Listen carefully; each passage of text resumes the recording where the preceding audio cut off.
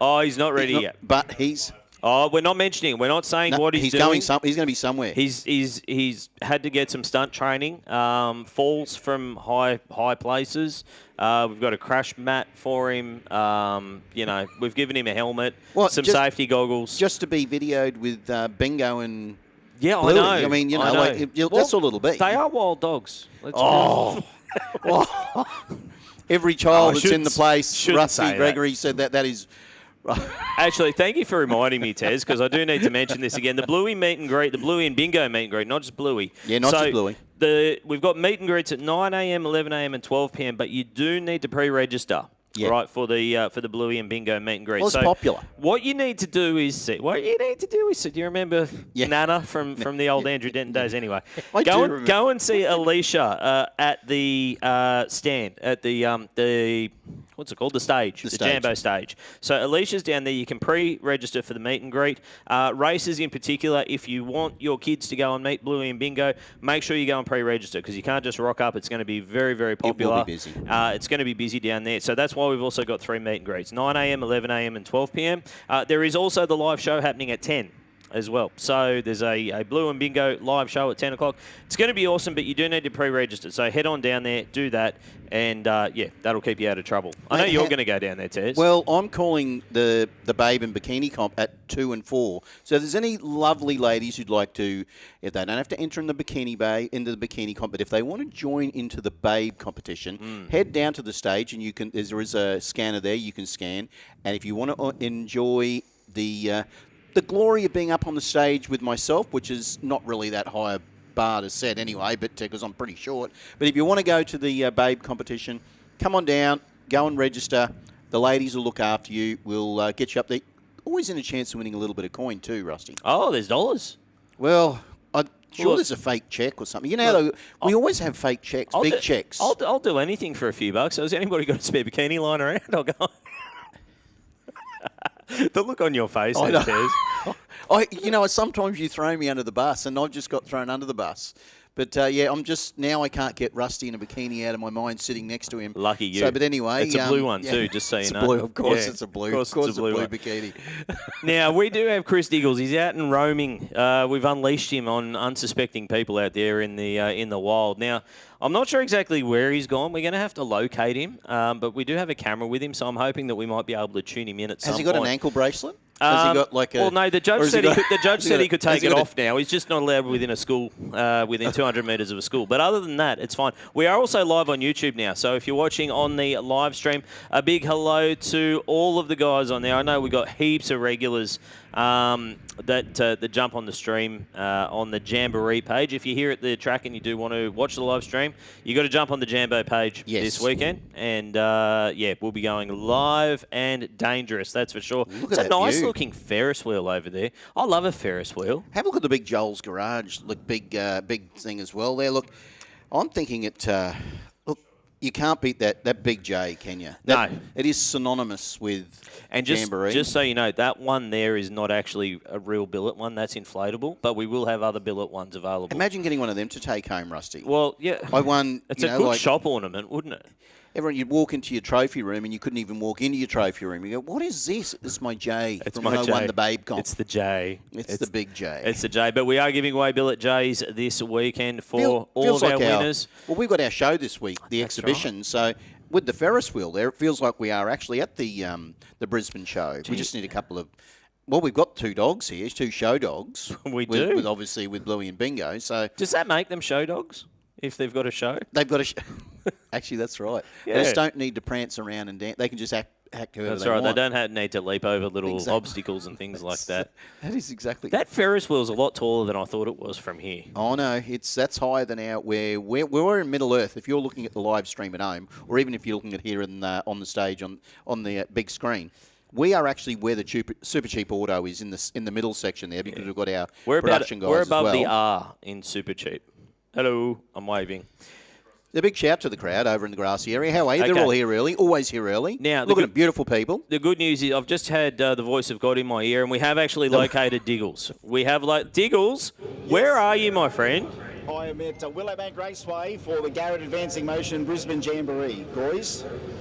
Right, and we exactly. Well, hang on. It could be a roll cage behind you, a very skinny roll cage. Boys, I am in the Ferris wheel. I am at the top. I am in Kid Zone. I am in Jambo Paradise. I have just had a big out-of-body experience, and hopefully we can hose that out afterwards. But, the Joel's Garage Gear Show and Shine is beside us here. It is off its head. If you want to look at automotive car culture, you've got to get over and see it. If you haven't seen it yet, get down and see it.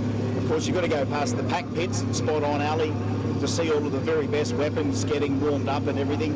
I mean, it's a real place, mate. This is a living, breathing place. It's about the vibe. It is. Is he sweating a little bit there? You sweating a little bit, Chris? Because I've got a nosebleed just watching you. It's high. It's pretty high. I don't like being up this high. He is looking a little nervous up there, isn't he? Can you look out the window? Can you see out the window there from the control box? SuperCheap Auto. Can you see us there? Hello. Hello, gentlemen. Hello. No, hang on, okay. you might be able to get Mark in the window so we can see you. But Jambo really is about the vibe, isn't it, Diggs? It's really about not just what's going on the racetrack, but everything else around the place, like you can see from where you're sitting. You've got to do this. If you have not done this, sometime this weekend, get in this Ferris wheel and get up here, because the view, and you don't want to move too quickly up here because it is a little shaky. Give it a shake. Give it a... No. It's to roaming Mike, our cameraman up there. Oh, it's actually roving Mike because you're with Diggles. Can you just give it a swing backwards and forwards for us, please, mate? So I want to see the whites of Chris's knuckles. There we go. Now that's where we are. Wave to us, people. Wave to us. Everybody wave to Chris. He's over there on the top of the ferret. He's looking for you guys over there, just underneath the big sign. There you go. There's your chance to be celebrities. There you go. You're famous now. This is a view, guys. You've really got to get up here and see it for yourself. Yeah, Chris, you're not selling it that much. You're not selling it that much, mate. You know the funniest thing is we had to send up the work experience kids up the Ferris wheel. So Chris is our least experienced commentator this weekend, so that's why we sent him up. And roving Mike, feels like we're on a footy show. Feels like we're on a footy show. He's going to do something really dumb and jump out in the middle in a minute. What we've also got here in some of the other cars here are some of the Spot On kids. So Andy Coles' girl and some of the other Coles kids. There's a lot of track babies in the other ones here. So there's a lot of kids enjoying. We've got the little pirate ship there. We've got face painting. Someone's already dared me to get face painting done today. So we'll see how we go. You'll know if I've been back to the face painting if I come back with something on this face, but who knows. But plenty to see here for the kids. As we said, Bluey on stage. This is wall-to-wall cool. I mean, literally. It's living and breathing, guys, and it's good up here. And I wish I could almost commentate from here. If I had a timing screen, I'd call it from here. And you can see Mount Warning. The only problem is that the SuperCheap Auto Control Tower is in a crucial part of vision where all the action happens just past 60 foot, so a bit of a blind spot for that. I'll miss a lot of things there. So we'll come down and we'll get kicking off with the radial classes real soon. Absolutely. We've got cars in the staging lanes. We're going to leave Mr. Diggles up there at the top of the Ferris wheel. I think that's a good spot. Give it a rock, guy. Just backwards and forwards. We got you on the wide shot now. Maybe if we can get the guys that are in the purple one to start swinging it backwards and forwards. Rusty, we don't want any fluid drop this early in the day. No. Well, like you said. I've got to be honest, that's the most nervous I've seen Diggles for a while. Normally he is very calm, cool and collected. But he looked a little bit like, I don't know whether it was just the heat or the perspiration or whatever it was, but he did look like he was puckered up a little bit. Now, did I hear him say there's also a pirate ship down there? I think he's waving. He said yes, there's a pirate ship. There's a pirate ship. So really? Guess where you're opening the show from tomorrow, Diggs? On the pirate ship. He's got 100%. And he's got to talk like a pirate for the whole section he's on. That'll be it, like treat like a pirate day. We're not too far away from getting into it this morning. We're kicking things off with the Radial Extreme, and I can see cars in the lanes, and that is what we want to see. We're not too far away from it, and of course, Radial Extreme this weekend brought to us by BRP Race Transmission Coolers, a trusted name in high-performance transmission cooling solutions, known for supporting racers who demand reliability, performance, and quality at the highest level. Their involvement as a bracket partner for the Radial Extreme class this weekend further strengthens strengthens the foundation of the class and reinforces BRP's commitment to backing competitive motorsport. Big thank you for them this weekend. And I've got to say, the list of sponsors has grown substantially that we've seen over the last couple of years. And this year it's just gotten bigger and bigger and bigger. You've got to... Yeah, people want to be involved, don't they, really, Rusty? So, but, yeah, look, we've got to thank, with Chris being up there in the mighty Ferris wheel. Yeah, there is a pirate ship. It's a pink pirate and the ship. face painting, there it is. But a big thank you to Funtime Amusements from Rocky for taking digs up there in the Ferris wheel. So big thank you to those guys coming down from Rocky and bringing the Funtime Amusements, of course. And there you can see, I don't know whether Chris is still having fun up there. But they're just going to leave him up there. Yeah, well... Might be just you, me and Mark for the next 2 days. We might get a bit of peace and quiet. Chris is going, yeah. I can still hear you, Clem Fandango. And that's what he's saying. He is too. He's going, can we throw to Chris? Because he wants a right of reply. I can tell you what, guys, after being up here for a couple of minutes, the novelty definitely wears off. I'm now nervous. Cold sweat. I've got to go to the toilet. Again, as I said, it's good they can hose these things out because we might be going whoopsies at the dickies very soon. I imagine we're going to have an Anchorman moment very, very shortly where he ends up stripping off and saying he's trapped in a glass case of emotion. That's Marty, you got to come back with me. Where? Here it is, Toad. Back to the mechanic. Oh, back to the mechanic. Didn't know where he was going with that. It started to worry me, Rusty. Oh, it's always a worry with Diggles. Always a worry. Oh, Chris, your goal. Don't ever change. Don't ever change. The good news is, Diggs, you're going to have to get you're going to have to get down very shortly because I can see that we're putting the sticky down on the racetrack. Well, there's plenty of sticky up here too, guys. Plenty of sticky. So I just noticed that Roving Mike and I have got the same shoes. Oh, that is a beautiful moment. Yeah. Look at that. How romantic for you guys. Yeah. Nothing sus about it. Just a couple of blokes with the same shoes. And in the top of the Ferris wheel. Top of the Ferris wheel. Slightly panicking. Yeah. Sharing the same moment. That's beautiful. Yeah. Rusty? Look, this is why I'm glad they don't get you and I and any of us to do that sort of shenanigans because I'm not up for that. And just so everybody knows, when you go up the Ferris wheel, you don't need to hold hands with your cameraman, but they choose to. And there's nothing wrong with that. And there's nothing wong with that at all. Wrong with that at all. Rusty. So, Radial Extreme coming away.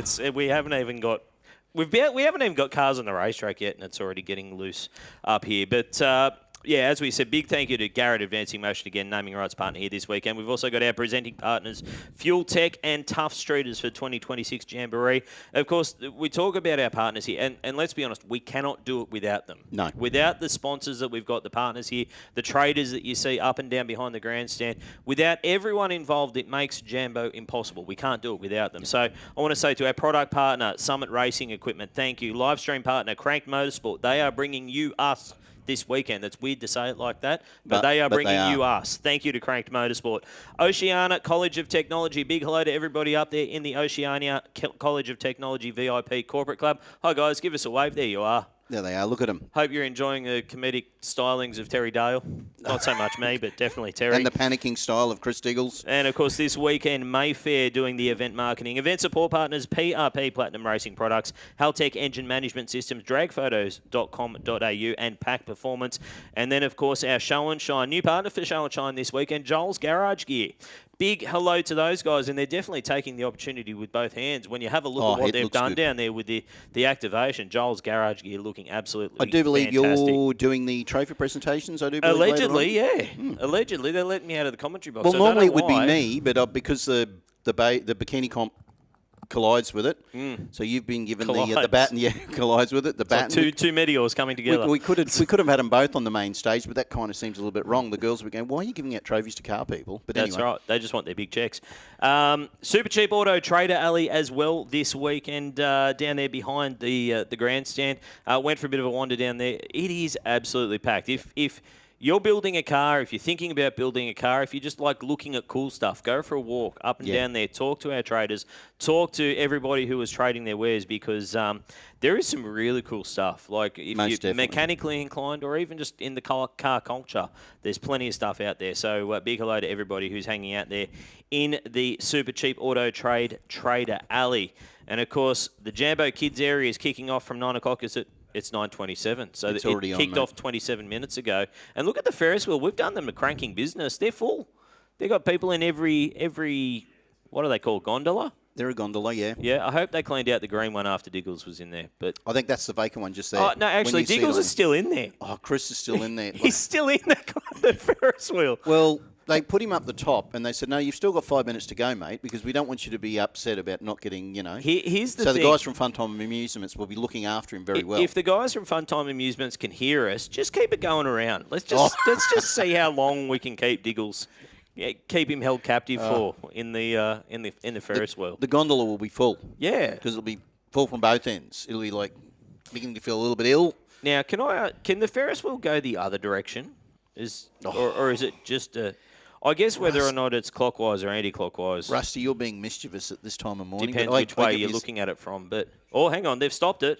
Is it going back in the other direction? Is that what he's?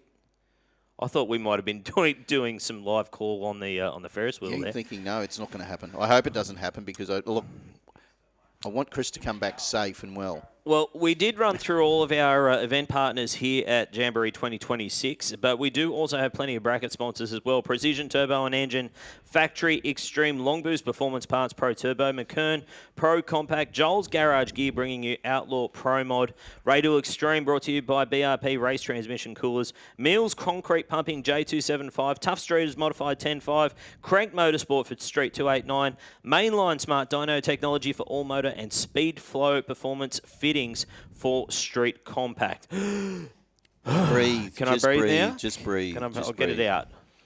Feels like a Winter Nationals, doesn't it? well, You just got to read this, do that, I call that. wouldn't know. I didn't get an invite. You know what? That's a fair call. I'm still waiting for my. I'm not bitter. I'm still. I'm still waiting for my. The only consolation is that we won State of Origin. He brought it up again. I will be. Yeah. Don't you worry. Don't you worry, Tez. Mate, I'm still waiting for the production meeting from the Winter Nationals as well, mate. So don't feel too bad. I think it's booked for But, 2027. Yes, I do believe so. But look, we can see the beautiful vision that Overtaking Lane have got coming down here for Jamboree. And look, you look at the grassy area. Always the committed Jamboree people get here early, get their marquees up, and every year, I reckon if I was to go along there, I would probably be able to say a lot of those people I have seen here every year. So give us a big wave, everybody who's over there on the grassy area. You're beautiful people.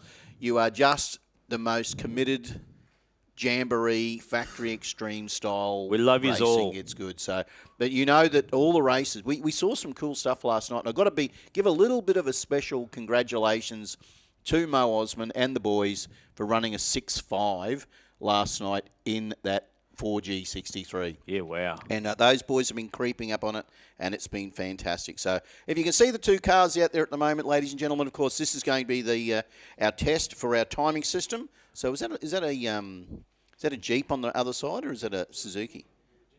It's a Jimny? It's a one Up of them. against a and then- Mazda. Up against a Mazda. Well, my wife would say Cool. it's a Mazda 6. Every one of them look the same. It's Felicity's in there. Is there going to be a good light here? Because can we get No. the? Why can't we see? No, Some? I'm going to say no.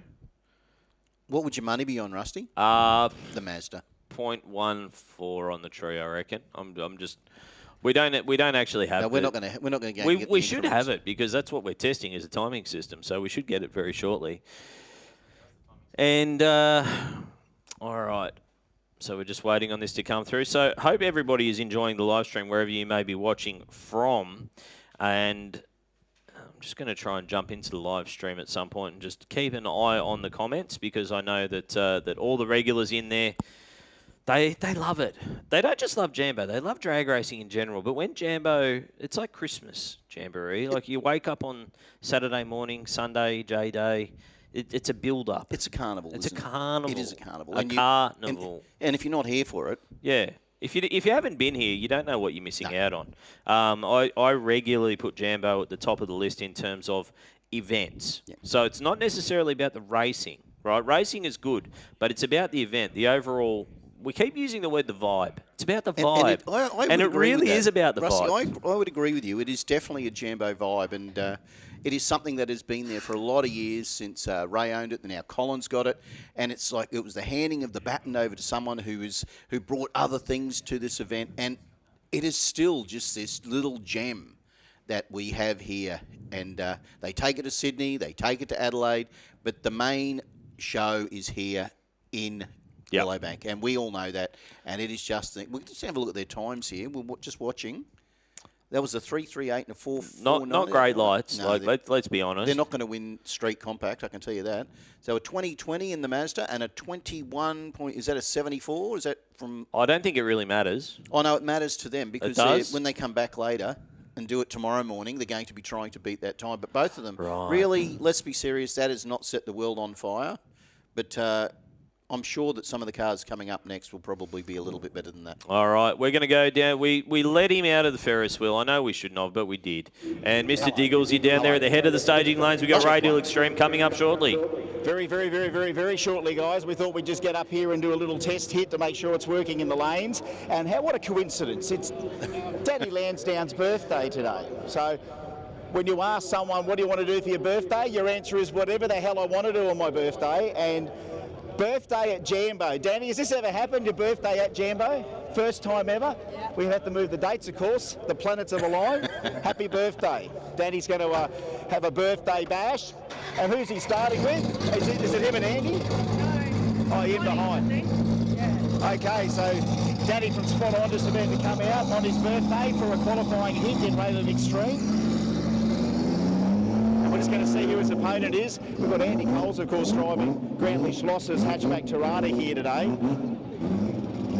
Lots of laps for Andy in the last 48, 62 minutes. Oh, and it's Swanee. Oh, check this out. These two guys, Danny and Danny. So this is Dan and Daniel about to qualify together in Rated Extreme. Danny Lansdowne in that 2JZ powered VL wagon on radials. And look at this Dan Swanee. Check this thing out. Built this himself. Check this thing as it comes past. Dan Swanee just finished a rebuild on this thing. Used to have an SR20 in it, now it's got an LS. So LS versus 2J on radials. That's how we're going to start all quali this morning here, day 2 of Jamboree, guys. I'm coming up to call it because I can't stay down here and not be in Bump City. All right. He sounds itchy. First, he sounds very itchy to get back on the microphone. He's kind of out of sorts, isn't he, Diggles? He's just not seeing himself since we sent him up the Ferris wheel. This is, without a doubt, one of my favourite cars. The Lansdowne Commodore wagon. The thing is, it's really hard to make wagons look good as race cars because they're so long. You can see every imperfection in the paint. You can see every imperfection in the panels. But you look at this thing, it is so straight, it is so clean and so well put together. Just a beautiful car. Gone through a couple of little differences. It's a lot more lower slung now. I mean, we've seen the car at different points of time when it's actually got pretty loose. But we're hoping that it'll go nice and beautiful and straight today. But we're still waiting for a we don't have any. update. We don't have any timing information here, which is going to be challenging. That's the challenge. Don't really know what else to tell you. We'll be able to call reaction times and ETs, and that's about it. Very clean little Battle of gem the line. on the other side of the racetrack.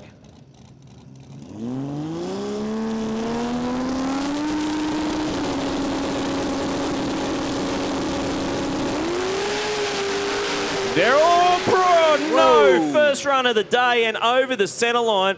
That was a bad job of crashing there. That was way loose, way out of shape.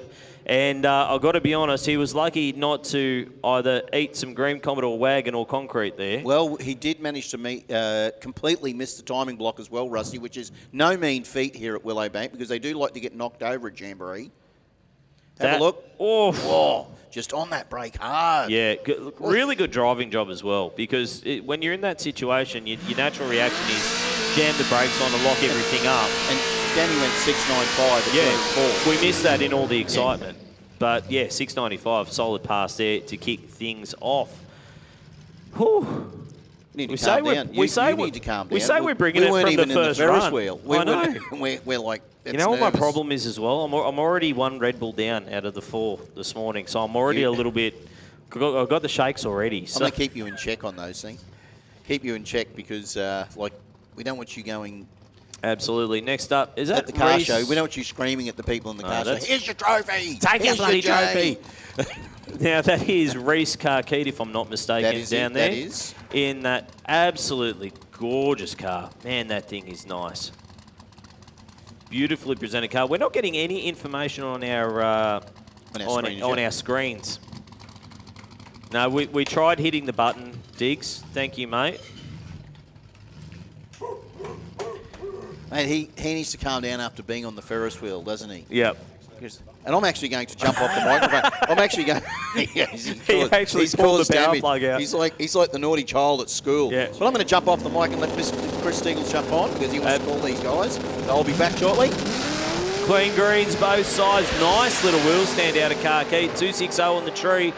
Little bit close to the centre line, the wall, I should say, for the RX-8 down there. 884 on the rocket side of the racetrack. 762 for Carkeed as he goes on through. And as we come back, the man, the myth, the legend, Mr. Ferris Wheel himself. Mr. Ferris Wheel. It is Mr. Diggles. Ferris Diggles' Hi, day. mate. Ferris Diggles' day off. Yes, it was exciting up there. Not as exciting as Dan Swanee's little near miss. I was down there watching it from ground zero, and it got all its suspension up and out, but then it just got a little crazy down track. But Radial Extreme is extreme in various ways, thanks to BRP race transmission coolers. We're just trying to get that timing up with our names. Just a reflex, isn't it? We go looking for it on the screen. I know. This is Matthew McCarthy, or Matty McCandles this weekend. Out the front, directing him back, is Mr. Simon O'Carroll himself, Australia's national record-holding Outlaw 275 driver. Of course, last weekend he took the Kraken, which is, get this, Noonan Hemi, C-Rotor PSI, tie drive 5-speed on a 275. Yeah. It's gone 380s. But this is the car he had up till then, so he's not kind of a nitrous guy anymore. So we can't really call him Simon O'Candles. So he's got Matty McCandles. So it's Simon O'Blackbelt, they call him now, or Simon O'Kraken, because that's the name of the radial car. But this is some leftover bits he had laying around in the hatchback. 864 cubic inches in this car with nitrous. Just a little bit. Can you convert that to milk bottles for me? Matt McCarthy has got a gazillion Milkos in there right now, and he's going to try and get that down on a radial. That's a lot of cubic inches. And you really only just need the engine, but there is some spray on it. Let's see if he can hook it up. Oh. No, 864 cubes gone out. And you certainly want your fuel system right on these things. Yeah. If you're going to hit, especially if you hit an engine with nitrous off the hit, the bigger the engine, the bigger the risk is. That, you know, if it can take a gutful, make sure you can empty the gut. So that's fueled up just on the hit there, but it needs it because there was going to be some nitrous on the hit there as well. So, because the last thing you need with these things is having a sneeze on the start line. and I wouldn't leave it on the two-step for too long either, to be honest. Just filling it up. Well, I mean, back to the mechanics of the engine, 864 cubes. I mean, when you have a look at the components of those engines, they're very large, they're very bulky, and it can go wrong quite quickly if they're abused. And it is 864 cubes, but this time it went silent. Oh, here we go. And I think we've got Lee Dark. Ooh. Is he on a radial here? Let's have a look. Radial Extreme, thanks to BRP Transmission Coolers. Another car that's come into the mix. And Lee's had a variety of different drag vehicles over the years, and he picks up one sometimes that have been for sale for a little while, and he gets them going, he races them, and then normally sells them off. But this is the latest one, and I do remember some of the heritage of this car being, I think, Rob Coleman's car. Yeah, I was going to say it was Coleman's car, wasn't it? You could never miss it when it was Coleman's car because it's looking exactly like it is now. So Lee's done made the decision. Now we got a leakage, have we? Oh dear, it's bleeding. How I can see it. I think it's only fuel because it looks like it's drying up relatively quickly down there. Yeah, right. So it's nothing to be too concerned about. But I mean, gorgeous setup, gorgeous car, blowing big. I think it said 522 cubes on it. So it's the license plate doesn't really help it right now because that's what it's done. It's laid a bit of bit of toxic on the ground, unfortunately, which is not what we want to see. But now, if you are watching from home, it is a fairly fresh morning. Now that the sun's out, it's starting to warm up a bit out there. Well, mate, outside it is definitely a lot fresher than in here. In here, we are warm in here. That's how much energy this event creates in a very short amount of time. Yeah, that Ferris wheel, it's a definite must-have. You must have a go of the Ferris wheel and go up. They held us up there for a while, right at the top, which was good. And then after a couple of minutes, I'm just starting to think, well, you know what? It was nice. Now it's sort of it's race time. Get me down, please. Get me down. I want to get down. No, get me out. Get me out. Get me out of I've here. got to get out of here. Stop it. It's not good for the economy. Now, we have had some feedback on the stream as well. I'm just going to jump off for a tick, Diggs. Oh, okay. Yep.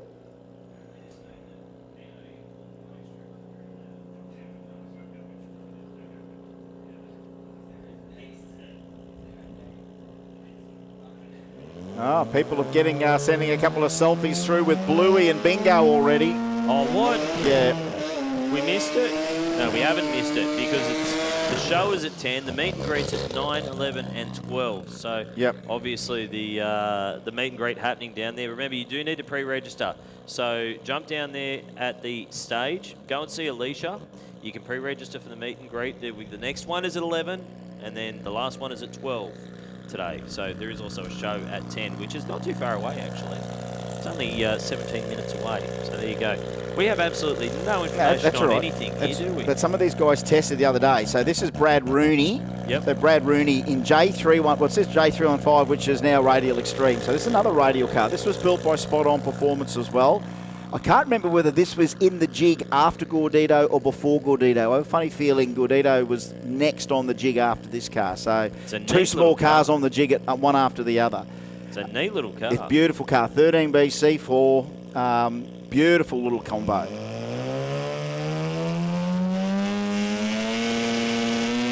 Oh, little wheelie. Ooh.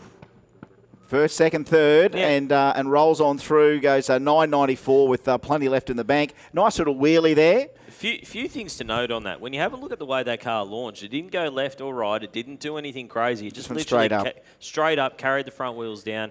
There's heaps left in that as well because there was a couple of missed gear shifts that were bouncing off the limiter down there as well. So I think 994 is very conservative. It hasn't had a ton of laps. I think we had Brandy giving it a little shakedown, I think, last year or leading up to it. And now it looks like he's in it himself now, Brad Rooney. And, that dead hooks that radial tyre. Spot On boys know how to set up their suspension. Check this out. This is a little bit more of Radial Extreme, brought to us by BRP Race Transmission Coolers. And the hatchback Tirana in the water, driven by Andy Coles from Spot On Performance. Another car that they've primped and propped over the years after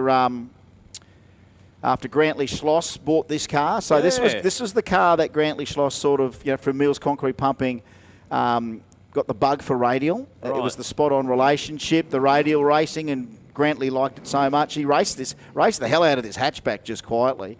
Then went and bought the Nova in the States, and instead of bringing that back sort of straight away or over to Australia, decided to campaign it over there. And he's gone all right. He ended up winning the championship. He's gone all right. Well, I couldn't think of any recent Australian drag racing history that an Australian drag racer goes to America and wins a championship.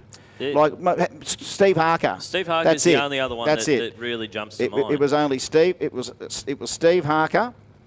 And then since then, Grantley Schloss, the two Australian world champions. So just another message, please, because this is still there. It's a Silver Echo or Yaris, license plate 053 G09, license plate 053 G09, license plate 053 G09. You need to move that silver Toyota from the end of the staging lanes there, please, because you're really in the way.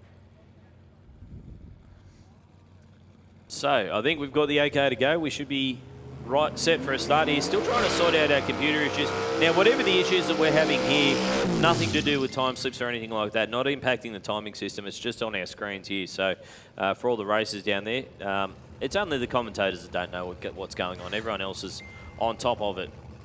But it's a really, really strong burnout for Coles down there in the Tirana. That is a stout. That's an old school style burnout, that one. It did the trick. It certainly did the trick. I'm just trying to catch up on my texts here to make sure, because there's been announcements needing to be made in regards to different categories. Has anyone had those texts? We have to get we'll have to get you, Mark, and Terry on those mobile phone numbers, because those calls have been coming through to call out stuff. So we'll have to probably help. So like now, modified 10.5 to the lanes, please. Modified 10.5 to the lanes, please. Attention to the bits. And I'm getting it from 2 different SMSs, so I've got to be real careful with the phone today. Yep. So, yeah, we're still trying to get the names up here, but that's Andy Coles, and I'm just trying to think of the race number. If we had a glimpse of it, he might have tested the other day as well. Might have been Sharif. It is J275, presented by Mills Concrete Pumping. Ah, J275. All right, so here we go. A bit of Bump City going on here.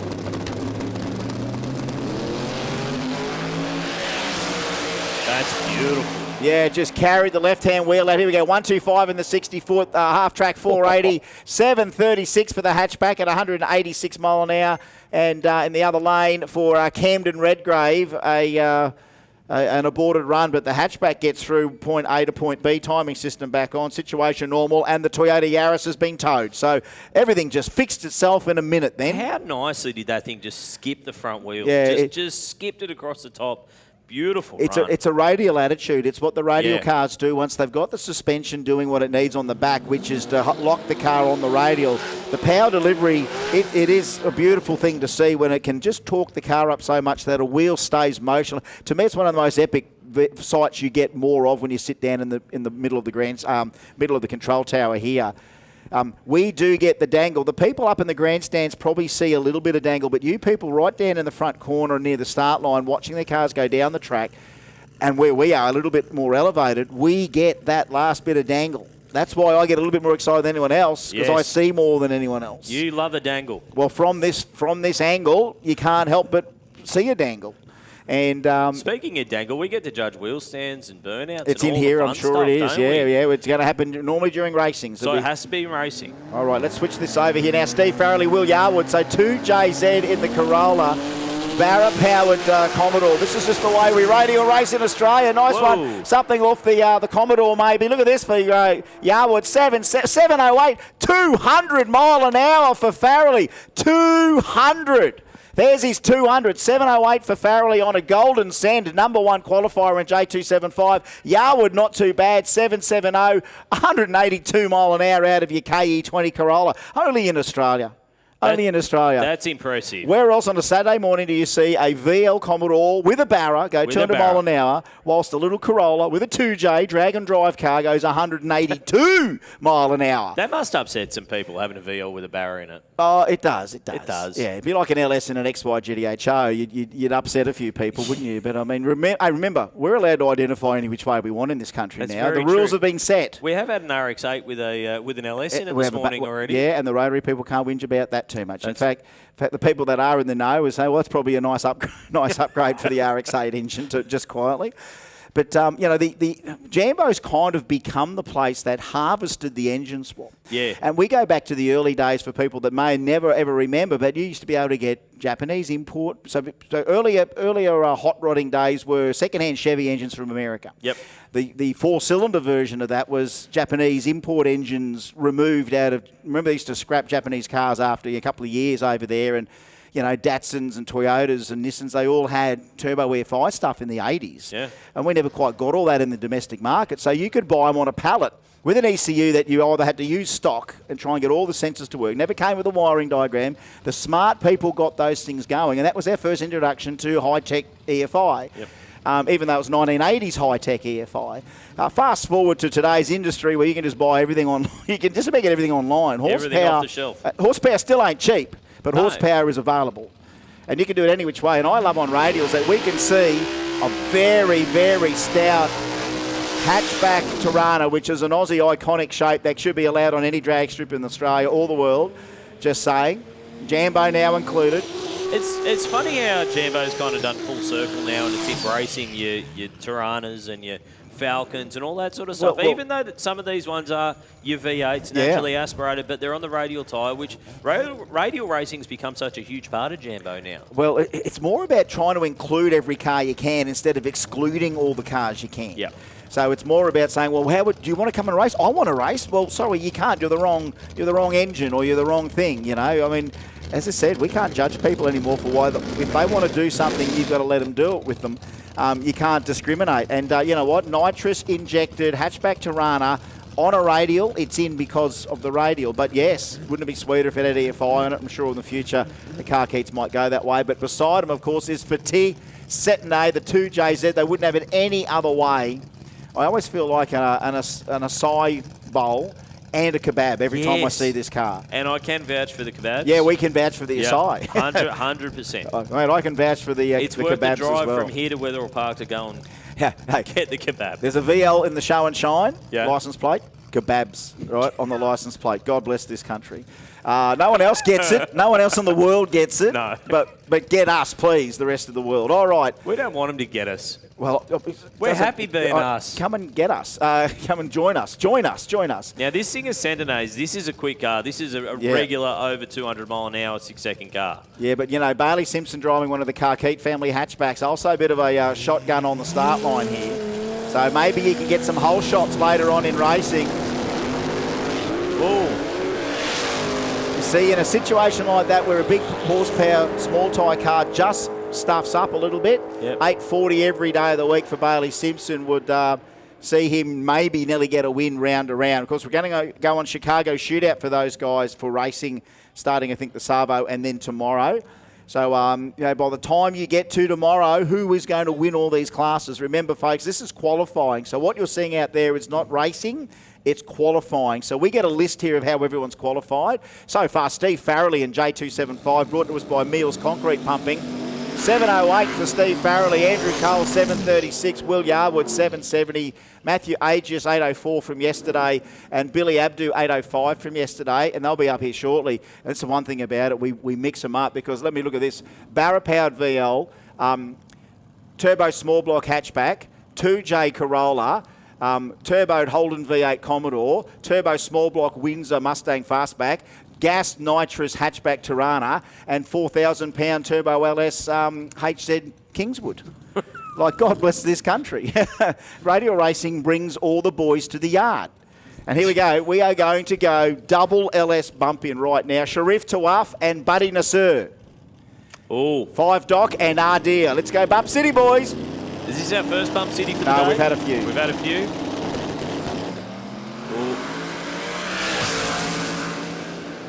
Thought I saw some broken bits come out from underneath that car of Tawaf's, but looks like it's still underpowered down there. In the meantime, 882 in the Rocket Industries lane for Buddy Nassar at 171 miles per hour. Big speed at the other end of the racetrack, and problems for Sharif Tawaf. Has not yet crossed the finish line, but it's not exactly going to be a representative run. 22-second pass. He's not yet really put down any kind of representative run, because that is his first run of the weekend. So next up, though, solo pass is going to be Ben Robertson. Well, it looks like Hoff's there ready to go. Hoffy's there. Looks like Hoff's ready to go. So I can't quite see that lane from where I'm sitting. This car is another one of these, you know, price of admissions. Whether he turns up in the 3RZ Corolla, the 2JZ Corolla, the 2JZ Corolla, or the 2JZ Corolla, depends on which one he turns up in. This is the one called Things. There's a reason why. It's got a billet 2J in it. Billet 3.2. He's gone the full floater rear end. This is the car Hoff has told me wants to go 200 mile an hour in a Corolla panel now. So let's just Without see. any real aero on it. Well, it's got a that's little it. wicket bill across the top of the... Tiny little one there. Tiny little one across the top actually, of the roof. I noticed Danny Lansdowne's done the same thing in the VL wagon, a very tiny little breaker there. He's done a very similar thing. The interesting thing for me on this is that it's actually, when you look at it, it's convex. Yes. So as the air is hitting it, it's falling off the side, whereas most wicket bills are going in the opposite direction. So I'd be curious to know how that's actually going to work at speed. That's a deflection instead of a correction. Yes. So anyway, he's defied physics before and aerodynamics. Wouldn't be the first time. All right, ladies and gentlemen, it's LS versus 2J. It's 388 cubes and a very beautiful HSV. Look at this thing of Ben Robertson. And we're going to go to Bump City again. There's a few of these. Over the weekend. Yeah, we got a few tickets to Bump City this weekend. Oh, absolutely. Everyone gets free tickets.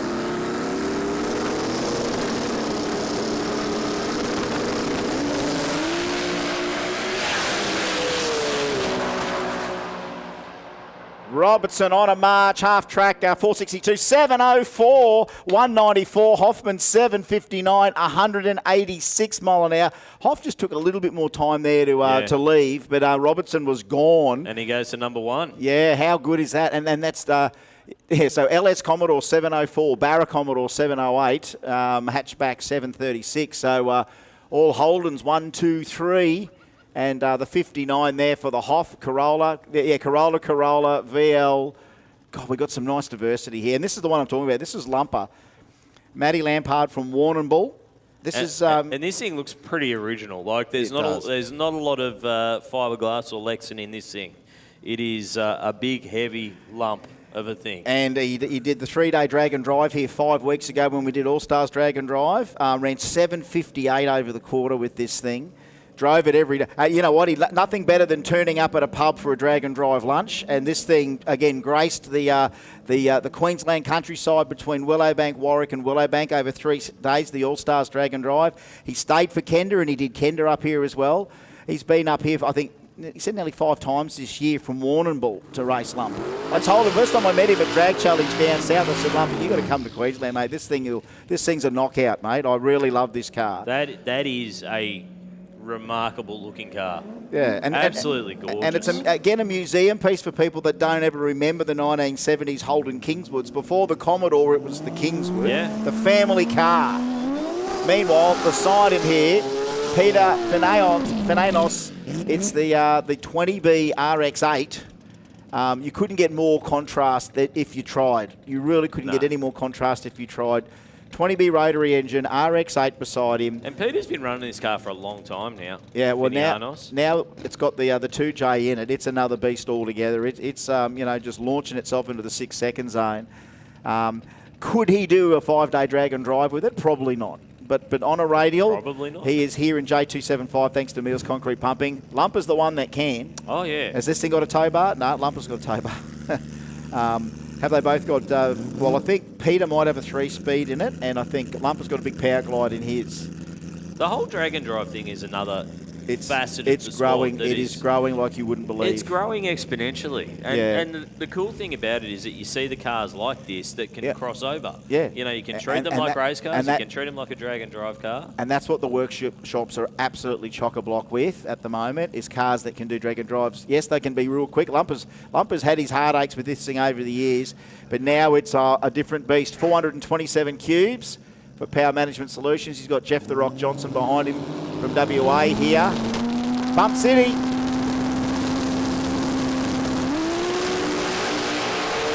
Oh, Pete had some stuff coming out of the back of it then.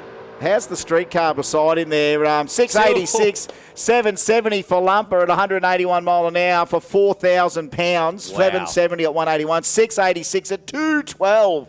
Peter Fenanos goes into number 1 spot. So yeah, now 2J, Commodore, hatchback, Corolla, Kingswood, Corolla, Commodore, fastback and hatchback. So that's not a bad diverse top 10. Now I did see Finianos, there was some stuff coming out of the back of it. It was just a few little drops or something. Doesn't look like it worried it at all. That's our first 6-second run of the weekend. Tell you what, Lumper's thing definitely screaming in the old LS, but I hope the converter's right on that. You know what, this track has broken some hearts already since yesterday. Like I heard some stories last night about destroyed clutches and flywheels again. Like we heard a big story about Pack last Thursday destroyed the flywheel in the RX9. They had to work feverishly day and night to even get the thing here. And I hear Marcus Pepe and Simon Ionu yesterday had very similar issues with clutches where they're tearing them up, tearing them out of the car. Wow. So horsepower is plenty, traction is plenty. Sometimes on radials you get a diverse variety of ways to attack a radial tyre on a sticky track. This is the next way to go small tyre. It is. Street 289, brought to us by Crank Motorsport, our proud supporters of the live stream for Jamboree. And this is the world's quickest and fastest Crusader. And it's time for us to jump out of the sea, Mr. Diggles. All right, okay. It's time for Marky Mark and Terry Marky Bark Dale. and Terry Tez. Terry Tez. Marky Bark and Terry Tez. All right. Tez Terry.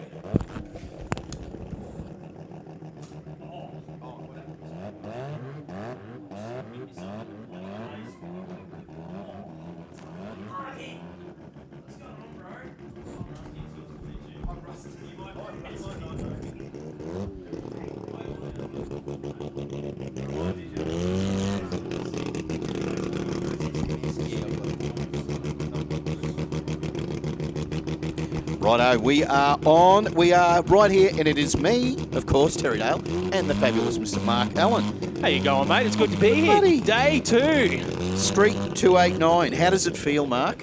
It feels You good. and I. It feels good. We had just to sitting back, almost. We had to listening almost. and watching. We almost had to drag those two boys out of the microphone there, then, because I think they wanted to stay here forever, and that's a fair thing because it's what an event to be a hold of. But it's you and I now, Mark, for the next few categories. Yeah, we are in cranked Motorsport Street 289. Whoa, hold big on. Big move Oh, there. once again, another car that just missed the timing block. But have a look at the mark there, Mark. Mark there, Mark. Yeah, mate. But just right there next to that timing block. But a whole ton of smoke out of the Toyota. Hope that's okay. Oof. So Yeah. Shane goes 8-7 with a whole lot of smoke in the Crusader.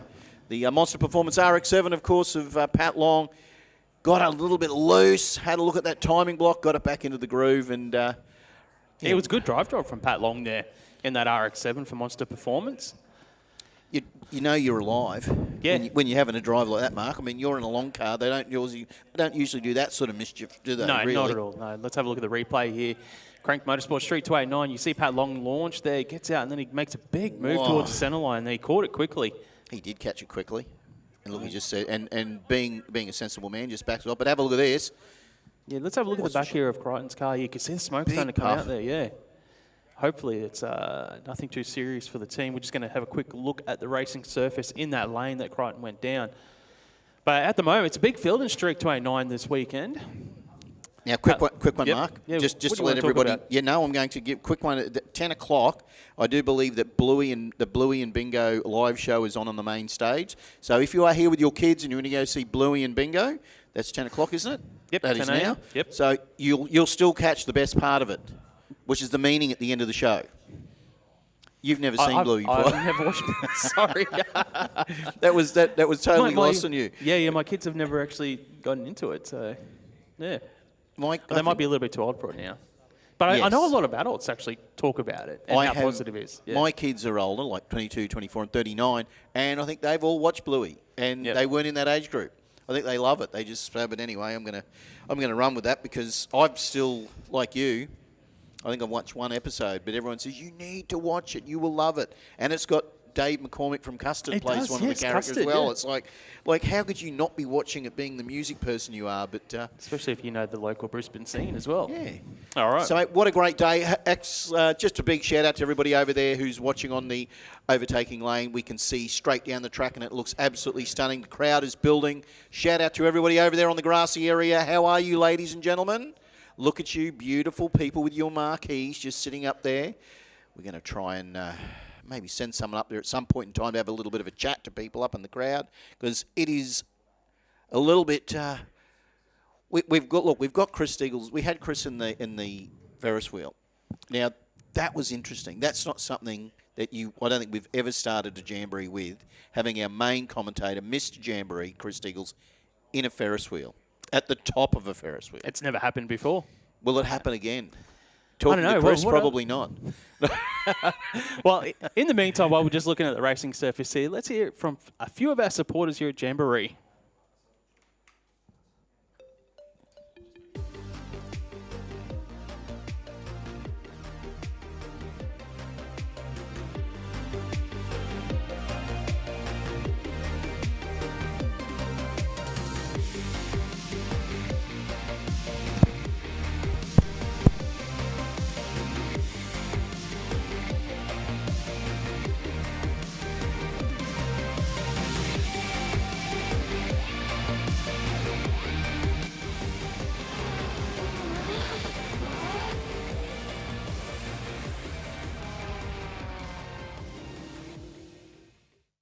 Racing has always been about pushing limits, but the future isn't just horsepower.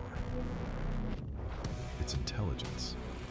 Vision FT isn't just software. It's a platform, a new way to see, a new way to control. The future at your fingertips. Built for today's racers and everything that comes next. This is Vision FT. This is Fueltech.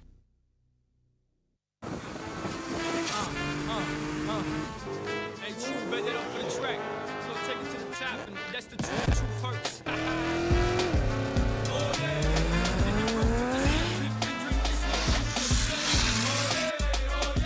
If you're balling by your models, insane. Oh, yeah, my man. If you're pimping your skirts and your ass is fat and say, oh, yeah, my man. If you're willing to fight, then you're fucking the night and say, oh, yeah, oh, yeah, oh, yeah, oh, yeah, oh, yeah, oh, yeah.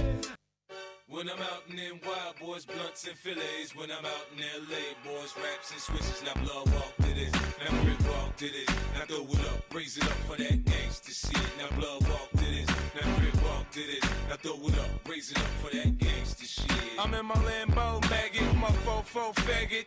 Doors lift up, I'm like go gadget. See the shit I got on, homie. I'd hate to my Teflon. Long Boost Performance Parts, your one-stop shop for race-proven gear. All your major leading brands, such as Raceworks, Fueltech, TurboSmart, Garrett, Pulsar Turbo, TBS, Kelford, Warspeed, and more. Trusted by some of Australia's toughest burnout and race builds. Australia-wide shipping. Get sorted at longboostperformance.com.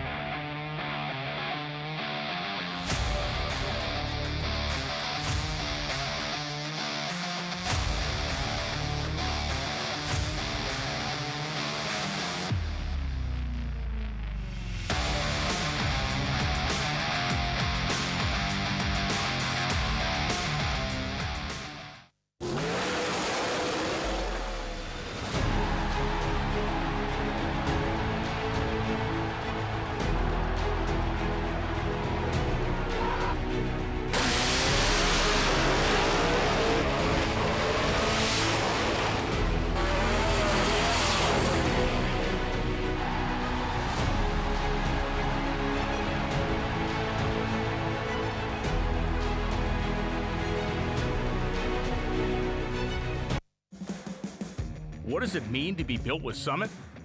It means you're hitting the autocross, drag strip, road course, trail, dirt, or open road with confidence. Because built with Summit means you're using parts from the top names in performance, priced to make your project affordable. And it's all backed by trusted tech expertise and blazing fast shipping. Summit Racing Equipment. Let's build it together. SummitRacing.com. We can do better. Needs more boost.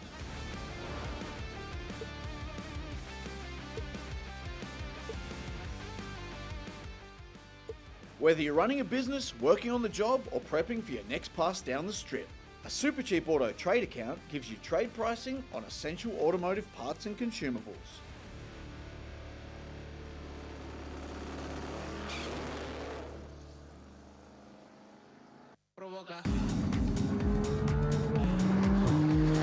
I'm Luke from Mayfair Marketing. We are the official marketing partner of Jamboree, and we work with hundreds of businesses across Australia in almost every industry. For the last decade, we've been developing tailored marketing strategies to help business owners unlock new areas of growth. If you own a business and want to truly grow, reach out.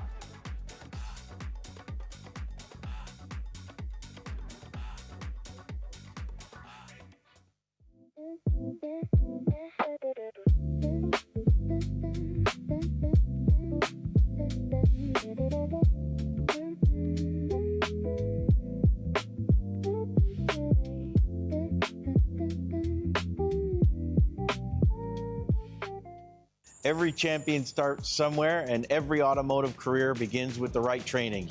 Hello, and welcome to the Oceana College of Technology Automotive Training Center. Welcome. Come on inside and let's have a look around. At Oceana College of Technology, we're passionate about developing the next generation of automotive professionals. Whether you're a first-year apprentice, halfway through, or getting near the end of your journey, we're here to help you succeed. For more than a decade, Oceana has proudly trained apprentices all across Queensland, preparing them for a rewarding career in one of Australia's fastest-growing industries. Our industry-focused training includes diesel fuel technology, heavy vehicle mechanical technology, automotive refinishing technology, spray painting, automotive body repair technology, panel beating,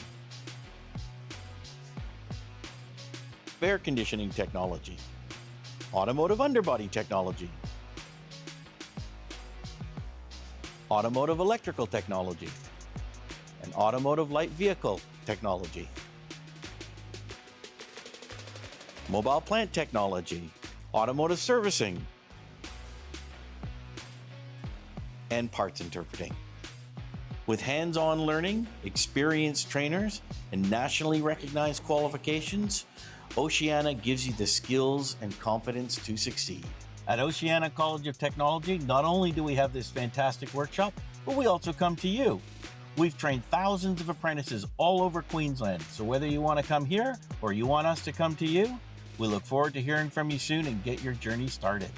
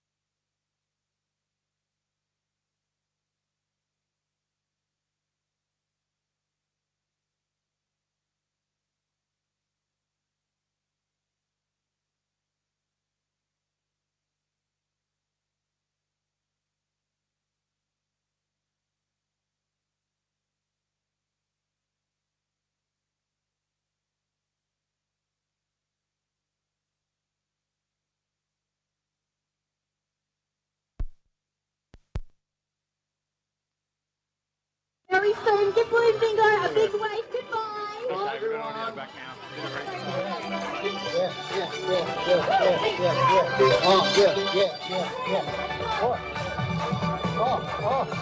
Bye, everybody. Great dancing. Thanks so much.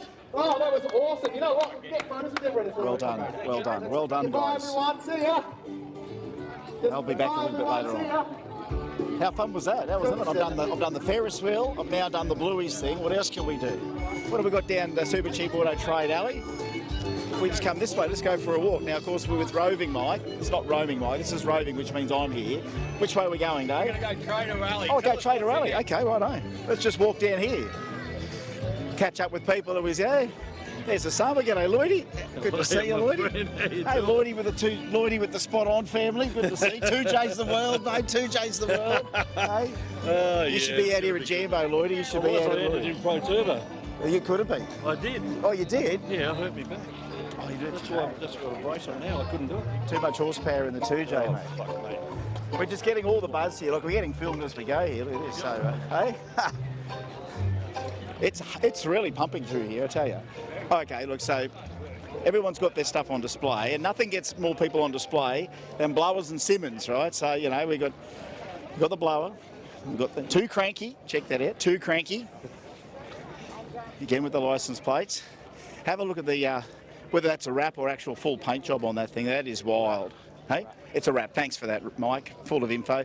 Big Simmons, get the dish. Can you get the dish on the back there, please? Some sexy dish. Is this internationally accepted? Internationally accepted for dish. Is that enough dish for everyone? Dish Simmons, tick. Seen some Dish Simmons. I've seen Bluey, tick. What else have we seen? Actually, for Jambo, there's an inordinate amount of blowers around. Here's another one here. Check this out, the blow on commie. So this is just your normal everyday Australian passenger car laying around here. So, and again, check. Just make sure it's got Simmons on it, and just check the rear wheel and see if it's still got the standard Aussie dish on it. Let's just check. Yeah, standard Aussie dish. That's normal dish. Oh, sorry, mate, you do. We keep going. Everyone's in the shopping mall here, by the way. Look, everyone's shopping for shirts. Wild stuff everywhere here. Wild Ink's got some great shirts there. Oh, the ladies are spruiking on the side here. That's good to see. Plenty of food options there. I mean, you do end up leaving about 10 kilograms heavier and $200 lighter. Again, let's remember, this is Jambo. We are still just walking down a little bit of SuperCheap Auto Trade Alley. Can we just check the back of the dish, make sure that's right? Has it got Simmons on the front? Just checking on the back. Okay. All set up. Catching up with walking through the crowd. It's actually quite a good walk, isn't it? What have got over here, of course, the Voodoo Speed people. They've got all the great stuff on display here. Come right through, have a look at all the gear in there. All sorts of other treats in here too, by the way, all of our traders. This is quite the shopping mall, is it not? This is better than any other markets I've been to on a Saturday morning in a long time. All the great clothing options here, other great cars on display. Oh, let's check this one out. This is, I wouldn't say this is your average build, but we have got Coyote power in the Hilux. Is that right? Is that right? So check that out. Now that is on display here. And I tell you what, the Connection Concepts, license plate bankrupt. It could probably send you close to that, but you'd be okay from there. Have you still got those weather station specials on? So check this out. Now this is something that a lot of racers were talking about. All these different sort of options that you do have for different things, including the Dynocologist, right, which is a nice thing there. Is this the Dynocologist shirt? All right, check this out. I heard about this shirt. So that's the Dynocologist shirt. So if you know anyone that reckons they're a pretty good gynecologist, you should buy that for them. Front towards engine, so that makes sense. Oh, sorry. The obligatory pack umbrella, by the way, you can see that. She's got the pack umbrella there, so she's been shopping. But check out all these other great options for your rides that you can get, the weather tracks, the Dynocologist, the triple gauge setup. Have a look at these, they go straight in there. And Connection Concepts, just another great trader here. And what a thing to get your attention. Coyote swapped Hilux, for heaven's sake. And got the little fella inside. Yeah, that's the young Ari. Young Ari, all right, yeah. Wow, I'm all about engines and twin turbos, but have a look at the engineering in the back here even. Have a look at the back here. You look right at home in there, son. Have a look in there. Can we get a Have a look at some of this finish that we've got here. And that's on a radial, I see, eh? On a radial. On a radial. Check it out. That is a mint ride. What are we running? 235s, 275s? 255 on it for now, yes. So how good's that for a swap? Coyote swapped Hilux. Straight through? All right. Metro Racing, they've got a great display on here as well. Obligatory VL Commodore out the front. Can we just check to make sure there's standard dish on the back there, just to make sure? Everywhere, Hey? Can we measure it? Has anyone got a measuring tape for dish? It's got to be probably nearly 9 to 10 inch dish there, Nelly. I don't know. If someone's got a bigger hand, it'll be a bigger dish. So that's good fitment, Nice ones on the front. Oh, and of course, single cam love, some single cam love in there, so get a look at that. We've had a lot of blowers, let's get a little bit of the good stuff in there. Oh, we're going right down the middle here. It's all happening down here. Are you still there, Mike? Still roving. I've got about 3 minutes, we reckon. So it just still keeps going here. And we're going to get into the race teams here. You can see we're starting to get into some of our race teams. Gas, I think they're still working on the Celica in here. We'll see if we can go in for a look. Got our great other traders on this side, keep going down. SuperCheap Auto Trade Alley. Is that one of our longest trade alleys ever? I think it is. So you can see Gas Motorsport, Gas Racing rather, sorry, with all that. Mrs. Harvey's going past. Hello, Mrs. Harvey. Right, Harvey's wife. Hey, look, if you're looking for a bargain, look, not every day one of these comes up for sale. Check this out, twin turbo big block Nova for sale. Jambo price, there's a special Jambo price on it. I don't know how much that is, but it is for sale. So you blokes look like you're ready to retire. Well, anyone interested? A couple of group of mates there together? How about you all just tip it 100 grand each? Great car. I reckon all of you should always have a steer of this. Have a look at this sort of deal. Of course, Boise's got this for sale. So if you are looking for something all nice and sorted, that's a good radial car or big tyre car. Check out the lowrider. I saw a couple here this morning. Never goes out of fashion, these things. I hope these things live to be 100 years old. So in the year 2064 or whatever, can't wait. But you don't see too many of the NSXs anywhere, so that is a pretty rare thing to have. JDM Nation down there, so that's a little bit of love. That's a little bit of Jambo roots right there. When do you get to see some NSXs in the flesh? That's pretty mint. And again, one of your beautiful JZA80 Supras. What are these things worth now? They're worth an absolute fortune. Everyone's holding on to these things. They are a collector's item. And no for sale on that one, I can say. You can either go from that one or you go to the radial one over here. So let's see what the boys are doing. Bit of a big 2J love. Oh, the turbocharger's off. That's not a good look. What's happening over here? We're just downsizing. Are you downsizing? Yeah. Look at this. So we've got the 110, we're putting the 98 back on it. Oh, you put it. So what's coming off? The 110. The 110, and you're just going to put the 98 on it. Okay, yeah, well. We want to make rounds, mate. Have you got any It's just a normal Saturday in Australia, really, isn't it? Just let's just get rid of the 108, go back to the 98. That's no good. But they're into it over there. Like get a bit of thrash in the background there, Roman. They're into it. Good thing it's a high top mount, eh? Yeah, it makes it easier. I think top mounts are the way to go. It makes it easy to work on. Easy out little racer junior from Australia House, as you know. How are you, Junior? Good, thank you. How old are you? 21. Yeah, so we've got quite a lot of young fellas coming through now, and what was it that when the old boy said, you know what, you can do Jambo? Is this your first Jambo in Brizzy? No, it's actually my third Jambo in a row. So now what happens is Dad runs all the private test days because he likes going fast and he doesn't know how to race. Yes. So put me in the driver's seat. When it's race time? Yep, because I know how to react. You hear that? So that's the young fella calling their dad. Dad, you can stay at test days, get it all sorted, let the boy drive it at the track. Yeah, well, I had the record in the car for about 2 years. I went 688 at 209, and Dad beat me 2 weeks ago. Went 682 at 215. So I got to try and get it back. And he wore the damn turbo out. Now you got to put the little turbo back on. Like I said, that little turbo is a lot faster. Is it? Yep. It does the job. So you still on 275s? Yep, still on 275s. So, all right. Well, I'll tell you what. Let's see whether you got the tune up for the little peppy 98. So it's about the same hot side on the back? Yep, Yeah. exact same. Yeah, nothing changes. Just front housing changes, and then the rest stays all the same. All right, well, there we go. So Fatih's getting it all ready, and the old boy back on the test days by the look of it. So, as he says, calls him out, Dad can't race. Fancy saying that to your old boy. Hey, son, drive the Super. But, yeah, thanks, Dad, but you can't race. That's a nice thing to say to him, isn't it? But as he said, he can cut a light, he can react, and he doesn't mind the Radial Extreme and J275 action, that small tyre action. Here's another little Fox body down here. Now, I saw this the other day. Where did I see it? I think I might have seen it at All Stars. Oh, by the way, what have we got beside here? Big, beautiful matte black Ferrari. Of course, guess where we are. Look in the background here. We're sort of no stories. Interesting Fox body with a, I think we're LS in that there. So neat, tidy.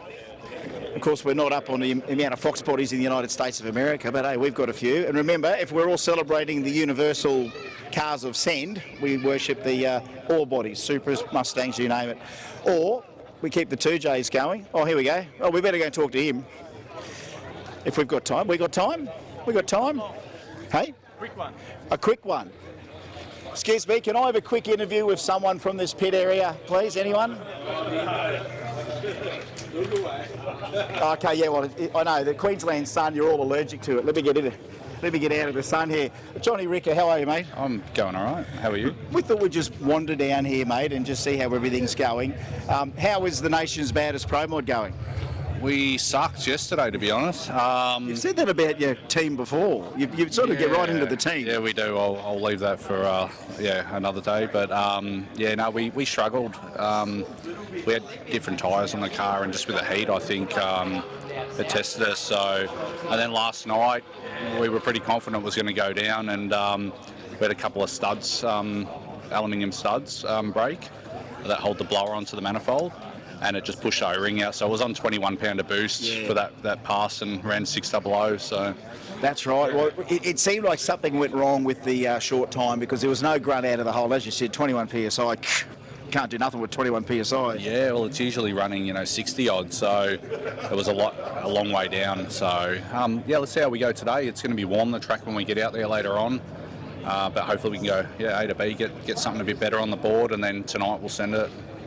You know what, how did you like the Friday night where you get a session in Friday night where we turned it into a bit of a match race? I didn't mind a little bit of hype there, you and Barry. No, it was good, yeah, we enjoyed it. So, and it was great to see Baz PB as well. So, it was good, yeah, we liked it. All right, well, we can't wait to see what we're going to do with the big black Camaro in Outlaw Pro Mod a bit later on. And no worries, Johnny. Don't go changing. And if you need to be hard on the crew again, well, I'm sure we'll hear from it. We'll because, folks, look for this thing to go mid-fives easy once he gets it sorted. But no pressure, John, just as you were. Resume whatever conversation you were having. I like that. Just resume as you were. Thank you, Chris. Love the commentary down there. So we are back, ladies and gentlemen. Street 289. Can we have modified compact? Of course, this is your final call to the lanes. Modified compact to the lanes immediately. Oh, big wheel stand there for Chris Adams. Gets out on the mighty 1200 ute. He will go through all the way down to an 846 with 161. Beb will go 787 at 174 mile an hour. That was a tidy run there. Pity about the stall on the line, but I'll tell you what, it still looked quick. Yeah, Adams picked up a tenth of a second from what he ran yesterday. He's currently the number 7 qualified. Dib will stay in the number 3 spot. We've got 8 cars down the track so far here in Street 289, brought to us by Cranked Motorsport. Next up, Musakina and Michael Silk. And I did hear Chris and you talk yesterday afternoon about Silky, how he's kind of like the OG from Jamboree, and it always feels like if it's not a Jamboree, there's a few characters that we have at Jamboree. If they're not here, you were kind of questioning, is it really a Jamboree? And Michael Silk, of course, here is part of the Garrett Advancing Motion Jamboree for a long, long time. We love the little Datsun. We love how quick it is. And it's always good to see him here. But Moose, of course, that mighty Hurstville towing RX-7, me being a rotor guy, I'm hoping he's going to punch that into the 7s. Let's see how he goes. Silky in the 1200 wagon. And this is good, 13B versus 2 litre. Yeah, looking at the qualifying from yesterday, Silky went 8.40, currently qualified number 6. We see the man here, Moose. He was our number 4 qualifier. He went 8.01. in Q1. It is a little bit warmer today than what it was yesterday afternoon, so that'll be a bit of a challenge for the 289 guys here. Does seem to be a fair bit of stick out there though, Mark, which has been good. A lot of guys launching pretty hard, so that's a good sign.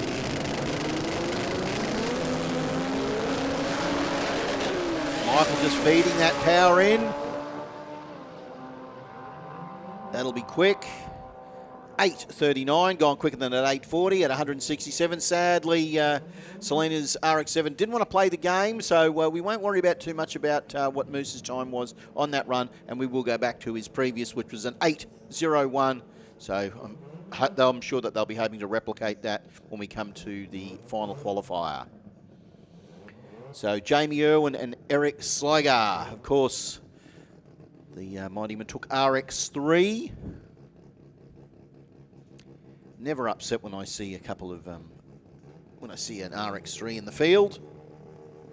Little Datsuns. I mean, how many little Datsuns would you have seen around, Mark, around Ipswich, kicking around little Datsun utes that would still have a 1,000 in it, 1,000 litre engine in it? I reckon there'd be none.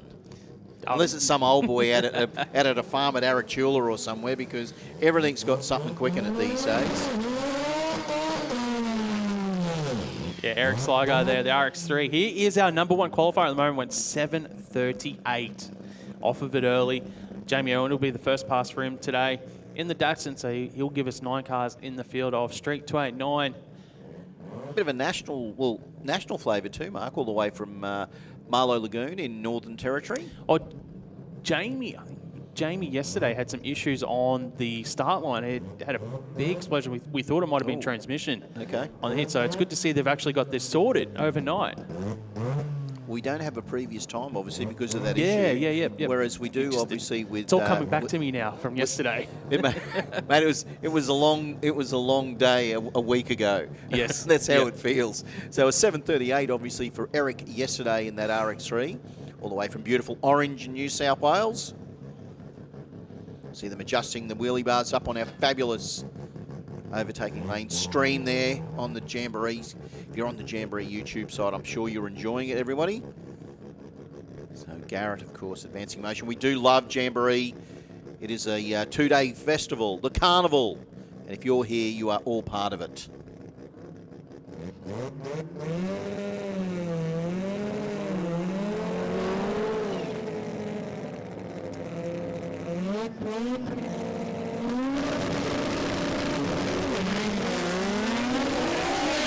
Oh, a whole ton of spin there for Jamie, but Eric says, oh, I'm going to get out of there. Leaves a little bit on the tree, but it doesn't matter. He will go 7:48 at 194 from the previous qualifier, 167. So he's added some nice top end to that. I think Eric might have just had a bit of a pedal there on the start line, but yeah, as you say, he's picked up 30 mile an hour, so it's just a matter of now getting it from point A to point B under power, and that should be a very low 7-second pass out the back door. Sligo consolidates that number 1 spot. Jamie Owen gets into the field, even though it was a 13-second pass. Currently number 9 qualifier, and it's good to see them back out on track. That is, it's excellent. A bit of a drive. Let's hope that it can all be sorted. So Jess Murphy and Carl Herbert. Carl Herbert, of course, in the RX-3. The mighty Rodeo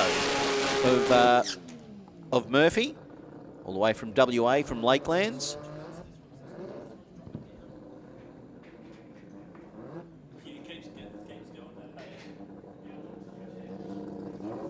So we wait for the little RX-3 just to nudge in. You can see Murphy there just got the Rodeo. The Holden Rodeo. I'll tell you what, most definitely won't go as fast as what Murphy's will, but Carl Herbert, we have seen this car plenty of times here at Jamboree. It's a regular 8:27, but let's see what Carl can get it to run. 693 light, don't worry about the light. Let's see how Carl goes with this qualifier. An 8:14 at 170. Nice one there, Carl. And a 9:27. Murphy's got the Rodeo down at 171 mile an hour. That's a good top end for that little ute, Mark. Yeah, massive top end. So that's an 8-second car there, maybe even dipping into the 7s as well. But yeah, just got to get a clean pass. So that gives us 10 cars now in qualifying for Street 289, and that brings it close to Q2. It's an exciting group too. Well, it's always good to see them, but we can't just rest, can we? We just got to keep going, because we know that if you rest, So a lot of these classes will actually have racing later on today. So some of our sportsman categories here at the Jamboree Series, we will get into first round of racing. But right now it is qualifying session number 2 for Tuff Streeters Modified 10.5. So can we get extreme to the lanes to staging lane 2, please? Extreme to staging lane 2, please. Yeah, quick recap of qualifying so far here in Modified 10.5. Po Tung is our number 1 qualifier with a 7.42. Rob Katie's number 2 with a 7.80. And rounding out the top 3 is Jason Scott, who's on track right now with a 7.92. He'll be taking on Guy King. He's currently qualified number 10. Didn't get down the track yesterday in the mighty Barra. Yep. But if he gets it down there, it'll be quick. Yeah, no, Guy King is not in an EL Falcon. That is a Corolla, but we know it's a Barra-powered car. So, but once he gets it down there, look, we've seen this car plenty of times. It's a wild bit of gear.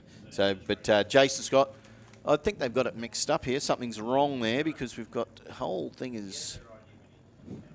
We've got 2 cars on our screen that says it's an EL Falcon for Guy King and a Sylvia for Jason Scott.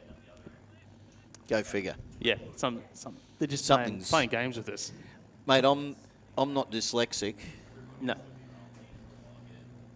But I value. What is? I've got no idea.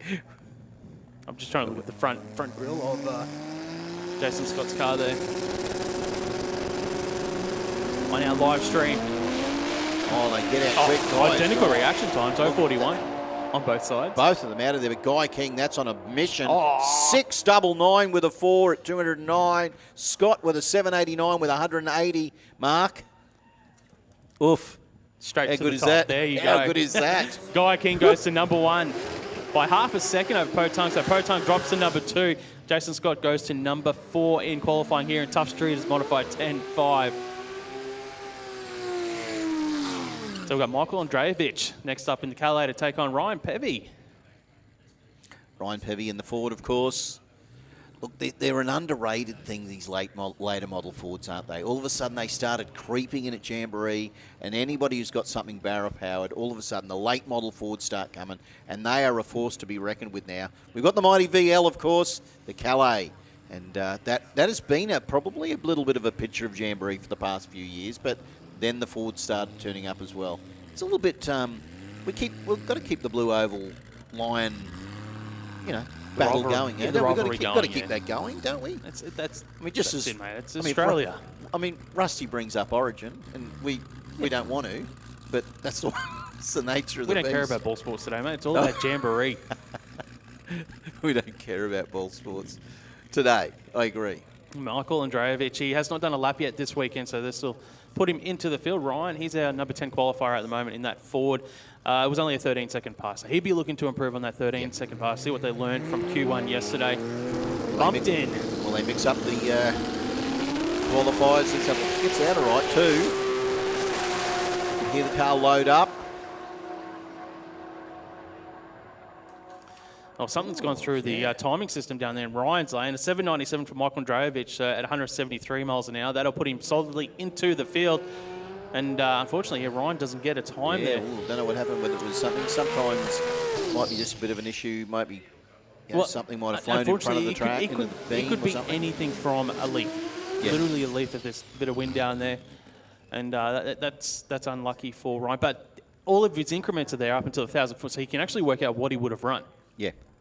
Mate, we've even had it at a couple of the meetings over the years. We've had something there. I was just looking down. Sorry, Phil. Terry. Yeah, Phil Penny on track, but he's getting pushed back, so that it looks like he might have lost fire. That's unfortunate for Phil because he didn't get a lap down yesterday either in that little Honda, and that's one of our favourite cars here at Jamboree. Certainly is. That means he's got one more qualifier left to get into the field, Phil Penny, so there's a bit of pressure on the team later on. Hopefully they get sorted. But Nigel Hardis and the VL in the lane beside him, he's got no issues. He ran an 8.30 yesterday in Q1, the Hardis Racing VL. Let's see how he goes here. He's on a solo pass. Well, the track conditions are good. We've seen some really good times already run, Mark. So you'd have to think that Nigel's got a good opportunity here in the Hardis Racing VL. And you can just concentrate on himself too. And you guys are racers. It's a good thing to do, isn't it? You've only got yourself. Let's just take it easy, wind myself down, get myself mentally set. And Nigel, let's see what he can run.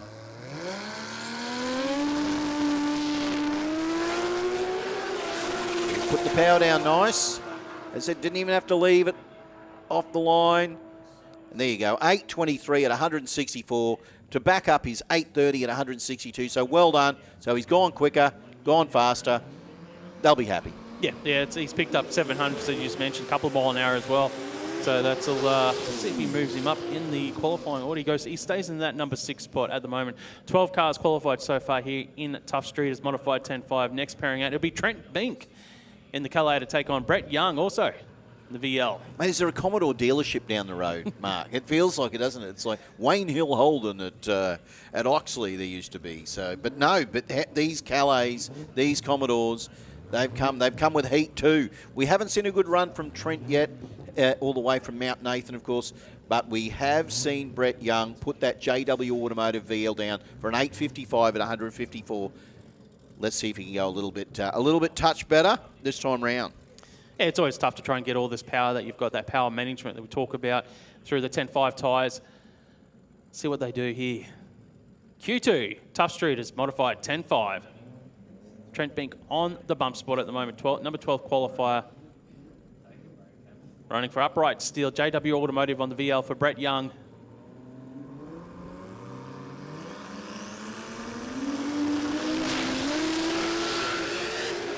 Well, a bit of spin for Trent Bink down there, about 100 foot out. He got back under the power here across the finish line. It's going to be quicker than what he ran yesterday. He goes a 9.16, 159 mile an hour. Brett Young, he picks up a couple of tenths, Brett Young as well. 8.39, 164 mile an hour. Yeah, drops 10 mile an hour on the top end as well, Mark, so that's good. Good work there for Brett Young, and I tell you what, the thing is that with this category as well, today is when they'll be racing their first round, around this same time. So tomorrow when they're racing, this is where they're probably thinking, look, I ran it this hard yesterday. They actually have first round today. Oh, it is too? Oh, well, this will be round 2. So they got round 1 at just after 3 o'clock today, so... Get it right. Get it sorted. But that's actually the hottest part of the day, is usually around 3 o'clock. It is too. Well, you want to hope, well, we've got no cloud, so you want to hope that heat stays in the track. I'm sure it will. So Rob Cady and, of course, Po Tung in the Gas Racing Supra. And the Power Seals Mazda of Rob Cady. 780 for Cady, 742 for Po. Yeah, Po was the number 1 qualifier at the start of this session. He's dropped down to number 2. He went 742 yesterday, as you just mentioned. Only 167 that's mile a an little hour. bit soft, isn't it? Yeah. It's like, that's almost a back off at 1,000 or before. Yeah. So he's the mile an hour down. So that tells me he's got a little bit left in this car. The Super for Gas Racing, Po Tung.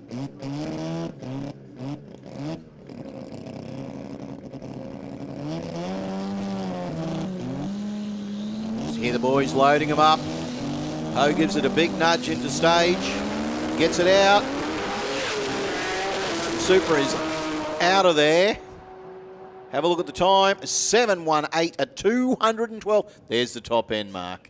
There, you want a top end from Po Tung? There it is.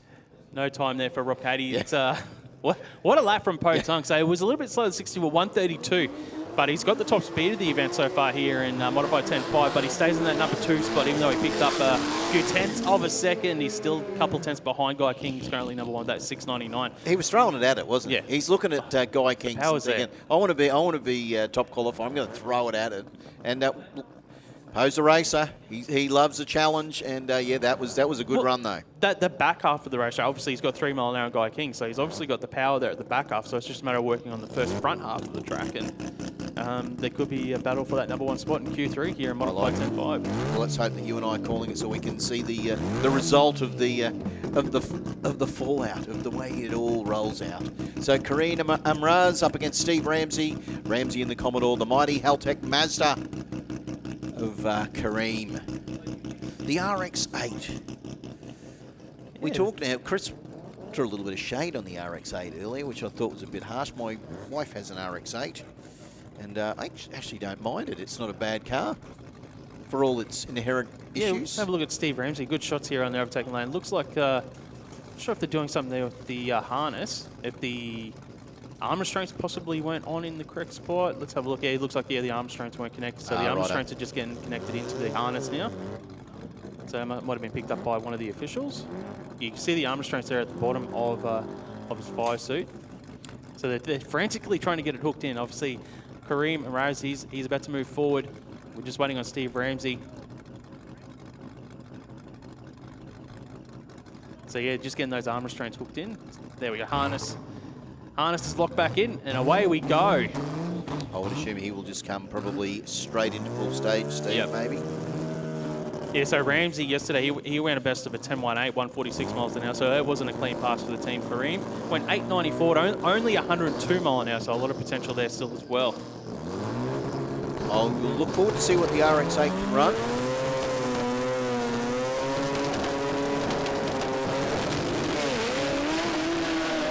Oh, picks the front wheel up, has a little look at the cone, but pulls back into the groove, goes through, and the RX-8 of Kareem will go through for a 784 at 133. The top end, 152 to the 8th. So he's got off at the top end, but a 784, and Ramsey will go a 984 at 144 miles an hour. But that's 784 at 133. Yeah, there's something going on there. Well, got off the pedal, didn't he? Yeah, I'm just looking at Kareem's increments and the speed that he was doing. So he was doing 152 at half track. Normally, you probably put on about 40 mile an hour. So that puts him at 190 plus mile an hour. So that was a low 7-second pass. That's a very quick Kareem. 13B. Yeah. One very, very He was quick 115 13B. to the 60 foot as well. So he got out really sharp. One of the quickest 60 foots we've seen in this session. I was not disappointed with that RX-8, with that 13B running hard at all. How were you? That was a great lap. It was good. It just carried that front wheel to probably a nearly half track. Not half track, at least 330. And Fred Karam, the Team Karam Racing VL.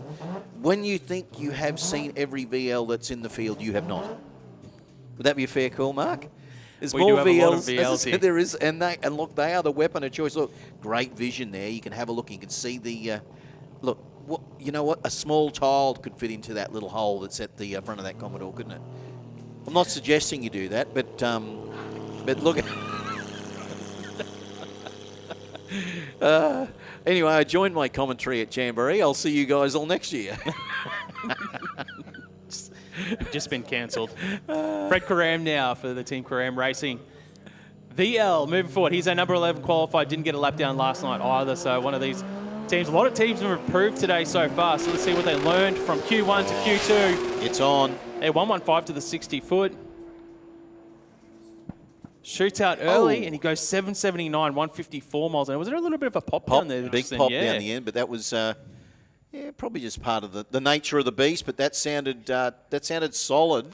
Well, that puts him all the way up into number 3 spot in qualifying. That wasn't a full lap either. Well, what a session of Modified 10.5 brought to us by Tuff Streeters. 2 sessions down. They've got one more qualifying session left, and they will be into racing later on today here at the Garrett Advancing Motion Jamboree. So can we have street compact to the lanes, please? Street compact immediately to the staging lanes, please. Extreme, you should be there. But can we have street compact to the staging lanes, please? We are in modified 10.5, Mark. Nothing's calm, is it, at Jamboree? Everything is intense. Everything feels like you're just walking on a room full of tacks that are upturned in the kitchen. I don't know. It feels tense because everything's quick. Everything's...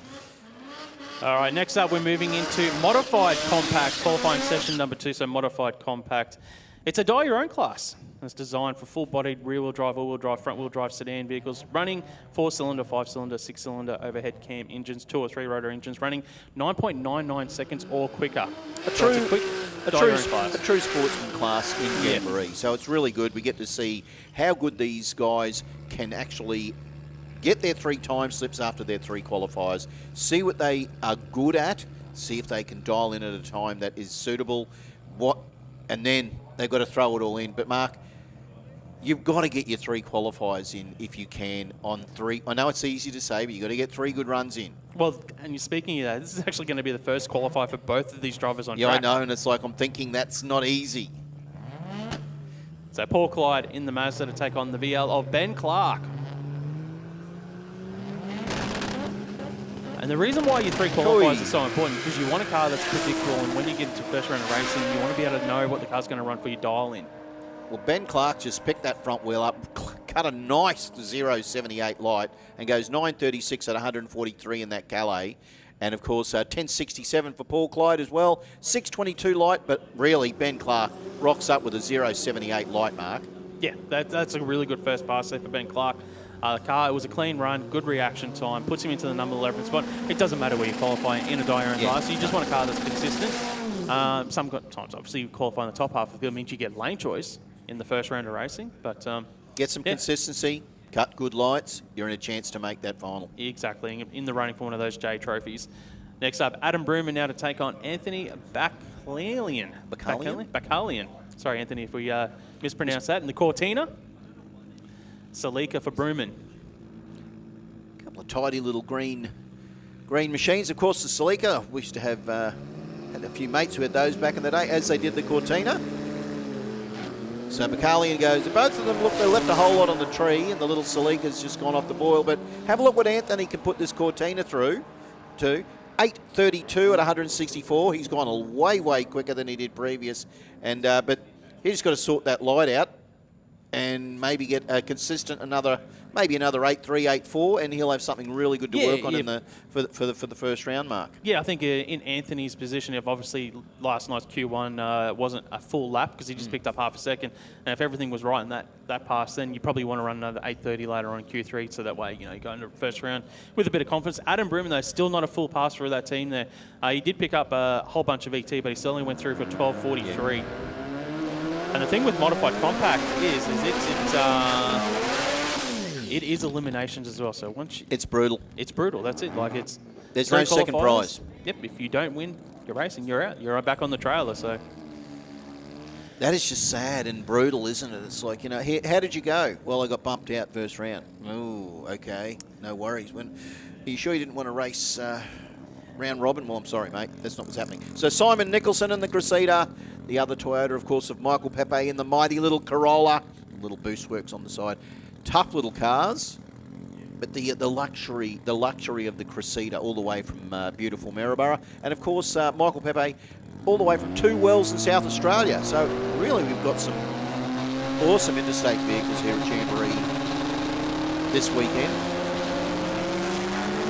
Oh, gets out. Oh, no, and the Cressida just had to pull over to the side. Something went wrong. But all eyes will be on Michael.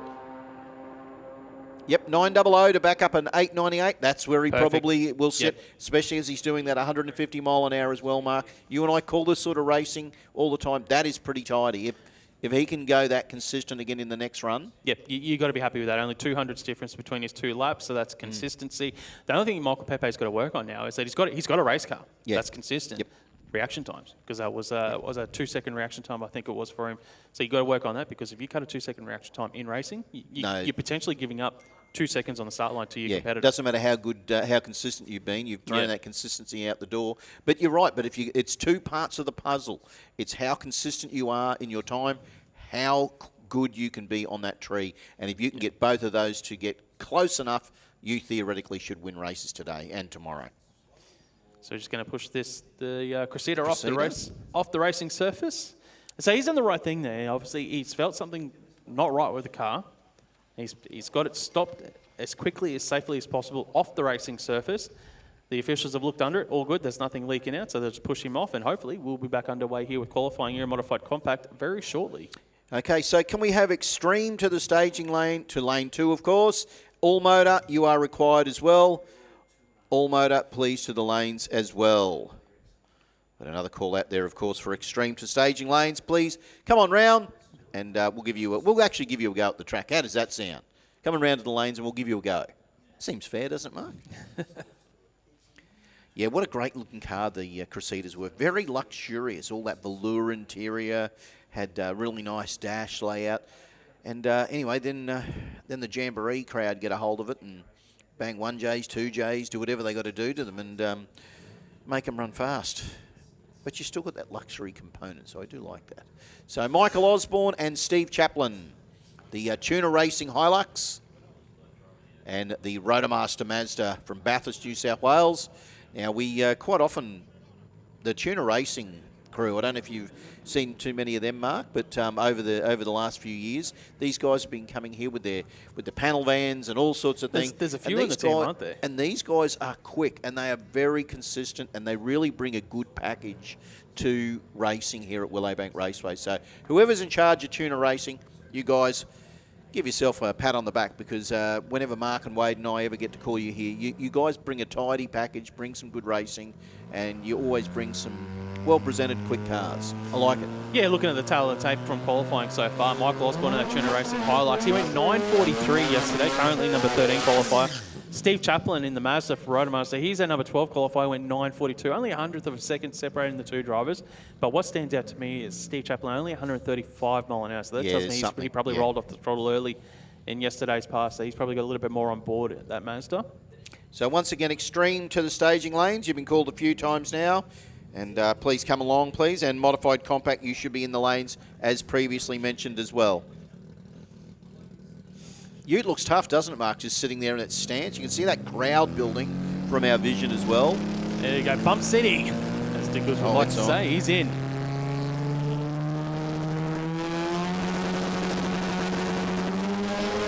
We haven't seen too many red lights today. 009 red light there for Osborne, so he was close to that green. He had a go at it, didn't he? 250 clean green for Chaplin. He goes a 917, 153 miles an hour. So he picked up 20 mile an hour and picked up a few tenths. Michael Osborne went 952, backs up his earlier 943. So fairly consistent for Osborne. Yeah. And Chaplin, he moves up to the number 11 spot in qualifying. And hopefully in Q3, he'll be hoping to run another 9192. Yeah. And you know what it's like, this sort of racing, Mark, it really does. You've got to treat it like every race is a race because you need to be consistent. It's not just, we get the pro trees, you know that the quicker cars can always have little things that are going on, but these cars that have got to be racing, bracket racing, you've got to be consistent and you've got to get it right today. Yep, yeah, it's just different. It's different kind of racing to the pro cars that we'll see later on that are heads up. The pro cars, their pressure, their stress is like, how quick can I go in this session with these conditions? How quick can I go? Can I beat my competitor? These guys in like Modified Compact, the die your own racing, they're like, okay, what's my car going to do in these weather conditions, these track conditions? Am I going to lose 400 or 500? So you want to be able to predict what the car's going to do. I need to cut a light as well. So it's just different form of racing. Yeah, and you're looking at different things. You're racing internally yourself more they're not in bracket racing when you're in qualifying. So the competitors in Modified Compact wouldn't be changing tune-ups. They'd be just, if the car's happy, car's safe, we're not touching the thing. We're just going to change your dial and don't change the cars. The old saying, die your own racing. But the heads-up guys, they're changing everything. Where can we find 100? Yeah, where can we? That's all we need to take 200 out of it. So Carl Dixon and, of course, Maroon Kawach. The FG gets out nice and tidy. 0.79 light for Dixon as well is good in the next level performance forward. Goes through for an 8.92 at 165 for Carl. And McQuinn goes 8.90 at 156. Yeah, it was nice. They'd be pretty happy with that. He was 8.87, 8.90, so that's consistent. That's what you want. He did, yeah. Here we go. We get to see Naomi Vandertote and, of course, Dave McLeish. The Lexus versus the Corolla. That Lexus has been around for a little while. Yep, two of our quicker cars here in Modified Compact. It says it's got a 3-litre. Has it got a what is it running now in that little Lexus? It has run a 3Z at one point in time. It just says 3-litre here on our screen, so I'm not too sure for David. But two of our quicker cars here in Modified Compact. Naomi's currently the number 2 qualifier with an 8.40. And McLeish is our number 4 qualifier with an 8.60.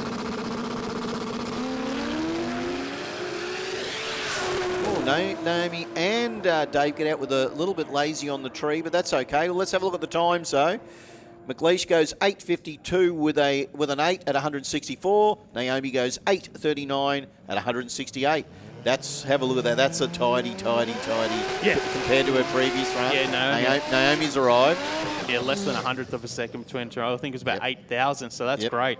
And you'd be happy with that going back with those two times. Yeah, and David picked up 800ths of a second, so that was consistent as well. So Matthew, Greg and Harry Thwaite, the Rum City Realty Cortina of Harry, and the Peak Earthworks Calais, of course, of Matt. All the way from beautiful Andrews Farm in South Australia. I say beautiful, but I don't even actually know whether Andrews Farm is nice, but it sounds nice, doesn't it? It's got Andrews Farm, So, it sounds like a nice place to be. Mate, I'll tell you what, the Commodore's got it all happening too, the Calais. It's got louvers on the side, louvers on the back. It's got the little mini roof racky thing on the roof. It's got a whole lot going on, and it's run a 9.9 earlier at 128 and a 9.0 for Harry, of course, in the Cortina. Might give it a bit of a nudge this time, I think, maybe Matt might. Harry gets out with a really good 008. That's a drag racer right there. That's the junior dragster coming out in him. 174 there for Greg. Harry will go through for a 943, and Matt a 971 at 146. It's interesting. Harry was actually off of it early there, so I wonder if hopefully there's no dramas for him down there. But normally they'd 40 off. Yeah. So hopefully there was a planned shuttle or something, and there wasn't any issues for Harry. But that's the best light we've seen so far this week, and I don't think I've seen anything better than a 008 so far. 26 cars down the track in qualifying so far for Modified Compact. Big field. Next up, Daniel Lake in the Force Performance VL to take on Cody Alexander in the Mazda, the little Mazda wagon. Running for Benny's Auto and Dyno. And always remembering those little 323s, they came out with either a 1300 or 1600 engine, and then, you know, you get guys like Cody, takes it to Benny's Auto and Dyno and goes, can you put a 13B in that, please? So just a reminder, we want Euro to the staging lanes now, please. Euro to the staging lanes. Extreme, you should be there. Dan gets out all right with a 059. Cuddy has a bit of a sleep on the tree, but that's okay. Let's see how we can get some consistency here. Dan will go 891 to back up a 90, so that's not too far off. Cody goes 96, goes way quicker, goes nearly half a second under his 10-1 earlier, so maybe that's the time he probably should be sitting around. If he runs another 9.6, he'll be fine. How pretty is this car? It should be in the Joel's Garage show and shine down at the back there for Nathan Peters. Nathan's just had a little bit of more work done to that car, got it back on the road, and I do call Nath, and you got to meet his crew. He has his daughters who are the major part of his crew. Yeah. They're a tight family unit, great bloke. Don't know so much about his ponytail, and he'll say, Terry, I heard that. But he's a great guy, and yeah, he's a pleasure to meet, pleasure to watch that beautiful Valiant run with the mighty the Baron. But look, Dwayne Wisby in the Mazda, have a look. Nate gets out with the red, but a 125 there for Wisby in the Mazda. Mazda is out of there. Look at that. 937 and 117, and Nathan goes 923 to back up a 943. So I don't think he'll be too unhappy with that. Yeah, Wisby was actually a couple of tenths quicker to 1,000 foot, so he obviously was off it early on 117 miles an hour, so it should have been a low 9.0 pass there for Wisby out the back door. Yeah, Peters, 923, great lap for him. Next up, Rowan Ward in the Ford down there for Pro LED screens. That is a good-looking Ford there for Rowan Ward. What are those awards that we have to look for in the commentary side of things? And even the little RX3, it's just like, I know there's probably about 20. No best 20 presented there here. for us. Tell you what, they'd be in the short list if I was writing down a short list. Oh, the Ford. How good is it? It's low, slung, it looks tough. And we got no name for our competitor in the lane beside him. Bit of spin there for Ward. Good reaction time, 0.72. He went 10.89 yesterday. That was almost like it was a stick shift. I don't think it is, but he pulls the chute and goes 10.89 to back up. Get theirs, a 10.89 mark. Well, what do you say? Okay, look, on paper it looks good. It was 2,000, but he was spinning. And yeah, he was. There was 20 mile an hour difference between the two passes as well, so he wasn't. It looks good on paper, the 2,000 rate, 10.89. Go and have a chat to Rowan. He'll say it's part of the plan. It's part of the plan. It's part of the plan. I don't recommend using that plan in racing. That's coming from Mark. He's right, though. So Daniel Ruggier and, of course, Byron Alzar. 10.42 previous for the VL. The Mazda's run at 8.92 at 148 in the All Epoxy Solutions New South Wales RX3 Coupe. Oh, gets out nice as Dan. That car always looks the goods. 118 light, but let's have a look. What can the little Coupe do? 886 at 150 mile an hour. So Byron has gone 1092.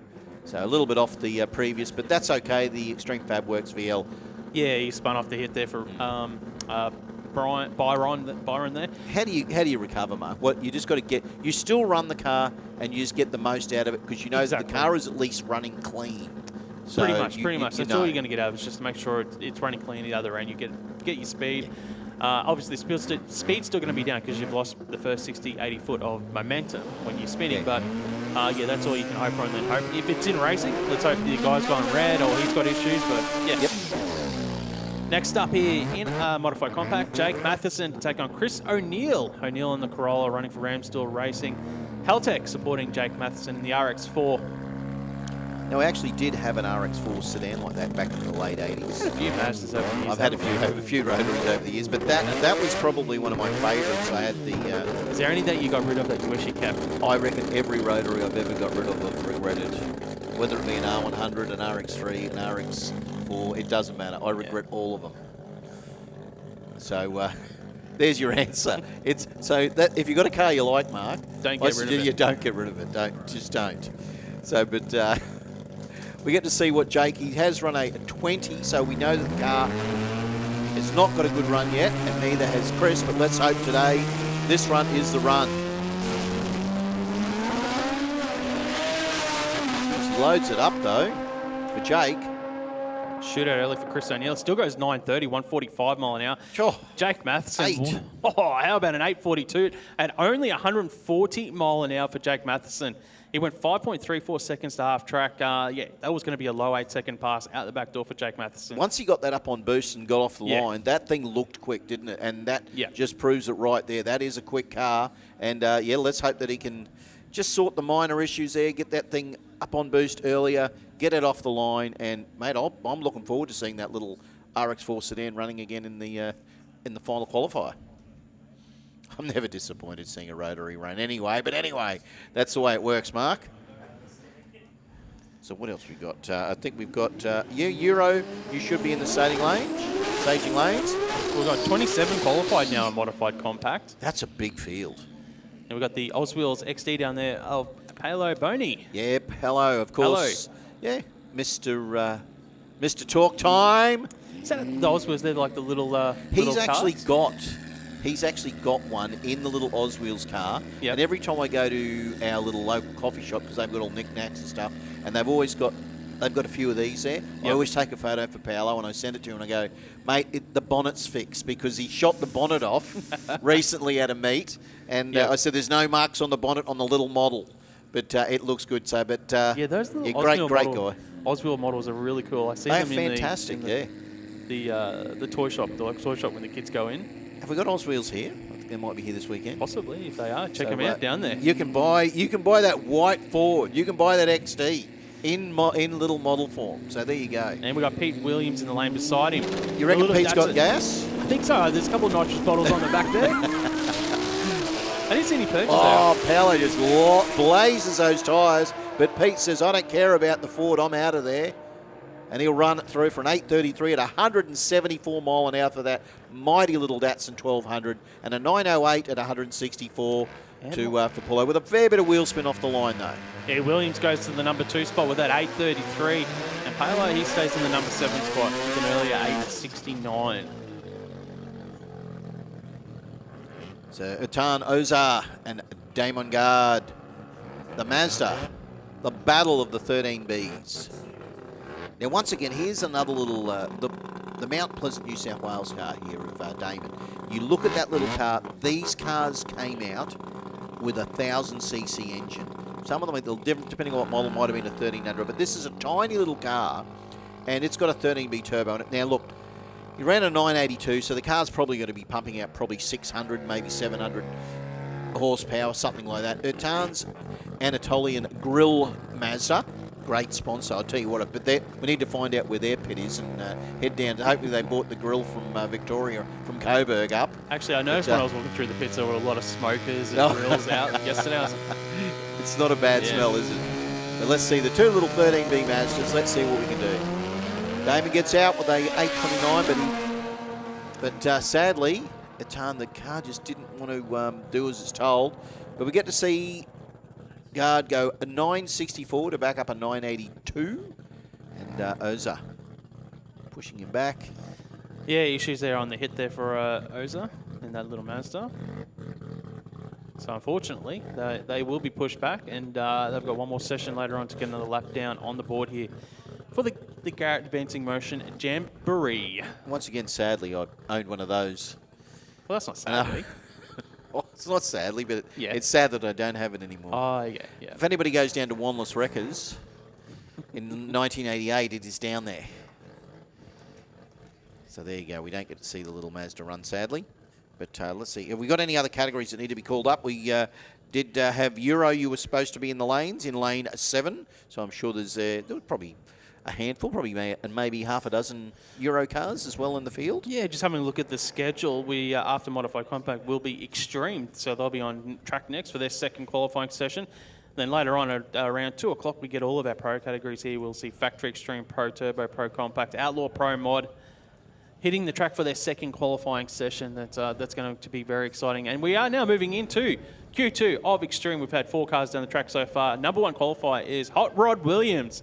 He went 8.18 yesterday. Max Carpenter was number 2 with an 8.40. Luke Doherty was number 3 with an 8.50. And Tom Prenobis is our number 4 qualifier at the moment with a 10-second pass. So Rocket Rod, yep, he's there. Always looks good. Yep, the Extreme class is open to dragsters, altereds, and sedans with V8s, turboed V8s. And it's a dial your own class.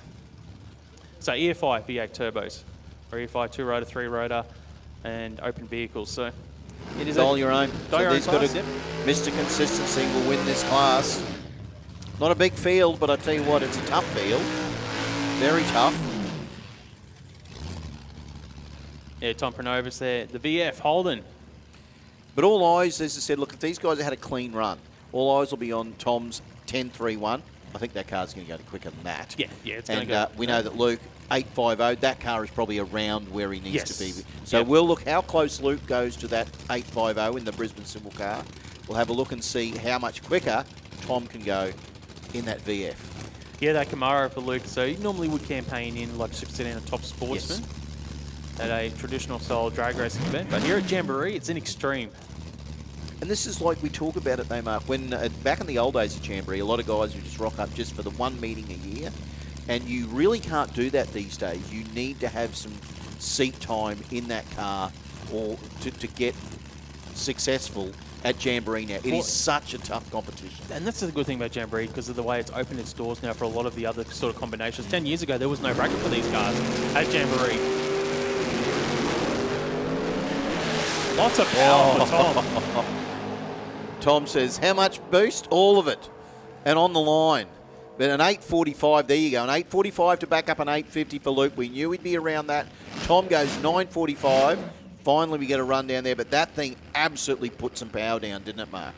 Even with all the spin that it had on the start line, he still had he was up 2 mile an hour on Luke at half track. So he was 134 to Luke's 132 mile an hour. So it shows the power that car's got if it gets off the start line cleanly, looking forward smoothly. to That's an 8-second car. That'll run low 8s. Qual 3. Yeah. You and I are going to be excited about that. We'll keep an eye on that. It maybe even has potential to dip into 7s. I'm not too sure what the history of the car there for Tom, but hopefully they get a clean lap in Q3 because obviously you don't want to have 3 passes where it didn't get down the track going into round 1 of a die your own class. Unless you've got some really good history and you know the car is sorted, you're kind of going in blind. But Hot Rod Williams with an 8.18 previous in the Aurora Automotive Bantam. Max Carpenter, of course, in the Mustang with the Lockyer car wash on the side. And he has run an 8.40 at 163 on that first. 7.3 cubes of Carpenter Racing.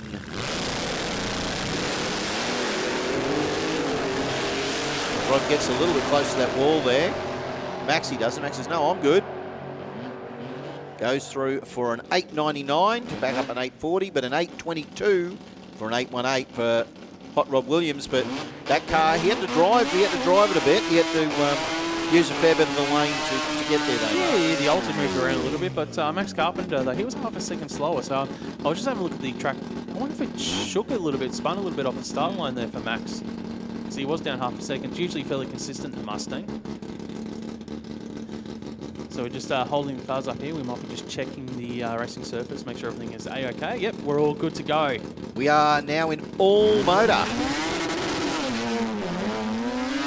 Well, Caleb gets out with a 0.54 and Sean gets out with a 1.50. But don't worry about that too much. This is all motor, so no power adders. Yeah, pretty much, that's it. It's full-bodied cars. All normally aspirated engines with no power adders, 4-cylinder, 5-cylinder, 6 cylinders, 2-rotor or 3 rotors in all motor. They got to go. They got to run as quick as 14 and under. Is that correct? It doesn't actually tell me in the rules here for him. But at the moment, we've got Matthew Goffert on the track there. He's running a best of a 16.75 at 81 mile an hour. So that looks pretty much right for the ET and speed. How do you get these two Datsuns to line up against each other? Where in the world would you see that, Mark? Sam Constantinu in the other Datsun. He ran an 11.96 yesterday. They're loud. They're angry Datsuns.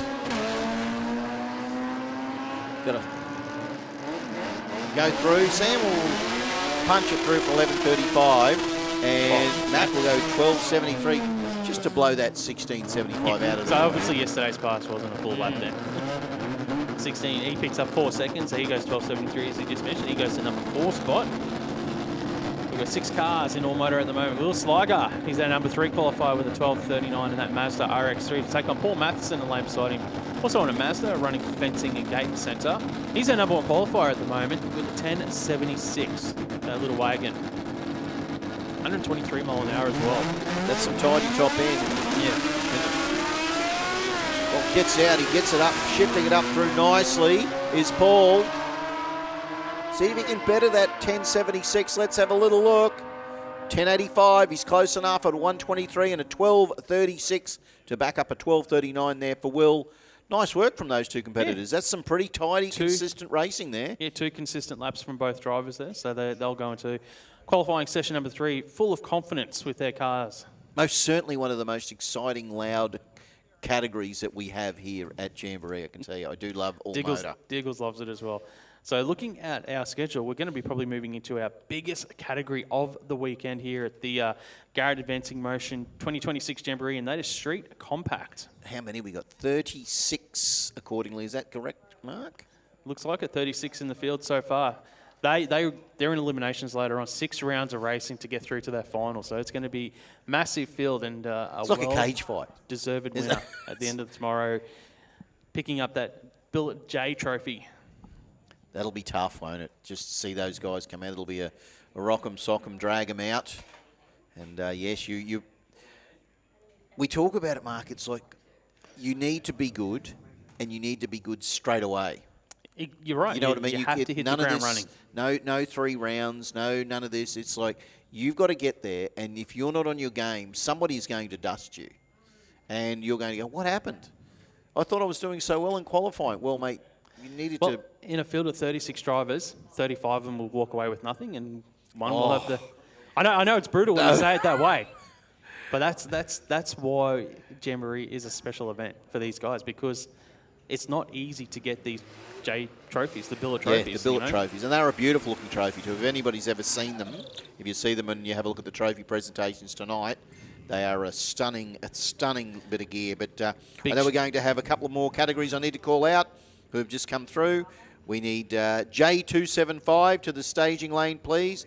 J275, Radial Extreme to the staging lanes. Of course, Euro, you should be there. But J275 and Radial Extreme. Yeah, Troy Dunn on track and Robert Cork in the Falcon. Cork gets out with a 3:48 reaction time. Dunn goes 3:34. Let's have a look at the ET here. Cork will go through first with a 10.99, 133 miles an hour. He picks up half a tenth on his earlier pass. And Troy Dunn goes a little bit slower with a 13.94, 106 mile an hour here at Street Compact. Big shout out to Speedflow supporting the Street Compact bracket this weekend. Huge field, as we just mentioned. Can we get the guys to put this in their calendar? What's that? At 1:45 at the Tuff Streeters stand, where there will be a meet and greet and a signing with Barry Hall. Yes, Mr. Barry Hall. So if you want to go see Baz, go and have a look. Tuff Streeters at 1:45. Put it in your calendar right now. I'm not doing commentary at that time, am I? Just making sure. Because I might get down there and meeting Barry. Good guy. So Zach Anderson heads out with a red light, but it won't matter. Christy Lee Shelton heads out with a 2-second light, so a little bit obviously slow. 11.28 to back up and 11.26 there for Zach, and 11.40 to back up the 12.20. So Christy Lee's gone a lot quicker, but Zach Anderson, he's a good racer. He's consistent. He might be there at the end. He's one of our tough racers here at Jamboree. So Benny Lee and Steve Johnson, the Celica versus the Sylvia. So 11.70 for Benny earlier, a 17.0 for Steve. Pretty original looking Celica and the Sylvia as well. Yeah, Steve is our number 34 qualifier at the moment. He went a 17.06 yesterday. Benny B went 11.70, currently qualified at number 19, and that's Sylvia. 127 reaction time for Benny B. Steve Johnson, he obviously just sat there, wanted to make sure everything was A-OK before he launched that Celica. Benny B will go across the finish line first here. Rolls through for a 10.93, picks up a bunch of VT, 134 miles an hour. I'll tell you what, who picks up even more is Steve Johnson. He goes 10.80 at 122 mile an hour. So he leapfrogs Benny B in the qualifying order. So Steve Johnson will actually go up to, let's have a look here. He moved up to... Where'd he move? Number 11 spot. So he moved up about 20 odd That's a big spots. jump. I'll tell you what, it's gone from a stock 1600 to a not stock 1600 in that Celica mark. So Lemick O'Sullivan and Chris Johnson, the Marcel Blackburn RX-7, the RX-2 of Lemick.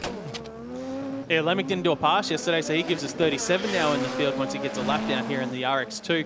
He's got some issues there in the shifts, but no issues for Chris Johnson, the number 2 qualifier. He goes 10.37, 141 miles an hour.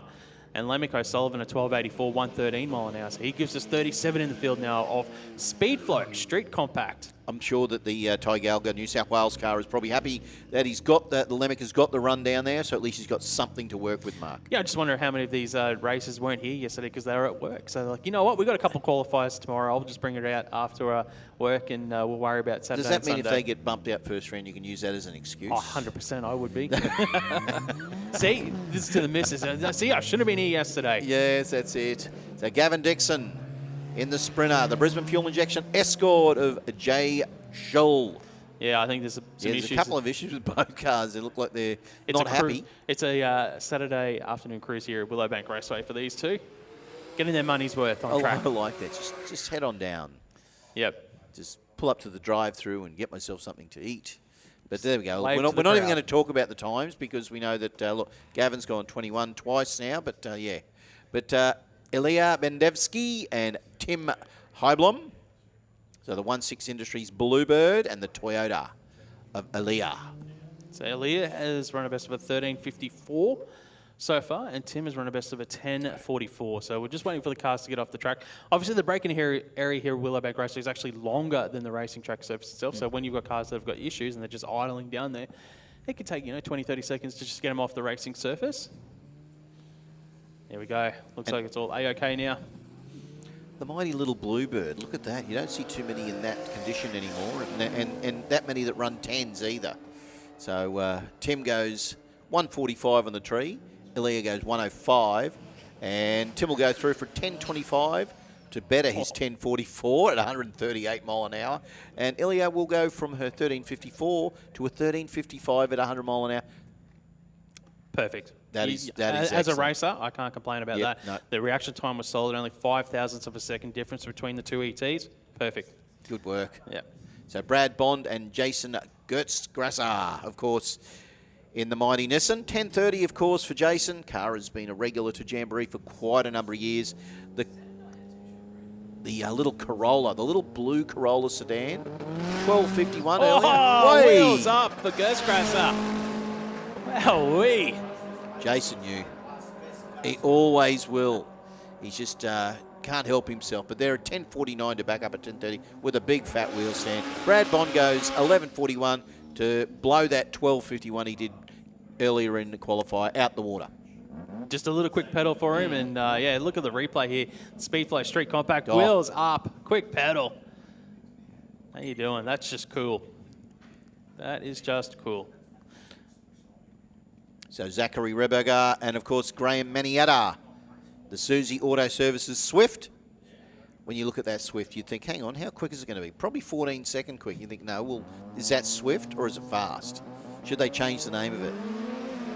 But the 1,000 Ute, we haven't got a time yet for Zach, but I can tell you now, it'll be good.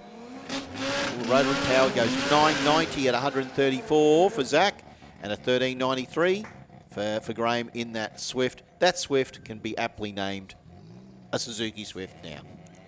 Because it is Swift. It is very Swift. You've given it the stamp of approval. I like it a lot. So Ash Reason and Jamie Diggles. Can you believe it? Jamie Diggles and a Gazelle. He's angry off the line, isn't he? I don't know where he gets that from.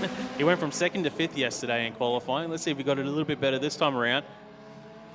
He's rolled off of it. He goes 10.11 at only 118 miles. And obviously, Street Compact is for cars 10 seconds and slower, so he's just slowed it down there to make sure he stays within the barriers. But yeah, great pass there from him. 10.11. It was definitely a cleaner lap there for Jamie Diggles. And Ash Reason beside him was an 11.85. You've got to be careful of that 10.00 because we had a couple of guys in the Dobbinsons last week. They were true 9-second cars, and they were offered at the 1,000 every meet. So they were using the 1,000 as a guide. I'm not letting anybody know anything that they didn't already know on the day, but it was a bit wild. So Bradley Halliburton and Dan Watson. Brad gets out with a nice, tidy 0.21 light. He'll want to hold that in his back pocket for racing. And Dan Watson, the Falcon not playing the game. But have a look, Brad will go 11.00 to back up at 10.87. He won't be too unhappy with that. Good light. And Watson, well, he did pick up a little bit of ET, Watson, and picked up half a second at 15.93, but obviously that first half of the track was some issues there. So he's still left a lot on board. Yeah. And he's going to go into Q3 needing a good lap because obviously when we keep talking about these dial-ins and you don't want to be going into round one scratching your head like throwing just numbers in a hat and picking one out. That's what you don't want to be doing. You want it to be an educated guess for your dial-in. So Anthony Dunn and Michael Crouch, the Hyundai, the Stinger, the Mazda 13B in the little wagon. Gets out with a 266 to a nice 0.46 for Michael. Michael, a regular racer here in the at the QDRC as well. But Dunn will go 11.13 to back up on 11.47, and Michael will go 13. Get this, there's a regular racer, 13.32 to back up at 13.33. If you're wondering when we're talking about the reaction time side of things, the reaction time is basically how long the green light has been on since when the driver leaves. So if the driver leaves a tenth of a second after the green light's on, his reaction time would be 0.100. Yep. What we consider a good reaction time here in commentary, if you can cut a light under a tenth of a second, so in the zeros, what we call a zero light. So if you leave 500ths after the green light's been on, that's what we call a 050 reaction time. So anything like that, if you can get into the zeros, that's a good light. In the 100s is fine as well, a tenth of a second. As we see here, Joseph Rea, he gets out with a 191 reaction time, so the green light was on for 0.191 of a second. So he had 600ths advantage over Rusty Wilshire. He went 256 on the tree. He goes through for an 11.03 at 130 miles an hour, and Joseph Rea goes at 10.21, 136 miles an hour. So when we're talking your own racing, that's where you can get that advantage on the start line. So if you can leave quicker off the green light than your opponent and get an advantage, that the other end can convert it to a win. So that's why reaction times are vitally important for these guys, especially in your own racing. You just can't leave it on the tree in close racing. So we want radial extreme to the lanes, please. Radial extreme to staging lane 3, please. And further to that, we haven't seen a perfect reaction time. So you've left when the green light has come on. So that's a 000. So that is what we call a perfect reaction time. You left dead on. And we've just seen one almost happen here with Hayley Scott because he went through it. He or she went through with a 007, so the green light was only on for 7,000ths of a second there. That's a great reaction time. Good. And a 10.09 at 140 miles an hour for Hayley Scott, and Craig English goes 11.88, 114 mile an hour. I like it. That was almost like on cue, that 000, wasn't it? Hayley's on. You know what, Mark? You need a 000? I'm just about to oblige that. Thank you. So. Almost a perfect reaction time. So, 007, a light from heaven, as I like to say. It is. So Nathan Steger and Josh Moore, the BF Ute up against the mighty Corona. 13.10 previous for Nathan, a 12.39 previously for Josh. Let's see how close they can get to those two times. Well, fair bit of wheel spin there for Josh off the line. 5.08 for Nathan. Little Corolla's quick though. That's going to be quicker than a 13. 10.62 at 133. So yes, so the car was obviously not, the Whitcott car was not obviously doing what it was supposed to first qualifier, but it is certainly doing what it's paid to do now, and the 10.62 is good. But a 12.44 for Josh to back up at 12.39 is pretty good. He'll have a couple of good time slips to work with. That's Mr. Grant Dixon in the Rotary Exhibit Mazda. Oh. Have a look at that. We've got the back up there for just hop Scott out. Thompson. Yep. Hope the groceries don't fall out for Scotty's car. But Grant Dixon will go 10.08 at 131. That is probably where that car will sit.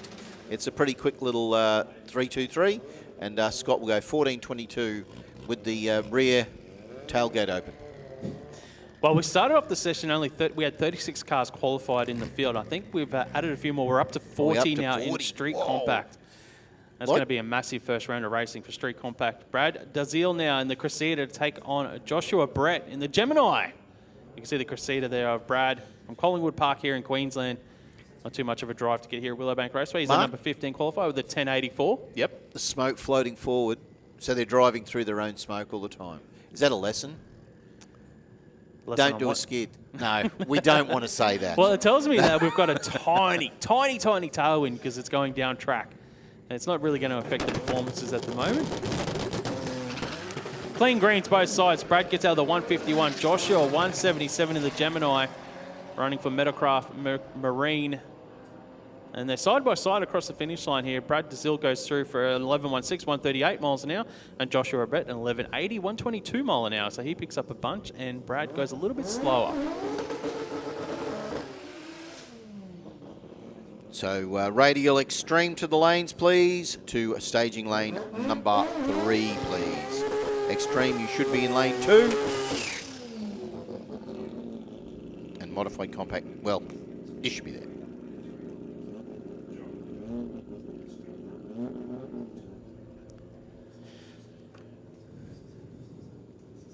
Joust Tuzewski and Brett Thompson, the Calais.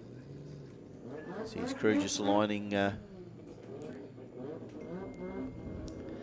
Tuzewski there in the VL. Thompson, the RX-7.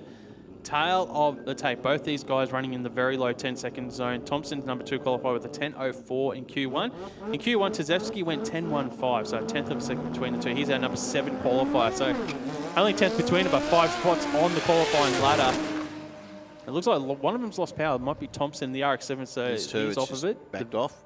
The VL will go through for, he goes a little bit too quick, 991, 137 miles an hour to Tuzewski. And a 13.16 for Thompson, obviously offered early, only 69 mile an hour. So final call for Radial Extreme, and J275. J275, this is your final call. You are required in the lanes. Radial Extreme and J275, because once our Street Compact and our Euro, we'll do a tiny little bit of track prep and you guys will be out there. So J275 and Radial Extreme, you are required in the lanes immediately, please. Here we go, Derek Johnson. He's a regular to the cousin of drag racing, roll racing, the Rolling Start Drags, and Matthew Barron, who was a regular and a very successful drag racer here at the QDRC and the street meet. Yeah, I got a message from Matty Barron yesterday saying they predicted at 15.69 and went 15.69 with a 1. So he's going to be one of those guys you don't want to line up against in round 1 of racing tomorrow. Matty Barron gets out with an 0.72 reaction time. Derek Johnson goes 777 in the Supra.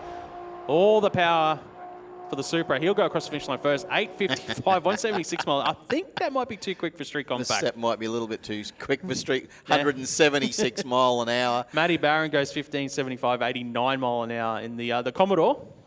I would have liked the vision from Matthew's car. Yeah. Seeing Derek seeing that Supra just sail off, going from a full-size car to a tiny little car. I do have a good Jamboree story. I have raced at Jamboree in my Honda Prelude. So I ran 17 seconds in the Honda Prelude, and I had to race against Theo. Yes, Theo Willett. Yeah, and he was running like 9, so I was a 17-second dial, and he was a 9-second dial. There's an 8-second spread there. 8-second difference. How did that feel? It was good. It was always fun for those big chases. They had a little 4-cylinder series here at Willowbank Raceway many moons ago, and we raced the shootout here in the Jamboree. Oh, that is awesome. Yeah. So Trenton Lidgard and Travis Beckham. The DJZ Fabrication Datto gets out with an 826 to a 475 at Trenton. Oh, yeah, look, the Datsun backed out. The RX2 wasn't that happy. Now they're both back on it.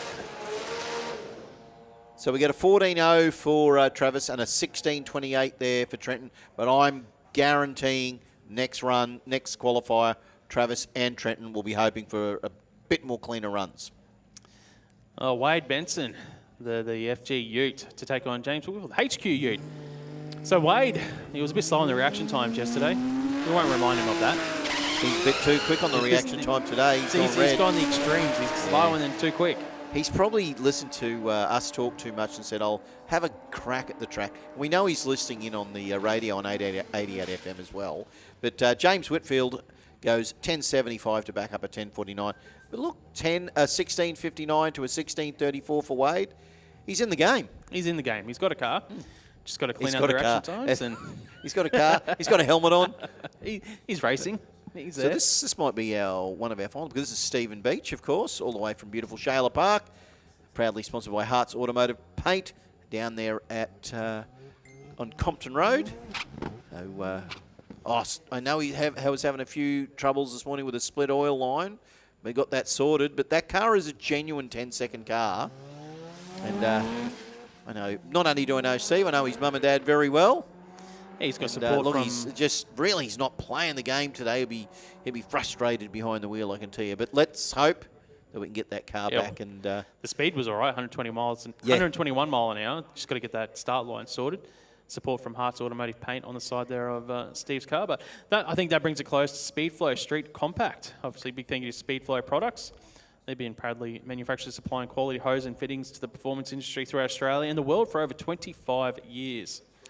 Located in Taree, New South Wales. would you like to put your European voice on now, Mark? I don't do voices, mate. Come on. You do voices. I don't do Come voices. on, you do. We're If Chris Diggles was here, he'd go straight into a German voice. I had Have a look Chris at that doing Sligo. commentary in all the different voices yesterday. You know what? It But- feels like you've got 75 people in the crowd, doesn't it? So we're going to jump off, and we might let Chris is already practicing his accent for the Euro category. So Mark and I are going to jump off. We're going to let Rusty and Chris take you through the pro categories.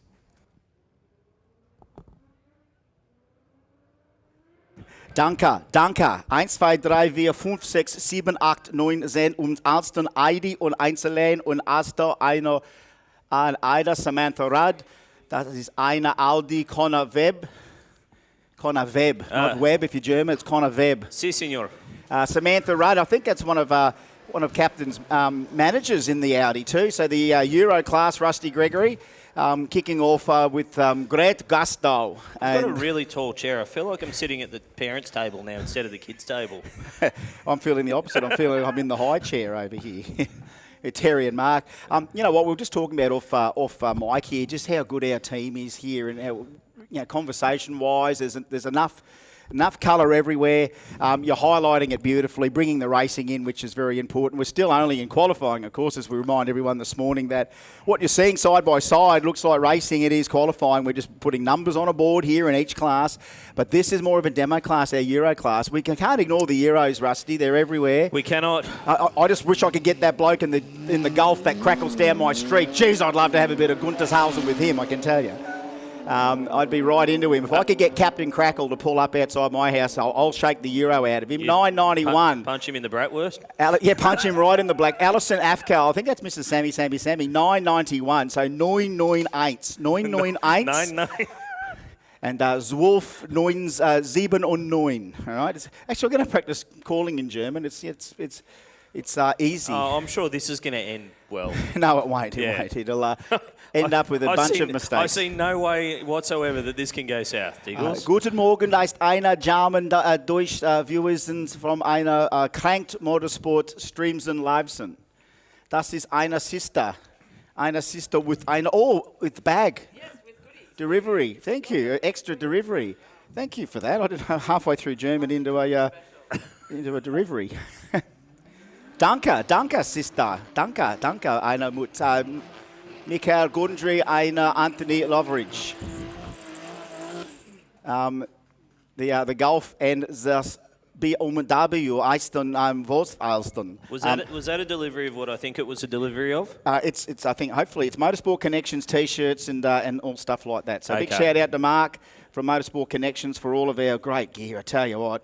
I wish Mark was around the corner there in Brendale and Brizzy, because I would have been visiting Motorsport Connections every day of the Gordito build, which is Monday. Michael Gundry, Anthony Loveridge. Look at what we got these days with just this horsepower delivery through the modern European car. And this thing's been a little tweaked, you would have to assume, because here we go. Just maybe. 997. Just maybe. So what gave it away? 979. So 979 and a 1473.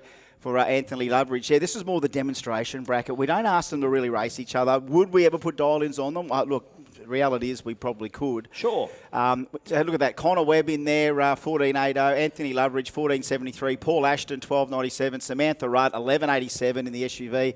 And Michael Gundry, 9.97. Alison Afcal, number 1 qualifier. So it's Aina qualifier. But just a series of numbers coming up, as we said, as far as qualifying is concerned. Let's see where it works up. Thanks, David Wilson. He says, keep up the accents. It's pretty impossible to keep them up all day, but it's fun to come that. We do have a cast of thousands, though. We've got all of the, Paddy. We've got Warner Turner. We've got the Irish people watching. Yeah. We've got Polish people watching. Maltese people watching. We've got Brazilian South people. Africans. Yeah, absolutely. Yep. Yeah.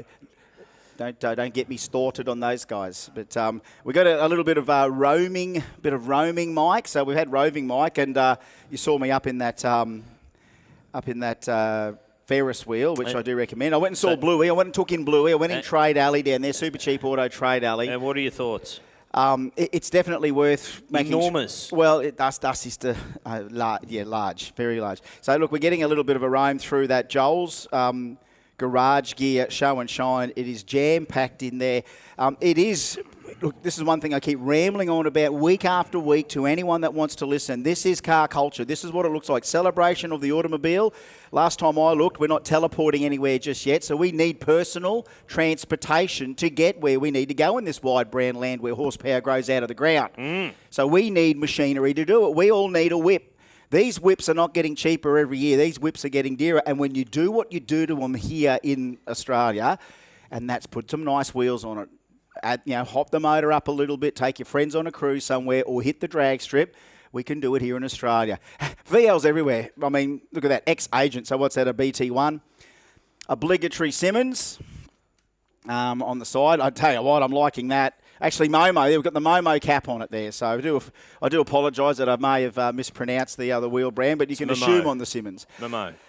Now, listen, Momo. Is it Momo? I always call it Momo. Momo. Momo. Now, that's a different look. Now, I saw this thing come in today, and it had these, I think they're like little 13s, probably 120 spoke high, our low-rider wheels. Complete with the knockoffs on them. And if you have a look at the stance from the back, if you actually view the car from the back, you'll see just how much offset they've got. So look at that for fitment. So they're riding pretty well on the arch, but have a look at our fitment. Yeah, Kebabs, there's the plate. Kebabs, that is the plate we were looking for. Ex-agent and now Kebabs, and it's got a low-rider wheel. So they're normally a 13 or a 14, 120 spoke a wheel. Love to have a peek in the back, because is that thing on bags? It might be, or it just got that nice little, the lower diameter wheel can get you that low feeling. Yeah, okay, it's got bags on it. Hey, just as a side interest, it's going to be in the Joel's Garage Gear Show and Shine. Captain Colin Wilshire has actually got a couple of little cars, cars for sale. He's actually got a little K car there for sale, which is, I think, done as a fire engine. He's also got a genuine, pretty much granny spec VL Calais non-turbo for sale, and the price is not that bad.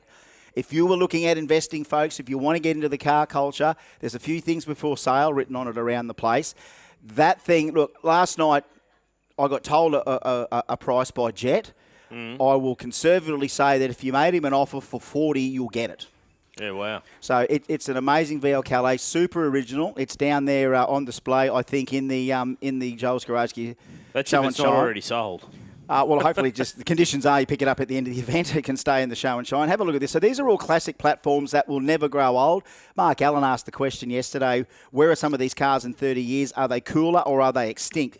I think as long as you still want to worship something, like if you're a Subi guy like this, if you're a Rex worshipper, or how about this? Try again, like that plate.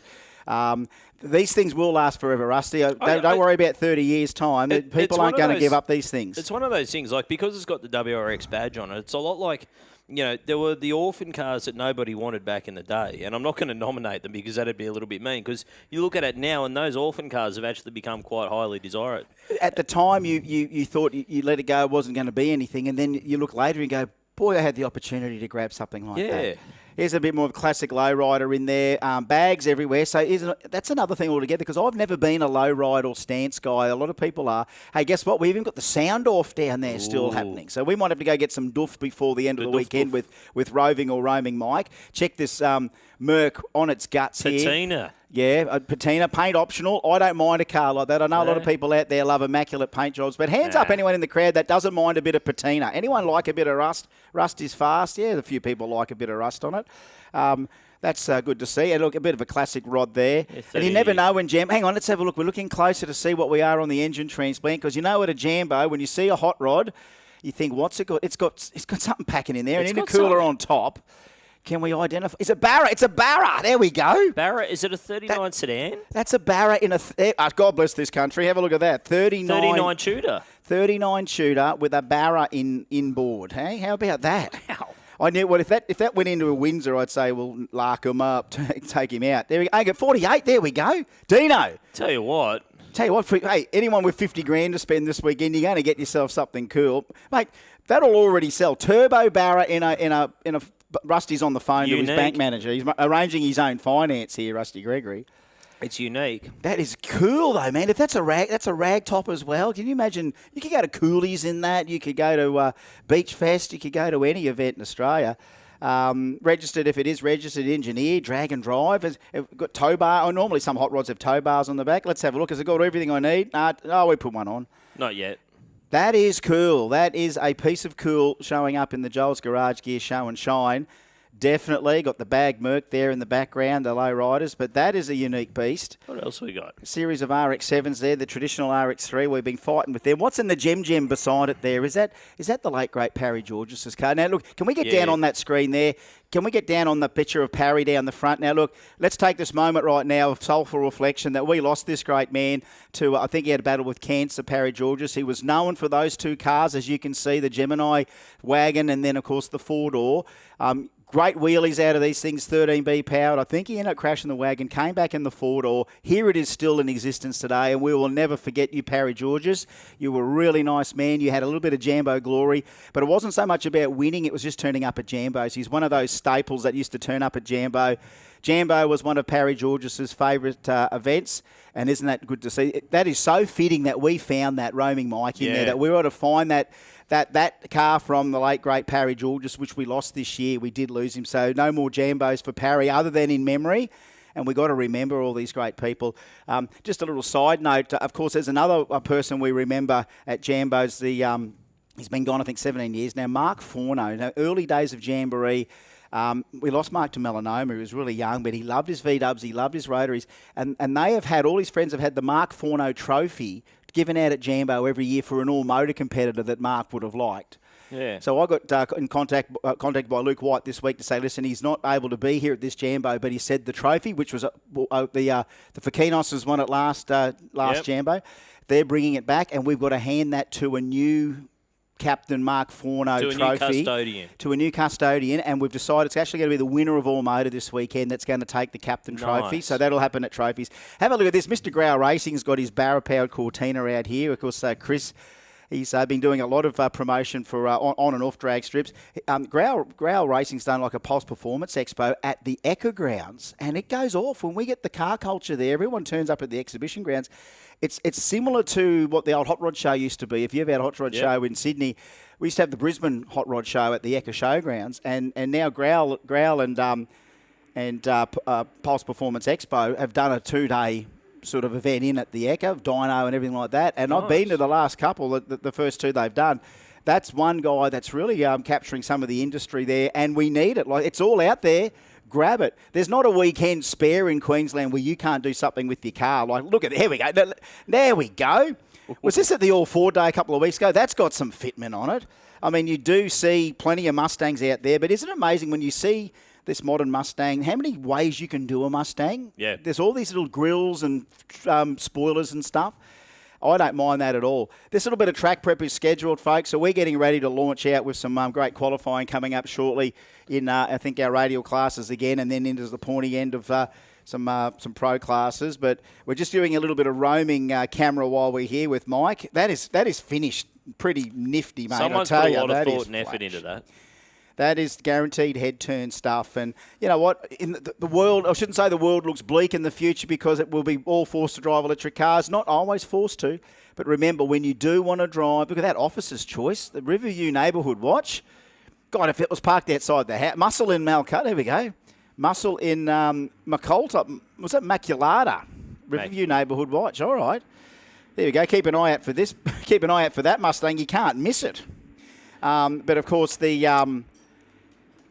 show and shine, thanks to Joel's Garage Gear, is going great guns. And I believe we're doing the presentation for the show and shine about 3 o'clock this afternoon. All right. So you've got that set in your schedule for that. That is set in my schedule. I'll be down there under the Joel's Garage Gear arch, the big inflatable arch. So for all the show and shine participants, if you want to head down there about 3 o'clock this afternoon, we'll be giving out some trophies. Now, I do understand, I don't know whether we've still got Mark and Terry here, but we're hearing rumblings that I might be nearly ready to crank out the tennis racket sometime in the future, but I know that... The tennis racket that's had a year off. It's had a year off. I was going to bring a spare. Let's have a look back here at the roaming mic. What else have we got just quickly while we're discussing the thoughts of today? Now, here we go. Resto mod. I don't mind that. Now... I'd had a quick look. I almost could guess the engine when I first saw it. Now, it says 5 litre, but if we look down the side, if we look down to the rocket, that's a Coyote in there. So the almighty Coyote is coming on strong. The United States, they're raving about guys like Brett Lasala, who's really put his name on the map with the green, snot rocket. Yep. And now Coyotes. Like over here, Daniel Hookham, spot on performance, built a Commodore for Dan Hookham, and Hookham put a Coyote in his. And the day after the Kenda event, they had a quarter-mile test. It went 687, pretty much a drag and drive car. So the Coyote is coming on strong. There we go, traditional V-dub. I know we had to go for some... Is that a combi camper? I think it is. Look at this. Let's have a look at the back of that. That is eternally cool. That's cool in 100. That's 100-year cool, Rusty. There's so many vehicles you can only say will be 100 years cool. This thing's definitely going to be 100 years cool. Who wouldn't want to have a little jaunt around in that thing? Simplicity sometimes, just to prove. That's what I'm trying to do with my car. I'm trying to build something simple that will be cool. Something that just works. It won't be in show and shine. I can give you that much. I don't have the. It's not shiny I don't enough. have the tenacity to do show and shine. Geez, not to be outdone by my HSP. Mark Allen's gone for full billet fillet here. By the look of that, Mark Allen's just geared up a massive loaded fries there. Actually, we're getting a couple of meters.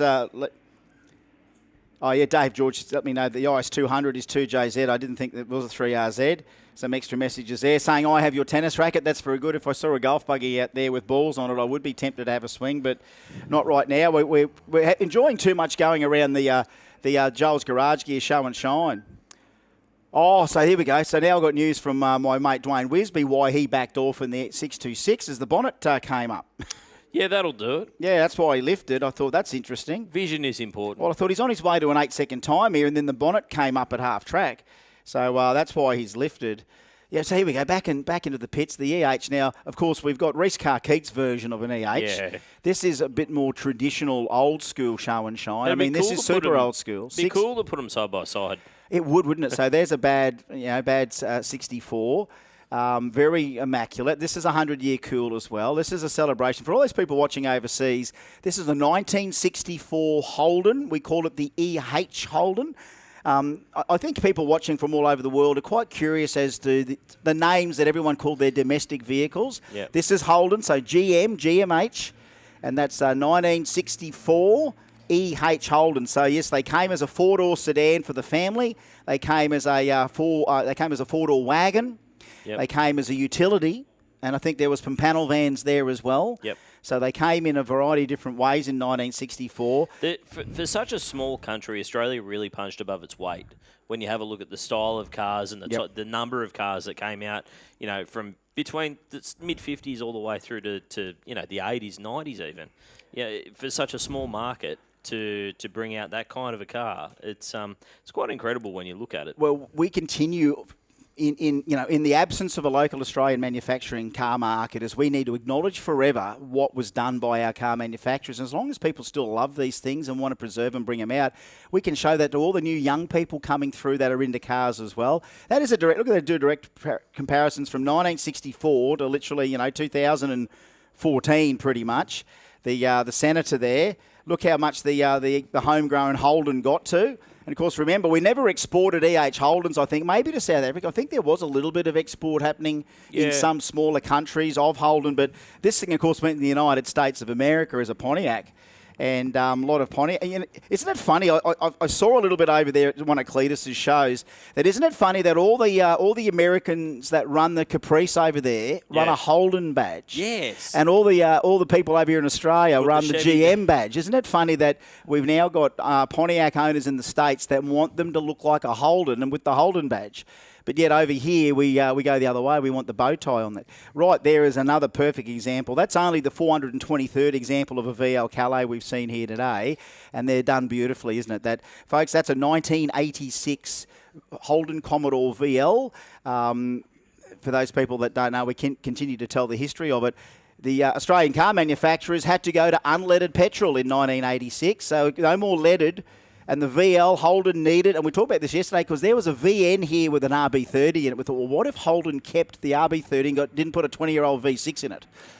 Was you that know what really I mean? 1986, was it? 86 was when unleaded came in. So XF Falcon had to go unleaded, and they kept the alloy head engine and it got it on unleaded, but Holden couldn't make the black engine get on unleaded for hell. So for 2 years only, they used an RB30 and then went to VN.